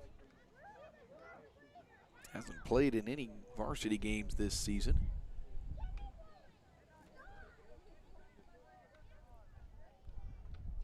Three-two, lifted over the third baseman into left field. That'll be a single. Blaine Bowler has one. Up with it is Schroll. No play there for Branch at third. That was lifted high enough, and a leadoff single for Central City Fullerton Centura here in the top of the second inning. Brings up now Tolliver Scholl, a sophomore.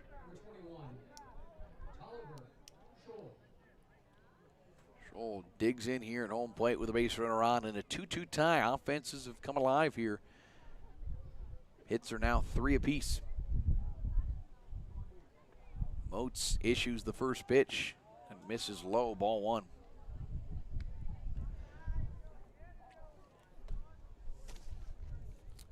MSP returns to action Saturday. They'll get Twin River at home. 11 and 1 o'clock starts for that doubleheader. And then next Thursday, Hastings Adams Central comes to town. Throw to first, well high of Robinson, and on to second will go Bowler. He will round second, be sent to third, and he'll get in there safely. And so the error puts base runner from first to third. Moats got himself in one of that trouble back in the first inning as well when he threw high of first base and did the same thing there. Bowler all the way to third base. So that one got a long ways down the first base line, and now much different plate appearance for Tolliver Scholl. 1-0. That's a good one, issued 1-1. Rule in the on-deck circle for the Colonels.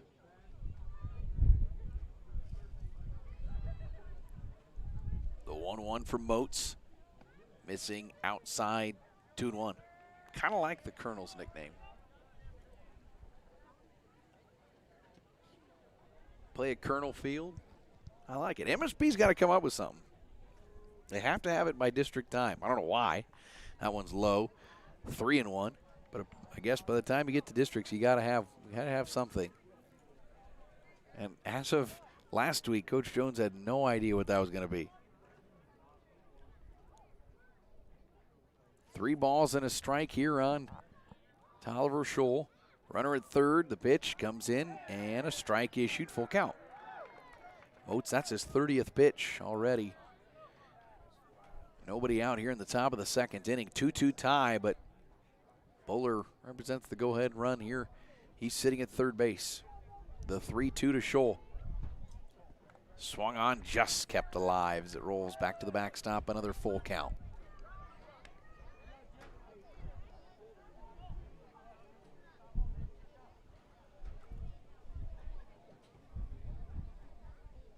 Scholl back into the batter's box. Been a long plate appearance for him. The 3-2 swung on and missed, and Moats able to get him out. 2-1 away here in the second. Brings up now Caden Rule.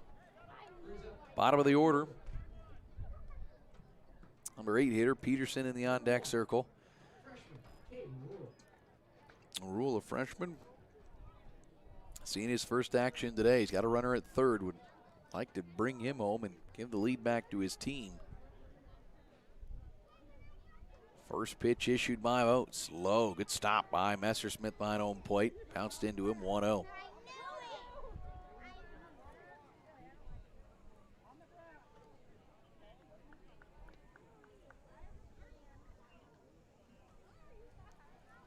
Oates got a slower pace certainly than the first game pitchers did.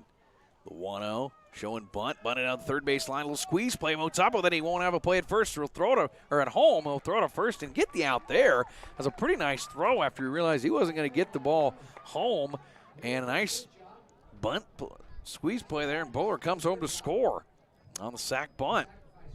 That makes it 3-2. And a couple nice moments of that was obviously a good bunt to drive in a run at home.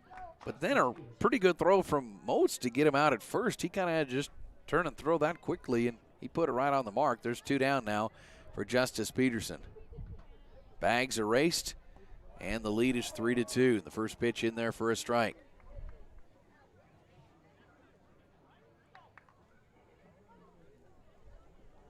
Three to 2 on the bunt, sack bunt. The 0-1. Swung on and missed by Justice Peterson. He's down 0-2. Peterson, a sophomore, did bat in game 1. Finished 0 for 3 with a strikeout. Came in on the season hitting .267. He's played in every game this year. No balls, 2 strikes. Moats has worked ahead. The pitch missing low. Got behind Messersmith. It'll be a 1-2 count. Top of the order waiting in the on-deck circle, or the Colonels if they can get a 2-out base runner from Justice Peterson. After taking the lead now, back 3-2.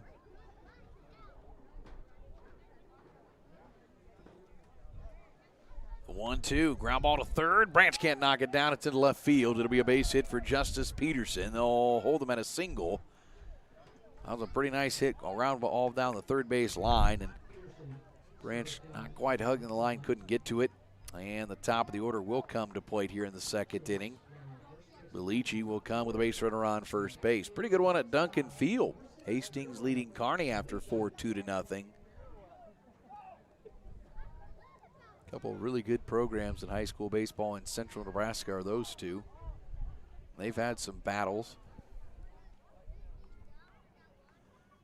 Here's Belici now, top of the second.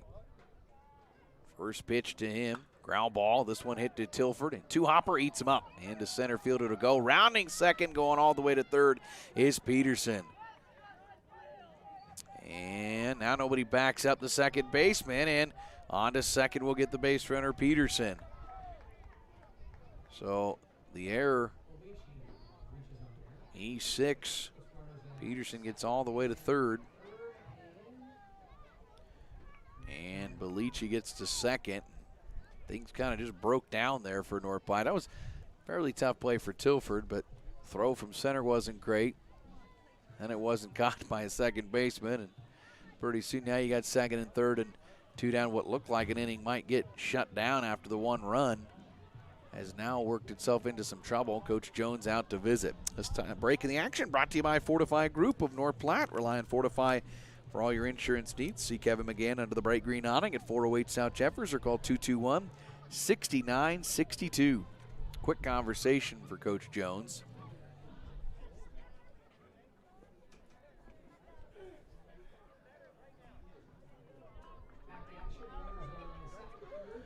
And here's Blake Jensen, the first baseman. Second time around facing Moats. He was hit by a pitch back in the first inning, 0 for 0, and he'll take ball 1. Moats 39 pitches on that one. Long inning here. 3-2. Colonels with the lead over Maxwell St. Pat's here in the top of the second, the 1-0. Off speed, misses high, 2-0.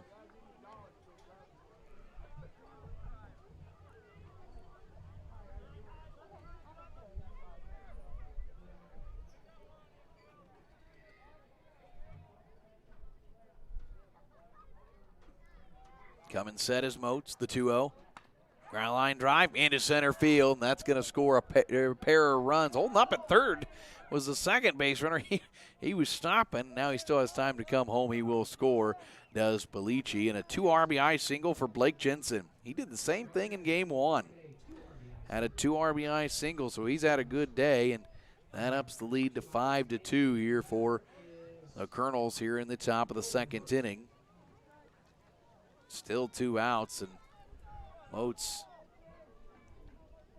after that sack bunt, nobody was on. Here's a pop-up down the third base line, coming over his Branch. Branch going over, can't quite get it, pops out of his glove. Base runner will retreat back to first, and a simple strike 1 for no one hurt.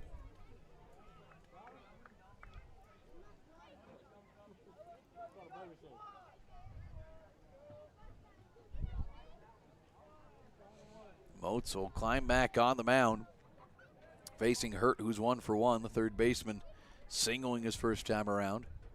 The 0-1, missing wide, even count.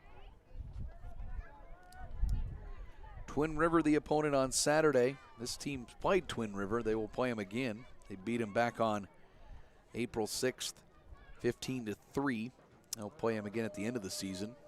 Will Central City Fullerton Centura.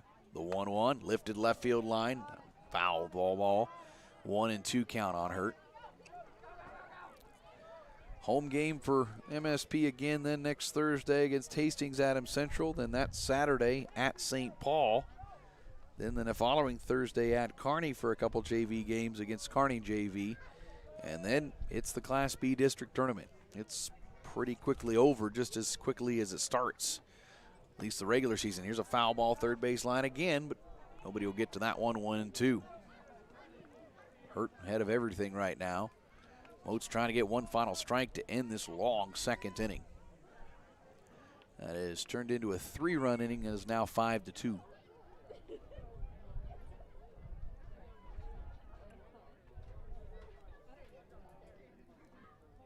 One ball, 2 strikes, 2 down. Top of the second. The pitch here to Hurt. Bounces in. Good stop behind home plate. 2-2.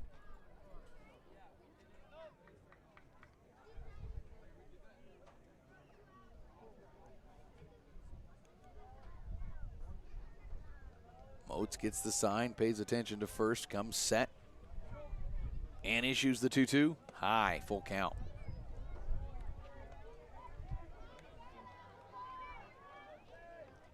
Hasn't walked anybody yet, has Moats. Given up 5 runs, just 2 of them earned. A couple strikeouts and a hit batter.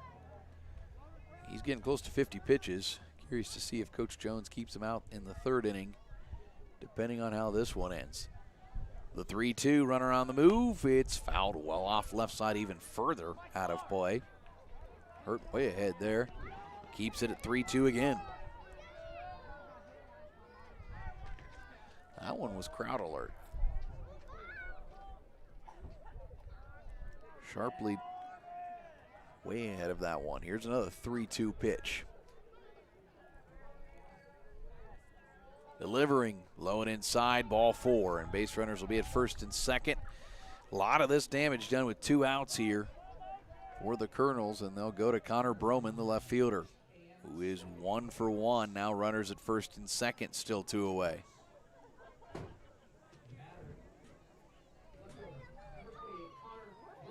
Broman singled the right field his first time up.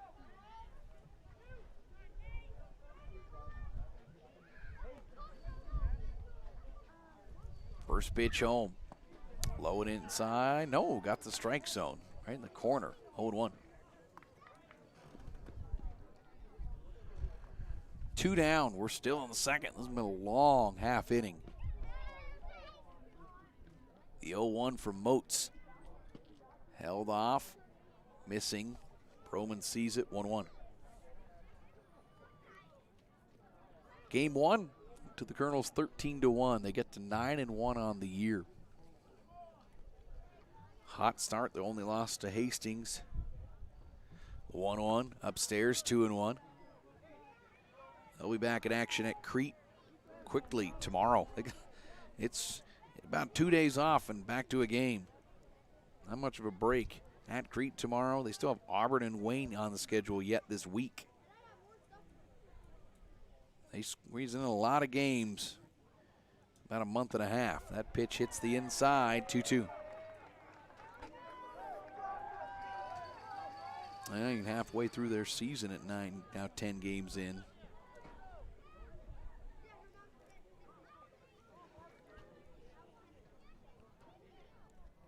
Two balls, 2 strikes, 2 on, 2 out, and fouled off up and over again out of play. Another full count. Boy, the Colonels have been down to their final strike many times here in this inning and have battled, and goes back to that sack bunt, which seems like a long time ago. A single, an error, a single, and a walk since then. This has been a long, long half inning. Nate Moats, like his day may be done after this, as he's throwing his 37th pitch of the inning. The 2-2, low, full count.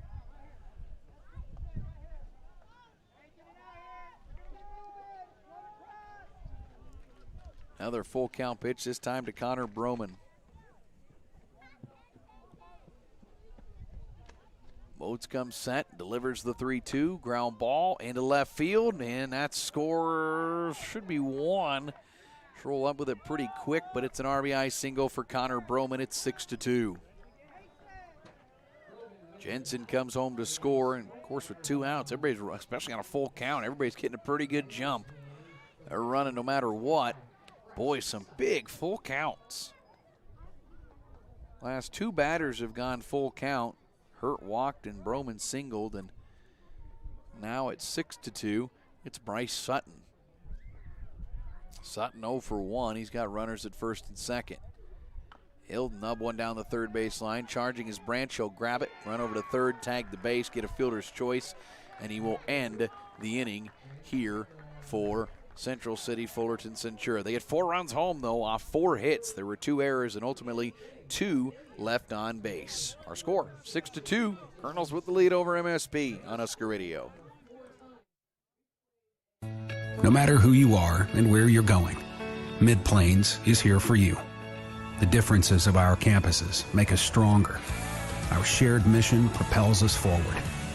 You can't define us as one person, one town, one place. We are many, in pursuit of something bigger, together. With 6 individual campuses supporting a vast and determined region. We are Mid-Plains Community College.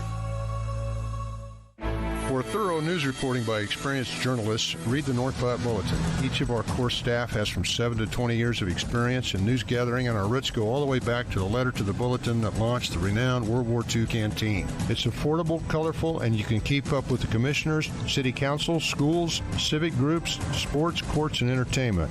Look for the bulletin's news bents in restaurants, too. Connecting with us is as simple as saying, "Hey, Google, the North Platte Bulletin."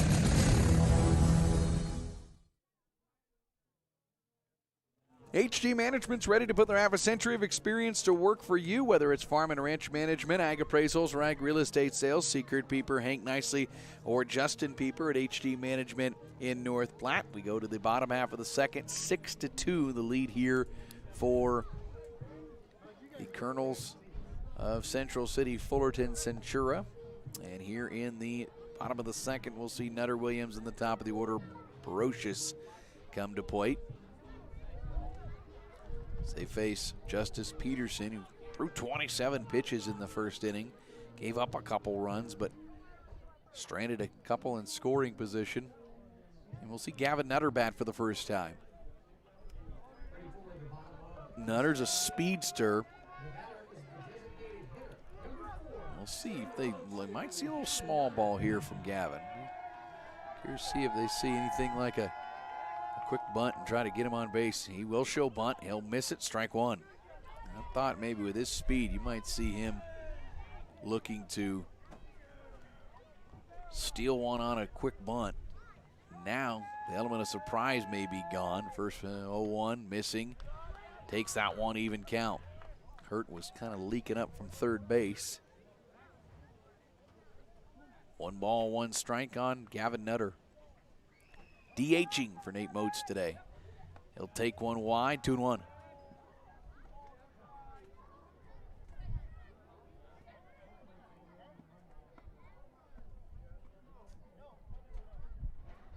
Peterson gets the sign from Sutton, kicks and delivers the 2-1. Inside, 3-1.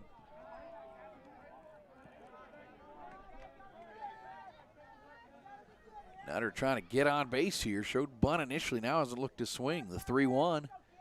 He'll take it. Ball 4. And Nutter will get on via base on balls. Down 6-2. Needs some base runners. You get one there. Here's Braxton Williams, a freshman, stepping in.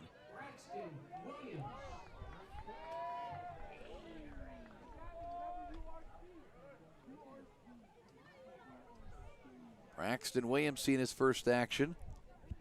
Base runner on is Nutter, and the first pitch, he dances out of the way of that one to not get hit. Strike one.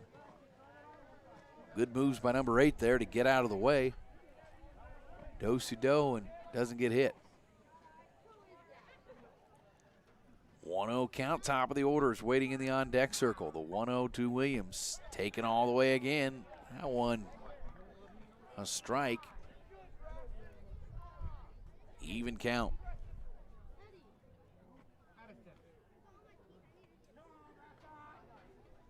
Peterson comes set, issues way high and outside, 2-1. 5:58 Central Time. You're listening to the voice of MSP Baseball, KODY North Platte with translator K291BW North Platte and 106.1 FM. CT Computer Services just north of Walmart in North Platte can offer Tune-Up Tuesdays, where all in-shop services are half-priced. That's CT Computer Services, technology solved. There's a swinging strike on Williams. Now a 2-2 count with a runner on. Nobody out here in the bottom of the second. Peterson issues. Williams spoils one. Fouls it back open into the crowd. Another 3-2-2.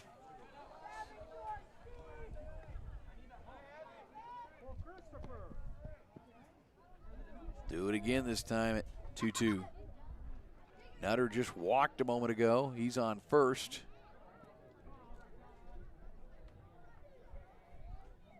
And now the 2-2 delivery bounces in. Got away from home plate. Nutter on to second base. He'll be in there safely, pretty easily. Full count. Wild pitch moves him along, and Williams with a good plate appearance here.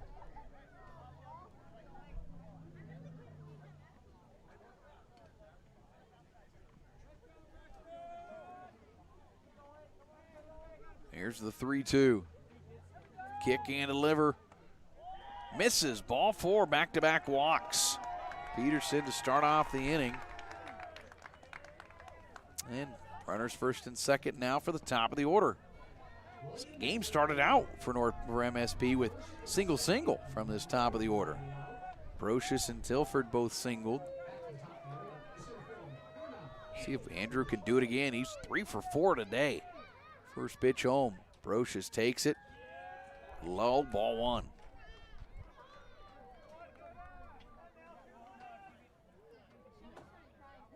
Taps home plate. Certainly after seeing back-to-back walks, might be thinking better wait to see a strike. The 1-0 comes in missing, 2-0. Now certainly feeling to the point where no way you're going to look for or do anything till you see a strike.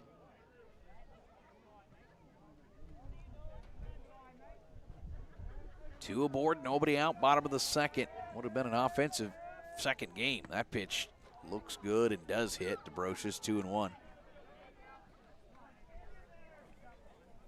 Tilford in the on-deck circle.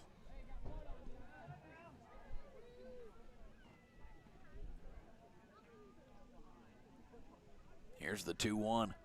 Swung on, popped up right down the first baseline in foul territory. Pitcher's going to come over and make the grab is Peterson. And there's one away. A foul out for Brocious. Puts one down now for Tilford, who is 1 for 1.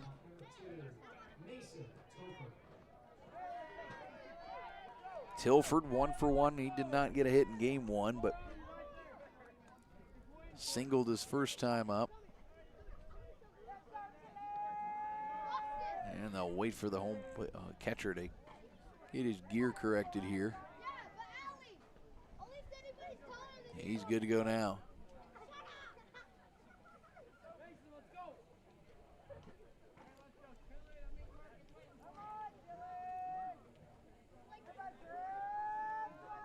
Peterson delivers his first pitch to Tilford, who sees it low, ball 1. Peterson's worked his way up to pretty high pitch count here in the second as well. Moats is at 57 unofficially and Peterson at 44, so both lineups have been able to work them.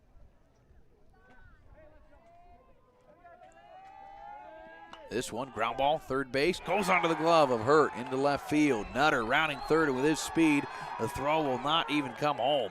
Gavin Nutter will score, and that'll make it 6-3. Williams holds at second. Give a single there to Tilford, and he'll drive in his first run of the season as Gavin Nutter scores. And now runners at first and second for Messersmith. Tilford at first, and now Williams at second, one away. 6-3 ball game here in the bottom of the second inning. Pitch popped up, first base line, could be catchable this time for Jensen, the first baseman. He has it. 2 foul outs have put 2 away in this inning. And now there's 2 down for Zarek Branch, who's 1 for 1. Zarek had the biggest hit of the day, the double to left field. Pretty well hit.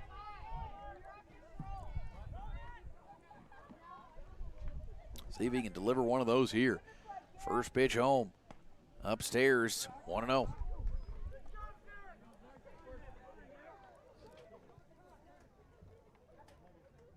Six to 3, bottom of the second. About 9 runs, not even 2 innings of gameplay.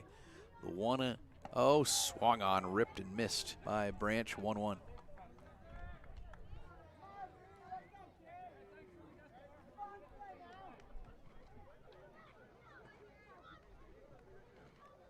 One ball, 1 strike, 2 down, 2 on. High, throw down to first, not in time. 2-1 now on Branch. The next pitch will be Peterson's 50th.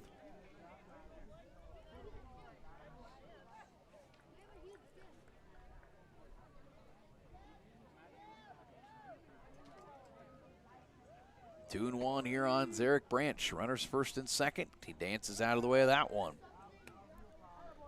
Williams sitting at second. Tilford at first. This inning started out with the Nutter walk. Williams walked. Brocious fouled out. Tilford singled. Messersmith just fouled out. The 3-1 now. Foul right side, out of play. Full count.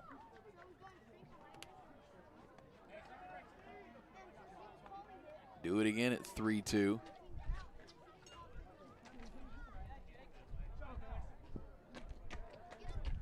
Here's the payoff to Branch. And a turn and throw to second. Not going to get him in time. Williams back in there safely.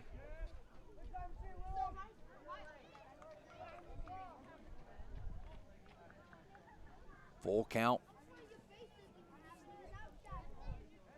Upcoming here to Branch. The pitch. Called strike 3. Branch goes down looking at that one. That ends the second inning for Maxwell St. Pat's. A run, a hit, no errors, 2 left on. We've played 2 complete, 6-2. Central City Fullerton Centura with the advantage over MSP. 6-3, I should say, with that run. We're back after this on Husker Radio. Putting your family first. At Phelps Family Dentistry, we always go the extra mile for our patients. Whether it's helping them conquer their dental anxiety or helping them achieve the smile they've always dreamed of, our team strives to make sure every patient feels like family. Call 534-4040 to schedule your appointment or visit us on the web at phelpsdds.com. We would like to also wish St. Pat's Irish good luck this sports season. Putting your family first. Like the Irish athletes, life can come at you fast and hit you hard. If you find yourself in need of a lawyer, call me, Marty Trushinsky, at 534-4837. And go Irish! Make 2021 the year to focus on you. This is Maddie Krebs, owner of North Platte Jazzercise, and we are here to help you meet your fitness goals. Join us for a mix of cardio and strength-infused classes at our new location in the Canteen District. With more than 20 classes a week from early mornings to after work hours, there's no excuse to skip your workout. Did I mention we offer childcare at most of our classes? Check out a full list of class times and membership info at jazzercise.com, and go Irish.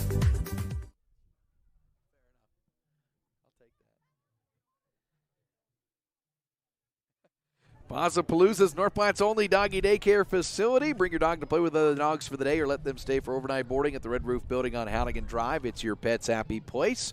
Go to the top of the third inning here in game 2 of 2, 6-3 the lead for Central City Fullerton Centura.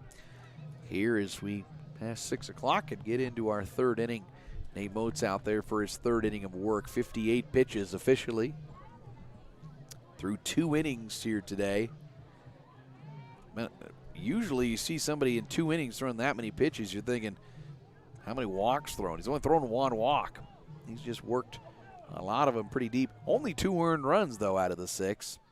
A couple strikeouts, a hit batter, 6 hits given up.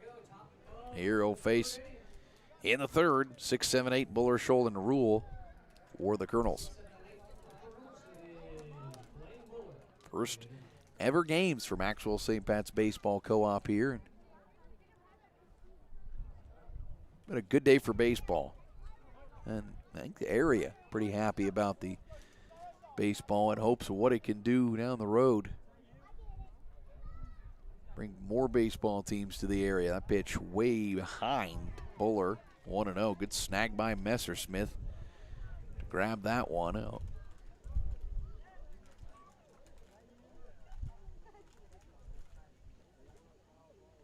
And the 1-0 pitch coming again. This one ground ball. This one to short. Scooped up by Tilford. Throw across the diamonds low. And it's not dug out. At first base is Buller. He'll round to second. And he'll get in there safely. So the E6 will put on Buller. And that's kind of been a bugaboo for MSP here in this one. It's the 4th error of the game. Too many of those. Played a cleaner game 1. For sure, I thought. Tolliver Scholl now at the plate, 0 for 1. Runner at second, nobody out. Moats gets a foul ball just to the top of the fence and back into play, 0-1.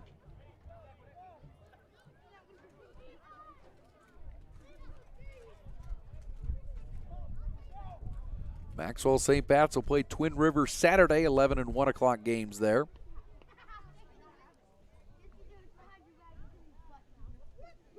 No balls and 1 strike here. The pitch swung on and missed. 0-2 runner. Messersmith throwing it down to third. Buller wasn't moving along. No balls, 2 strikes on Tolliver Scholl. Here in the top of the third inning, a 6-3 lead for the visiting Colonels.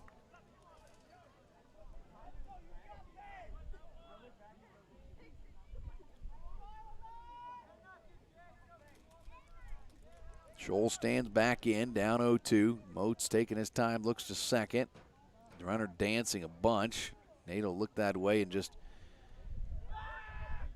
fake throw to get him back on the base.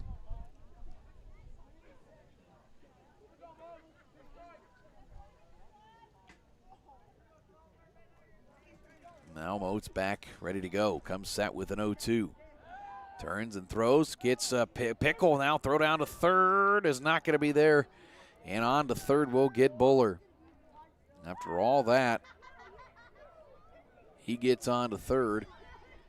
That time Moats turned and got him to start running. Tilford's throw just wasn't quite. We could have been caught by Branch at third, but wasn't. And he gets on to third base now ultimately, and 90 feet closer to scoring now. 0-2 count. Soft grounder hit down the third base line. It's going to be playable. Moats picks it up. No, was a foul first. It was. Do it again at 0-2. Probably a break there for Colonels because Buller was running right by Moats. When he was going to pick that one up, he could have easily just tagged him out.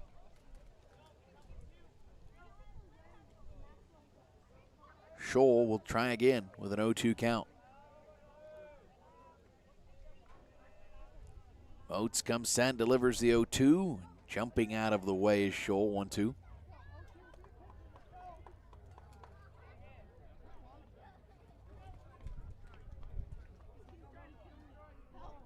Six to 3 here in the top of the third. Neither pitcher able to put a 0 up yet in any of the half innings. The 1-2 misses. 2-2.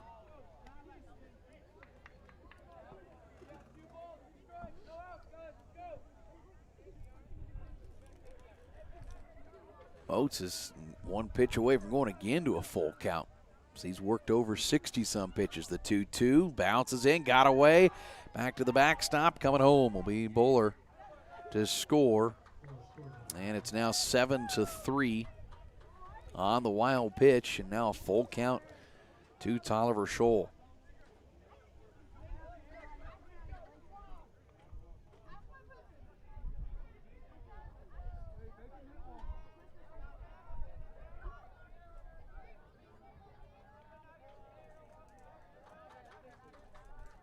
The sixth batter in this game that Moats has gone full, but he rings up Scholl on the 3-2 pitch. So he won that one.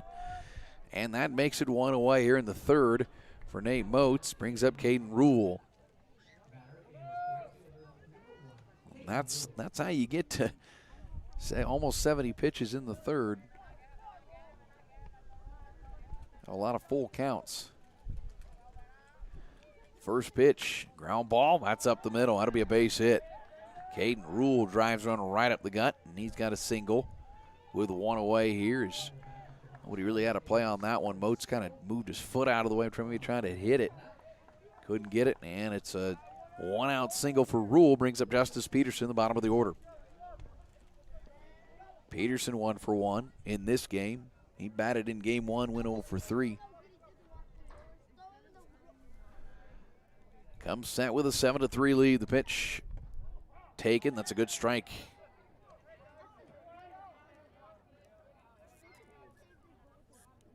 Game one, 13-1 in favor of the visiting Colonels, who got to 9-1 on the year. Here's the 0-1. Bounces that one in. Good snag by Messersmith off a high hop. Keeps it even at 1-1.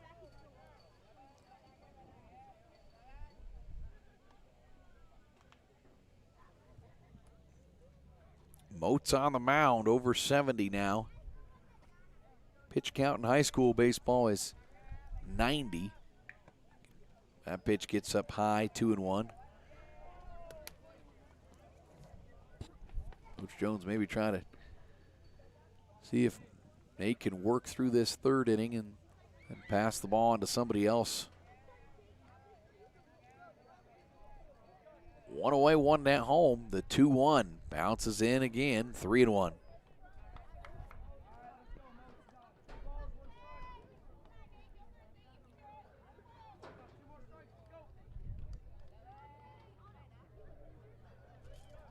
Moats will try to collect himself here. He needs a good pitch here.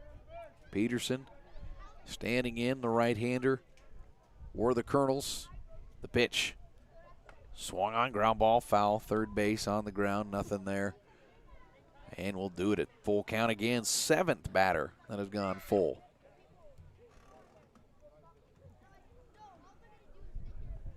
It's kind of amazing he's only walked one batter.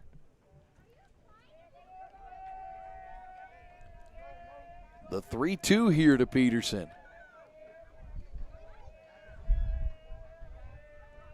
And it's lifted to center field. Andrew Brocious calls everyone off, records the out, 2 down.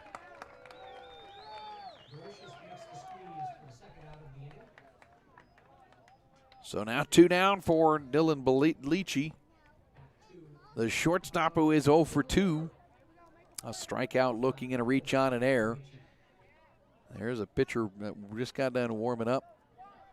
Like we see a different pitcher for the Colonels in the bottom half of the third as they lead 7-3. Moats comes set and issues the first pitch. Swung on and missed. Foul ball. Just got a piece of it, did Belici.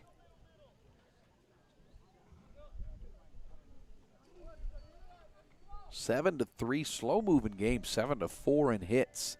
The big number, 4 errors for Maxwell St. Pat's today. Here's the 0-1.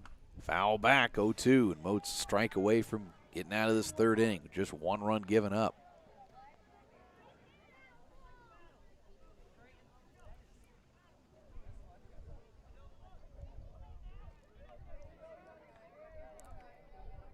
Here's the 0-2. Belici stands in.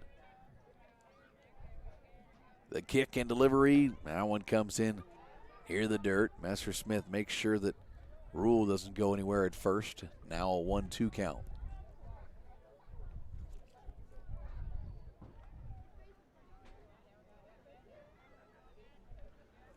Throw over to first and back in there sliding is Rule.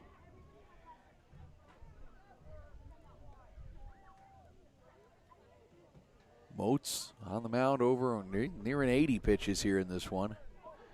Needs 1 more strike to end this third inning. A lot of work in 3 innings. With only 2 earned runs, runners running, bounces in, no throw. Now a 2-2 count. There's a stolen base for Rule. Puts him in scoring position with 2 outs. 2 balls, 2 strikes, 2 outs, top of the third, 7-3. Moats delivers the pitch. Swung on and missed, and he'll get a strikeout after all, and he'll end the top of the third. A run home off of 1 hit. There was 1 error and 1 left on. We go to the bottom half of the third inning. It is Centura, or Central City Fullerton Centura 7, MSP 3 on Husker Radio. The Cedar Room in North Platte is the restaurant and lounge to match any occasion that deserves to be remembered or brunch meetings that need to impress. Come sit in the wonderfully unique cocktail bar or the perfectly lighted dining room with the family, colleagues, and loved ones. Wine and dine your company with elegance at the Cedar Room in North Platte. The bricks are open and the atmosphere is always warm and inviting. Coming back will be your first thought when leaving. The Cedar Room, downtown North Platte. Hosting a get-together, event, or party? The last thing you want is to turn your house upside down to get ready for one. Use Occasions in North Platte instead. Occasions is the area's event venue for gatherings of up to 55 people inside with a beautiful outdoor patio as well. With tables and chairs included and a full kitchen for your use, all you need to do is show up. Meetings, parties, or simple get-togethers. Occasions is where you want your event held. Call Allison at 534-2533 or Mike at 227-2602 to book today. When it comes time to honor the life of your loved one, it's all about the relationship. Adams and Swanson Funeral Home will help you celebrate that bond with assisting you and your family with all services, ceremonies, grief support, and pre-planning. Learn more by visiting adamswanson.com or by calling 532-2044.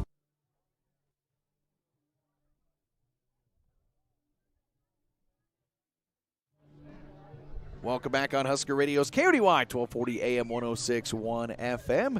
Today's scoreboard brought to you by Sandhill State Bank, your financial partner in the Sandhills and the most committed brand in banking. Find them online at sandhillstate.com or stop in at 803 South Dewey in North Platte. They do have a new pitcher out there for the Colonels. I can't quite catch the number yet, but we'll have a new pitcher instead. Justice Peterson's day on the mound will be finished up. as it's a 7-3 lead for the visiting Colonels here over MSP.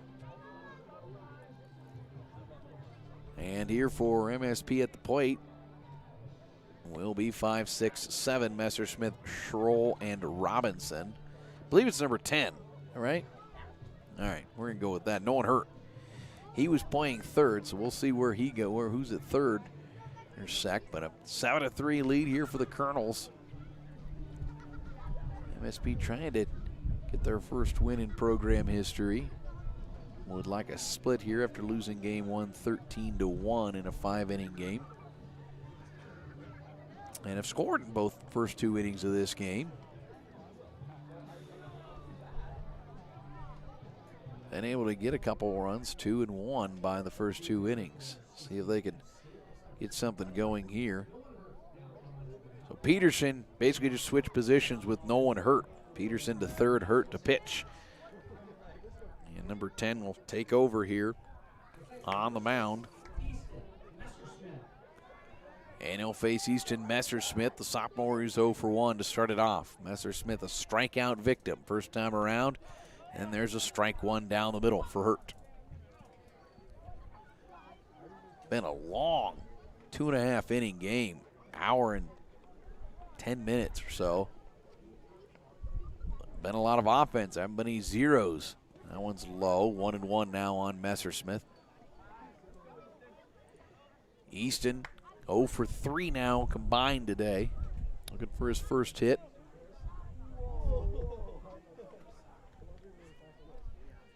And now a 1-1 count. Nolan Hurt pitching, a sophomore. Sees it low, 2-1. 3 different schools. Mentioned this co-op began in 2018. It started out with Central City and Fullerton. They added Centura last year, and then the season got canceled. 3-1 as that one comes in low. So this is the first season they're able to play with the Centura kids on the roster, and they have a big roster.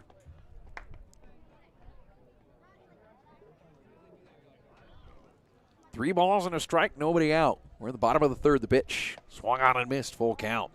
We have seen, well, we know at least 7 batters for the Colonels have gone full. Not sure how many have for MSP, but seems like not everybody. That pitch misses, ball 4. And there's a base runner for MSP here in the 3rd inning. And that one gets away, and he'll advance to 3rd then. A little mistake there. Losing a mental game there was the Colonels, and Messerschmitt gets on to 2nd base. They'll run for him, bring in a courtesy runner.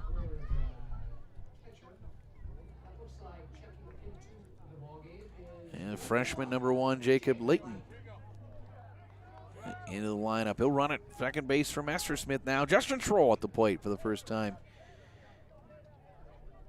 Or 2nd time here, first time facing no one hurt. He walked the first time around. He sees one bounce in, ball 1.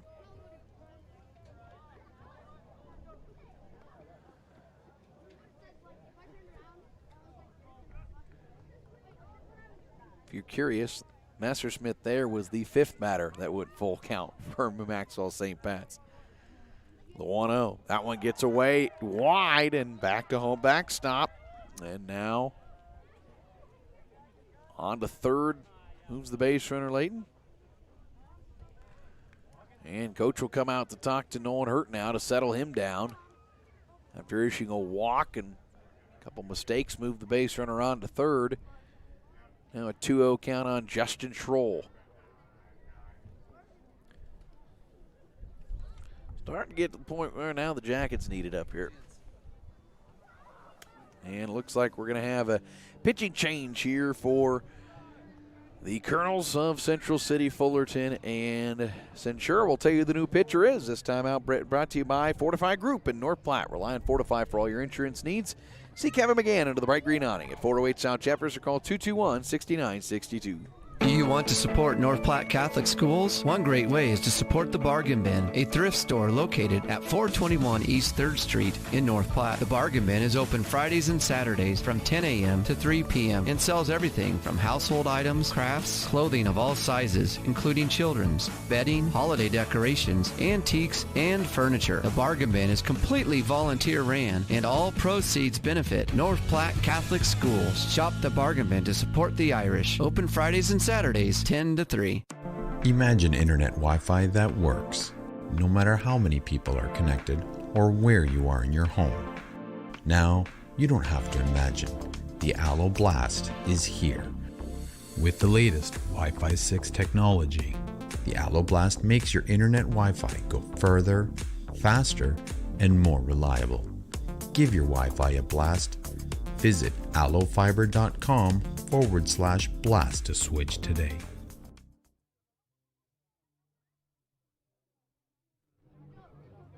New pitcher here in the bottom of the third for the Colonels is Blake Jensen.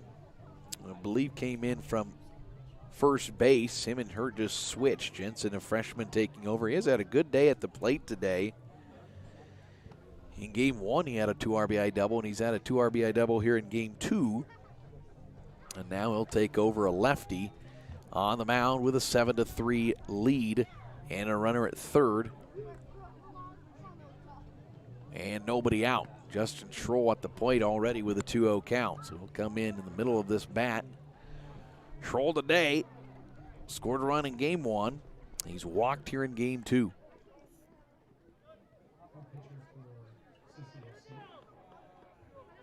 And Schroll stands in up 2-0.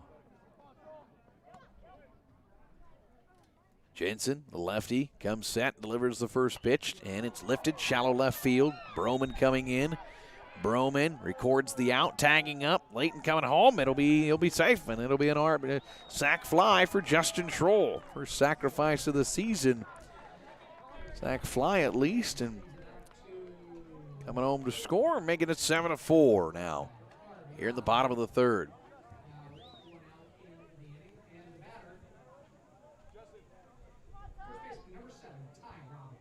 I'll bring up Ty Robinson now.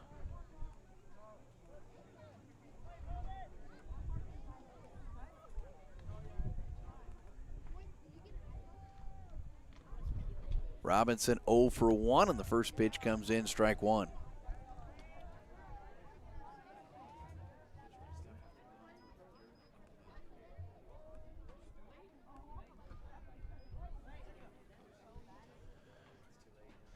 Jensen delivers. This one's popped up. This is in the infield. Shortstop calls everybody off. He can't see it. He loses it and falling safely. Robinson's going to be safe at first. That one ate up the shortstop,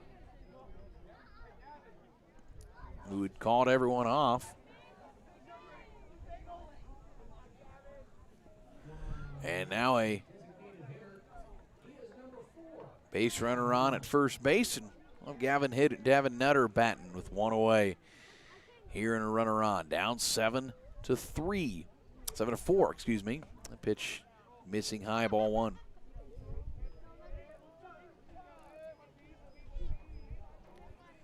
Nutter, first time around, walked. Came around to score then later, and he'll take a good one there from Jensen, 1-1. Bottom of the third here, 7-4. Pretty competitive game two. Game one was Colonel's varsity team winning. There's Nutter, I think, trying to show a bunt. Went a little late, took a strike. And he's down 1-2. I think that's a called strike swinging, but I think the pitch came in before the swing. The 1-2. Missing wide, even count.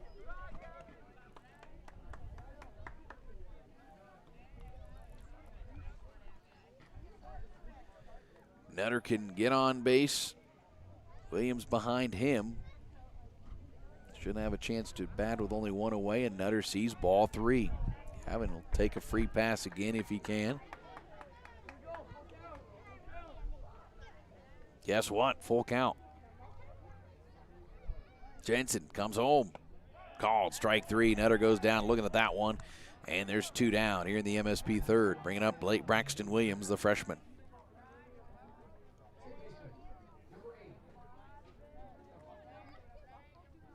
And so at the plate, Braxton Williams, the freshman who also walked his first time around, sees his first pitch, and it's a good one from Jensen, 0-1.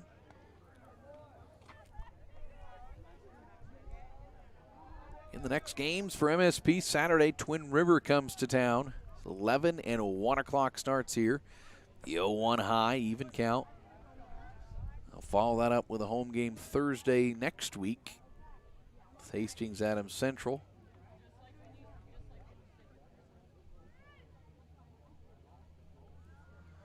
Even count on Williams. Runner on the move. Throw down to second. Won't be nobody covering. Goes into the second baseman who was back behind the bag. Couldn't quite get the shortstop over there in time. And a stolen bag for Ty Robinson.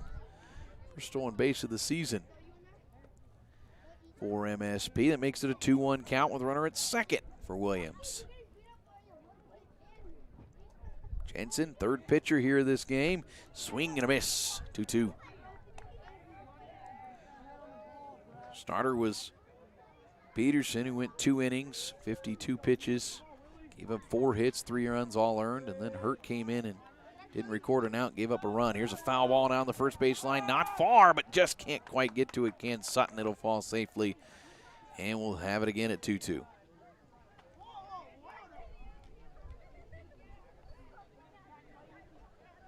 Williams back in with an even 2-2 count.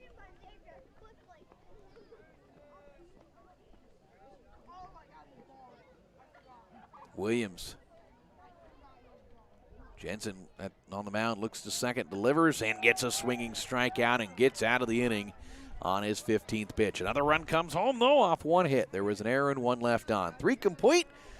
Central City, Fullerton, Centura 7, MSP 4 on Husker Radio. My dad always said, it's not hard to make decisions when you know what your values are. That stuck with me. And that's why I like knowing the decisions made by my public power electric utility are done locally. Local control means my utility is governed, managed, and powered by Nebraskans who know the values of the communities and the customers they serve. And there's nothing more Nebraskan than that. This message brought to you by your local public power utility and Nebraska Public Power District. Always there At when you need Sandhill us. State Bank, we pride ourselves by working as hard as the customers who walk through our doors. We know the communities, values, and the people of the Sandhills.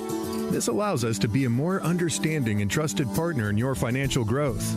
We offer safe and secure digital solutions through our online and mobile banking. Visit us online at sandhillstate.com or in person at one of our 11 locations. Sandhill State Bank is the most committed brand in banking. Member FDIC.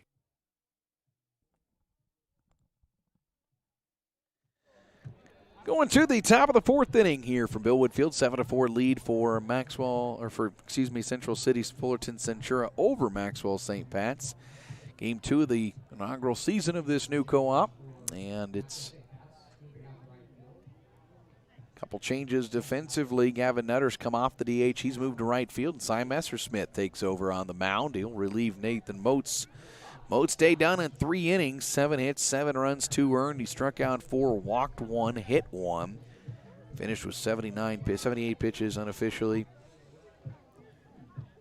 Only walked 1, but 7 different batters went to a full count in this game for the opposing Colonels. That is what stretched this game out to be a pretty slow one. And Maxwell St. Pat's has done their fair of damage as well on 3-2s as well.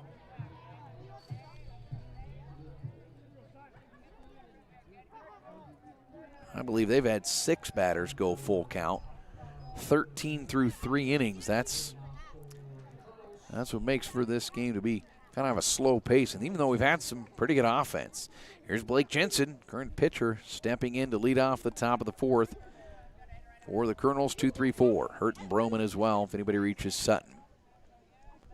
First pitch from Cy Messersmith, his first action, and he misses one tight, 1-0. Messersmith, a freshman at Maxwell.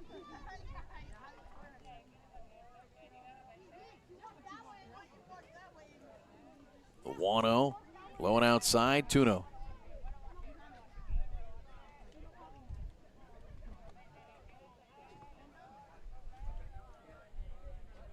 Two balls, no strikes. Nobody out here. We're in the top of the fourth. 7-4 lead for the Colonels. Pitch. Off speed comes in high. 3-0 to Jensen.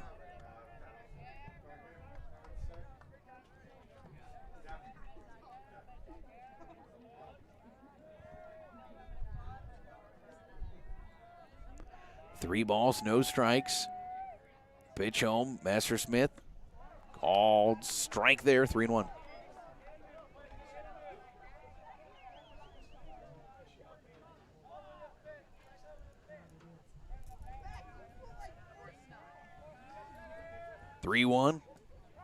That's a called strike, full count.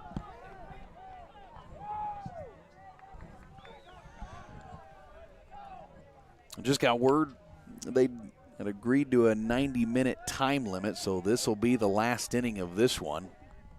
And so that'll shorten the game up pretty quick. Here's a ground ball and eats up Branch at third. It's into left field. He was right there in the right spot, just squirted through. And the error, E5, will put a base runner on here in the top of the fourth. Well, that makes it a little different. And obviously now you're trying to keep it a 7-4 game and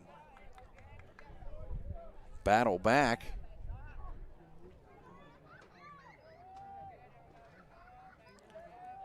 So now no one hurt. So now if you're Messersmith, you really want to keep it 7-4. That pitch missing wide, ball one.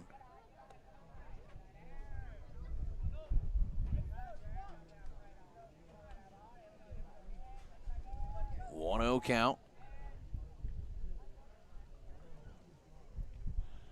Pitch to hurt high, 2-0. Messersmith struggling to find the strike zone early in his appearance here.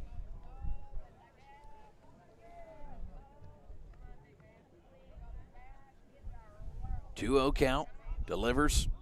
That one's wide, 3-0. 7-4 lead for Central City Fullerton Centura here in game two. And now what will be the last inning? The 3-0 from Messersmith. Over the head, ball four. And so a reach on air and a walk. Puts two on for Connor Broman. Left fielder who's had a good day, 2 for 2. Broman with a pair of singles. He also drove in a run. And he'll look to do the same again here. First pitch home. Low and inside, 1-0.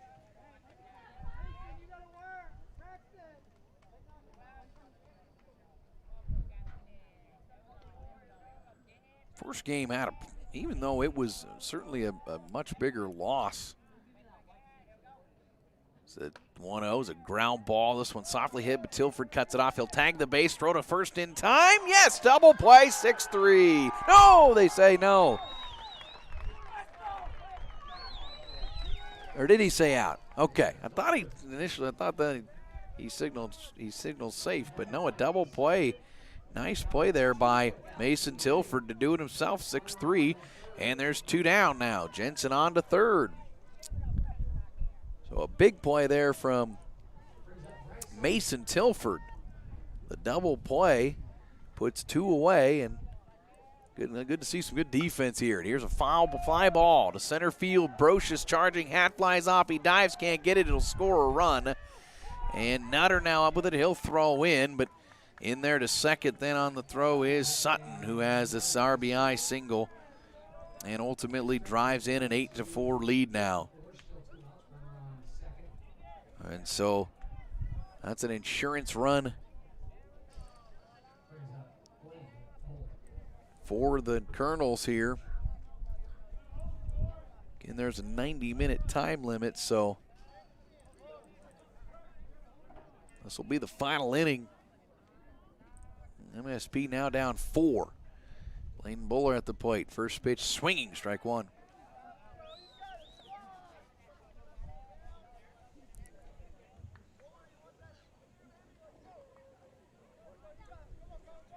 Top of the fourth, 8-4 lead. The 0-1. There's a good one, 0-2.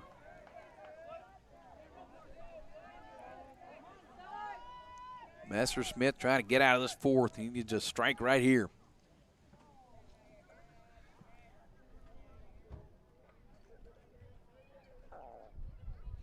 The 0-2. Runs inside, and that hits Bowler. He'll get on first base via hit by pitch. If you're curious, top of the order for MSP will come to plate in the bottom of the fourth. Brocious, Tilford, Messersmith. And Coach Jones now comes out to have a chat with Messersmith. Cy, that is, down. Needing one more out to get this inning over, but now first and second. And I think we'll have a new pitcher for Maxwell St. Pat's. So we'll tell you who that is when we return. We'll take this pitching change break here in the top of the fourth. 8-4 Colonels lead on Husker Radio. For thorough news reporting by experienced journalists, read the North Platte Bulletin. Each of our core staff has from 7 to 20 years of experience in news gathering, and our roots go all the way back to the letter to the bulletin that launched the renowned World War II canteen. It's affordable, colorful, and you can keep up with the commissioners, city council, schools, civic groups, sports, courts, and entertainment. Look for the bulletin's news bents in restaurants, too. Connecting with us is as simple as saying, "Hey, Google, the North Platte Bulletin." Find your favorite beverages at Quick Stop with fountain machines with flavor fusion shots, alligator ice slushies, 8 varieties to choose from, gourmet 100% Arabica house blend, and exclusive Seattle Buzz coffee. And for real shakes and smoothies. Pick up your Quick Rewards card today and start saving. Members enjoy rollback prices at the pump every Tuesday and Thursday. Quick Stop with the lowest beer prices in town and happy hour twice daily, and we never close. Quick Stop with 27 locations open 24/7.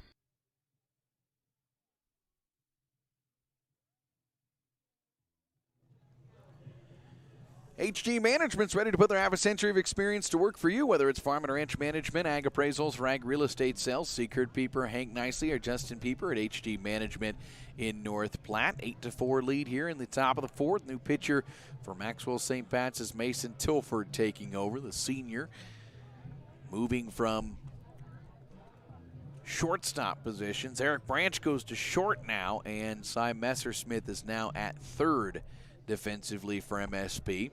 It'll be Tolliver Scholl at the plate with runners at first and third here in the inning. First and second, I believe. And, yeah, there we go. Sutton's going to go back to second. He was talking to his coach down the third base line. But there are 2 away. But it is, as the time limit has been reached, they agreed to a 90-minute time limit. And so this will be the last inning. So MSP will need to score some runs in the bottom half, but they'd like to keep it 8-4. Tilford needs one out. He'll face Scholl, who's 0 for 2.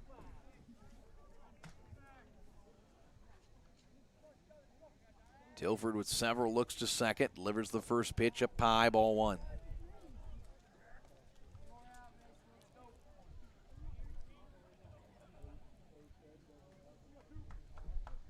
One-0 count on the second baseman, Scholl, who was struck out twice. And this one plunks him in the, did it hit the bat? And Tilford picks it up, throws to first, and records the out. I think that was, the batter, Scholl, thought it hit him and then realized it hit the bat. Now coach is saying it hit the helmet. Boy, I thought it hit the helmet, but officials, I think, say the bat. Yep, they're going to say out recorded, and that'll end this fourth inning. Coach not very happy. Boy, initially it definitely seemed like it hit his helmet, but it was a pretty quick reaction from everybody in the field, like it was a live ball. And we'll go to the bottom of the fourth. Here we go. 8-4 the lead. Last half inning coming up after this break. You're listening to High School Baseball on Husker Radio. No matter who you are and where you're going, Mid-Plains is here for you. The differences of our campuses make us stronger. Our shared mission propels us forward. You can't define us as one person, one town, one place. We are many, in pursuit of something bigger, together. With 6 individual campuses supporting a vast and determined region. We are Mid-Plains Community College. Putting your family first. At Phelps Family Dentistry, we always go the extra mile for our patients. Whether it's helping them conquer their dental anxiety or helping them achieve the smile they've always dreamed of, our team strives to make sure every patient feels like family. Call 534-4040 to schedule your appointment or visit us on the web at phelpsdds.com. We would like to also wish St. Pat's Irish good luck this sports season. Putting your family first. Like the Irish athletes, life can come at you fast and hit you hard. If you find yourself in need of a lawyer, call me, Marty Trushinsky, at 534-4837. And go Irish!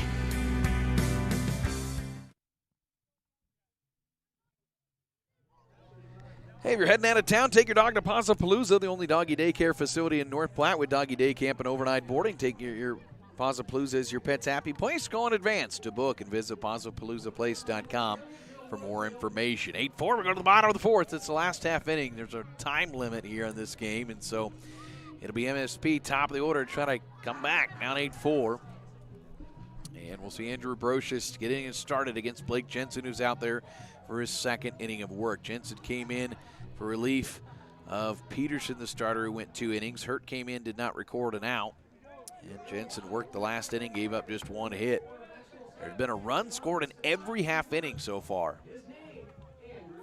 Andrew Broach had a good day. 1 for 2 in this game, 2 for 3 in game 1. Last appearance, he flied out in foul territory. Here, he'll take one low and inside from Jensen, 1-0. Also see Tilford and Messersmith at the plate in the inning. Tilford with a 2-hit day. 1-0. As Brocious swings, strike one.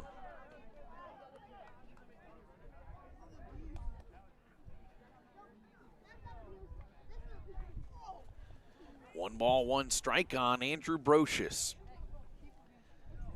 Here, he'll lift one to center field. Coming in is Buller. He'll record the out. And Brocious tried to find that center gap, could not. One down here in the MSP fourth now for Mason Tilford, who is 2 for 2.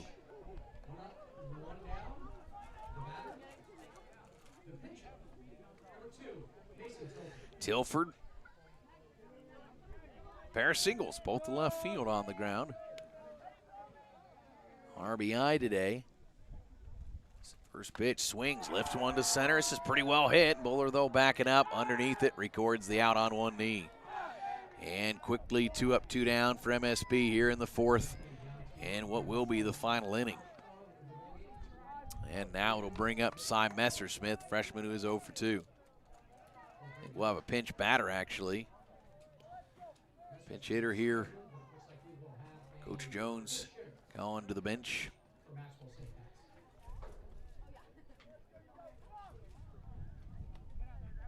To bring in somebody. 15. McCoy Baker, freshman. He'll bat for the first time here on the young season. 8-4. Not too many times have I seen the blankets out at Bill Wood Field, but that's what we have here today.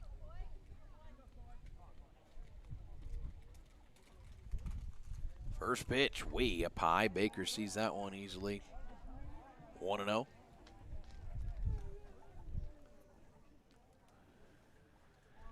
Bottom of the fourth. But might as well be the bottom of the seventh, as the time limit's been introduced, and one more out. This game will finish up. Game 1 went to the visiting Colonels 13-1 in 5 innings. Here's the 1-0 to Baker. Strike issued, 1-1.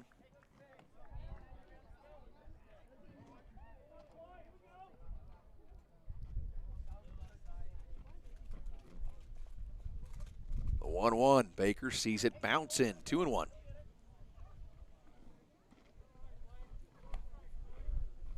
Been a windy day, but weather later in the week wouldn't have given us much better days for baseball. It's going to cool down a little bit in the next few days. 2-1, Baker sees a strike, 2-2. The early forecast for Saturday, decent, sunny and 50. Probably about as good as you're going to get here in the spring. 2 balls, 2 strikes, 2 outs. Baker sees a called strike 3. He'll go down looking. And with that, I believe the time limit's going to be done. And Central City, Fullerton Centura gets the victory by a final of 8-4. We'll have our quick stop postgame show coming up right after this on Husker Radio. Make 2021 the year to focus on you. This is Maddie Krebs, owner of North Platte Jazzercise, and we are here to help you meet your fitness goals. Join us for a mix of cardio and strength-infused classes at our new location in the Canteen District. With more than 20 classes a week from early mornings to after work hours, there's no excuse to skip your workout. Did I mention we offer childcare at most of our classes? Check out a full list of class times and membership info at jazzercise.com, and go Irish. The Cedar Room in North Platte is the restaurant and lounge to match any occasion that deserves to be remembered or brunch meetings that need to impress. Come sit in the wonderfully unique cocktail bar or the perfectly lighted dining room with the family, colleagues, and loved ones. Wine and dine your company with elegance at the Cedar Room in North Platte. The bricks are open and the atmosphere is always warm and inviting. Coming back will be your first thought when leaving. The Cedar Room, downtown North Platte. Hosting a get-together, event, or party? The last thing you want is to turn your house upside down to get ready for one. Use Occasions in North Platte instead. Occasions is the area's event venue for gatherings of up to 55 people inside with a beautiful outdoor patio as well. With tables and chairs included and a full kitchen for your use, all you need to do is show up. Meetings, parties, or simple get-togethers. Occasions is where you want your event held. Call Allison at 534-2533 or Mike at 227-2602 to book today. When it comes time to honor the life of your loved one, it's all about the relationship. Adams and Swanson Funeral Home will help you celebrate that bond with assisting you and your family with all services, ceremonies, grief support, and pre-planning. Learn more by visiting adamswanson.com or by calling 532-2044.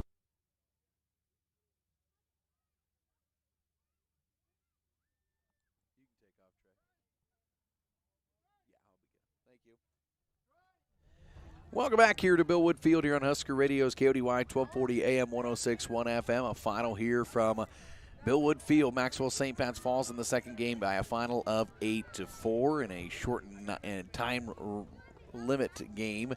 They lose game 1 13-1. Post-game brought to you by Quick Stop, just around every corner. Fast, easy, and convenient with 6 locations throughout North Platte. Also locations in Ogallala, Hershey, Grant, and Imperial. On the road to everywhere, it is Quick Stop. MSP will be back in action now on Saturday. They'll return to action, and they'll get Twin River here at home, 11-5 on those two. We'll have them both.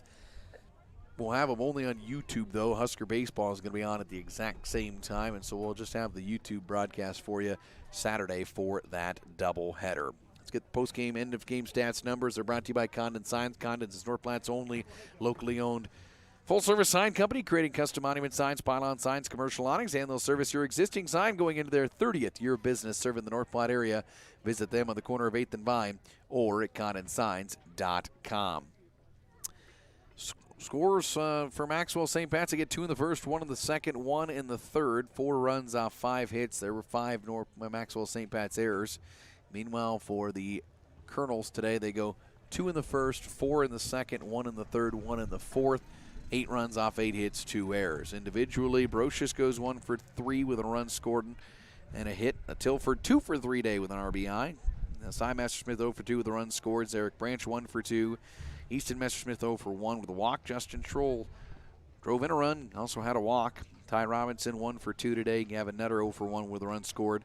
Braxton Williams 0 for 1 with a walk. Boy Baker 0 for 1, and Jacob Layton scores a run, pinch running. Nate Moats got the start. He went 3 innings today, gave up 7 hits, 7 runs, 2 earned overall, 4 walks, 1 strikeout. Gets tabbed with a loss. Messersmith came in, pitched 2/3 of an innings, gave up a hit and a run. Tilford 1/3 of an inning.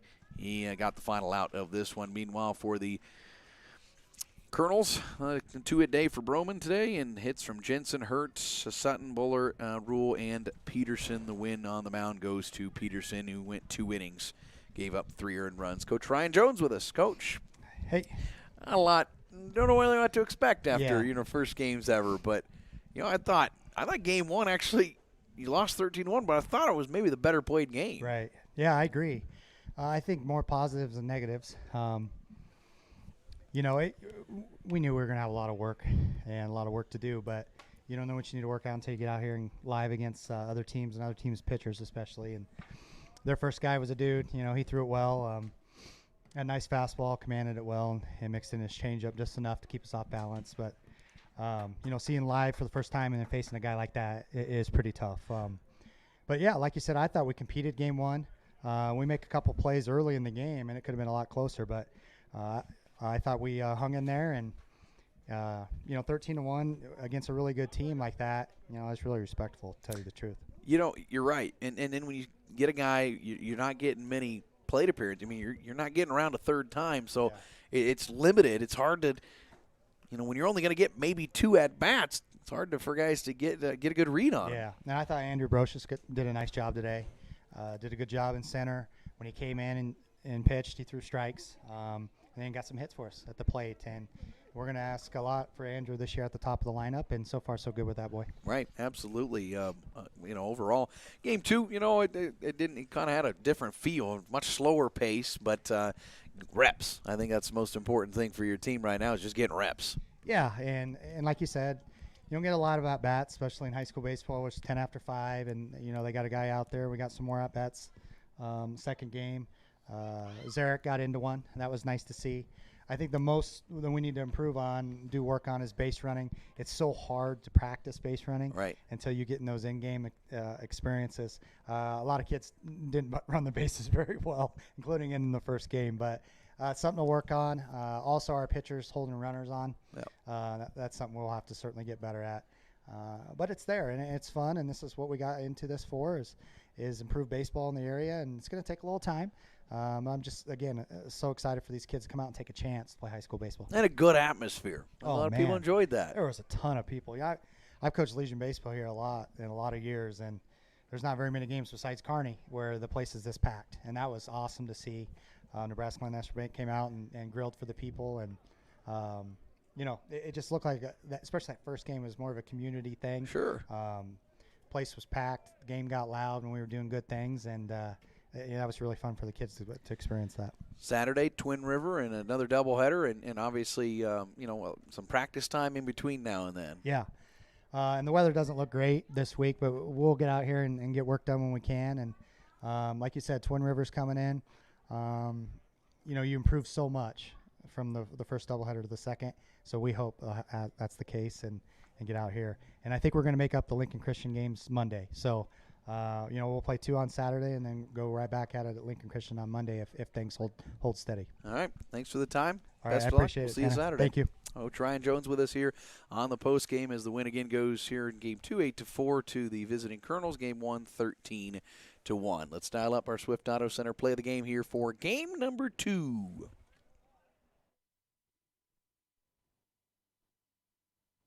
Or did he say out? Okay. I thought that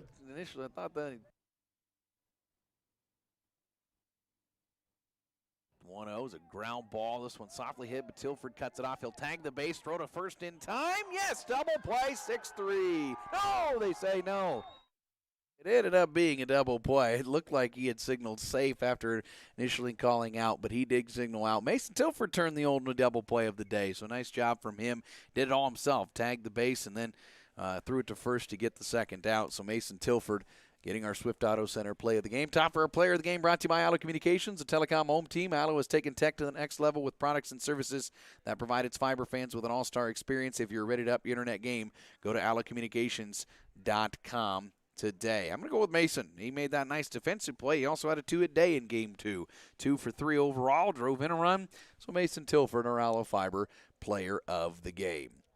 I will wrap it up from Billwood Field. It's been a pleasure to cover the first ever high school baseball game here in the area, and certainly great to see a great crowd, and hope to see you back again on Saturday when Twin River comes to town, and we'll have that doubleheader for you on the Husker Radio Sports YouTube page. Unless something changes with the Husker schedule, it'll only be on YouTube due to the fact that we've got a conflict there, but we'll have it for you, so make sure you watch for that one on Saturday at 10:45 pregame here from Billwood Field.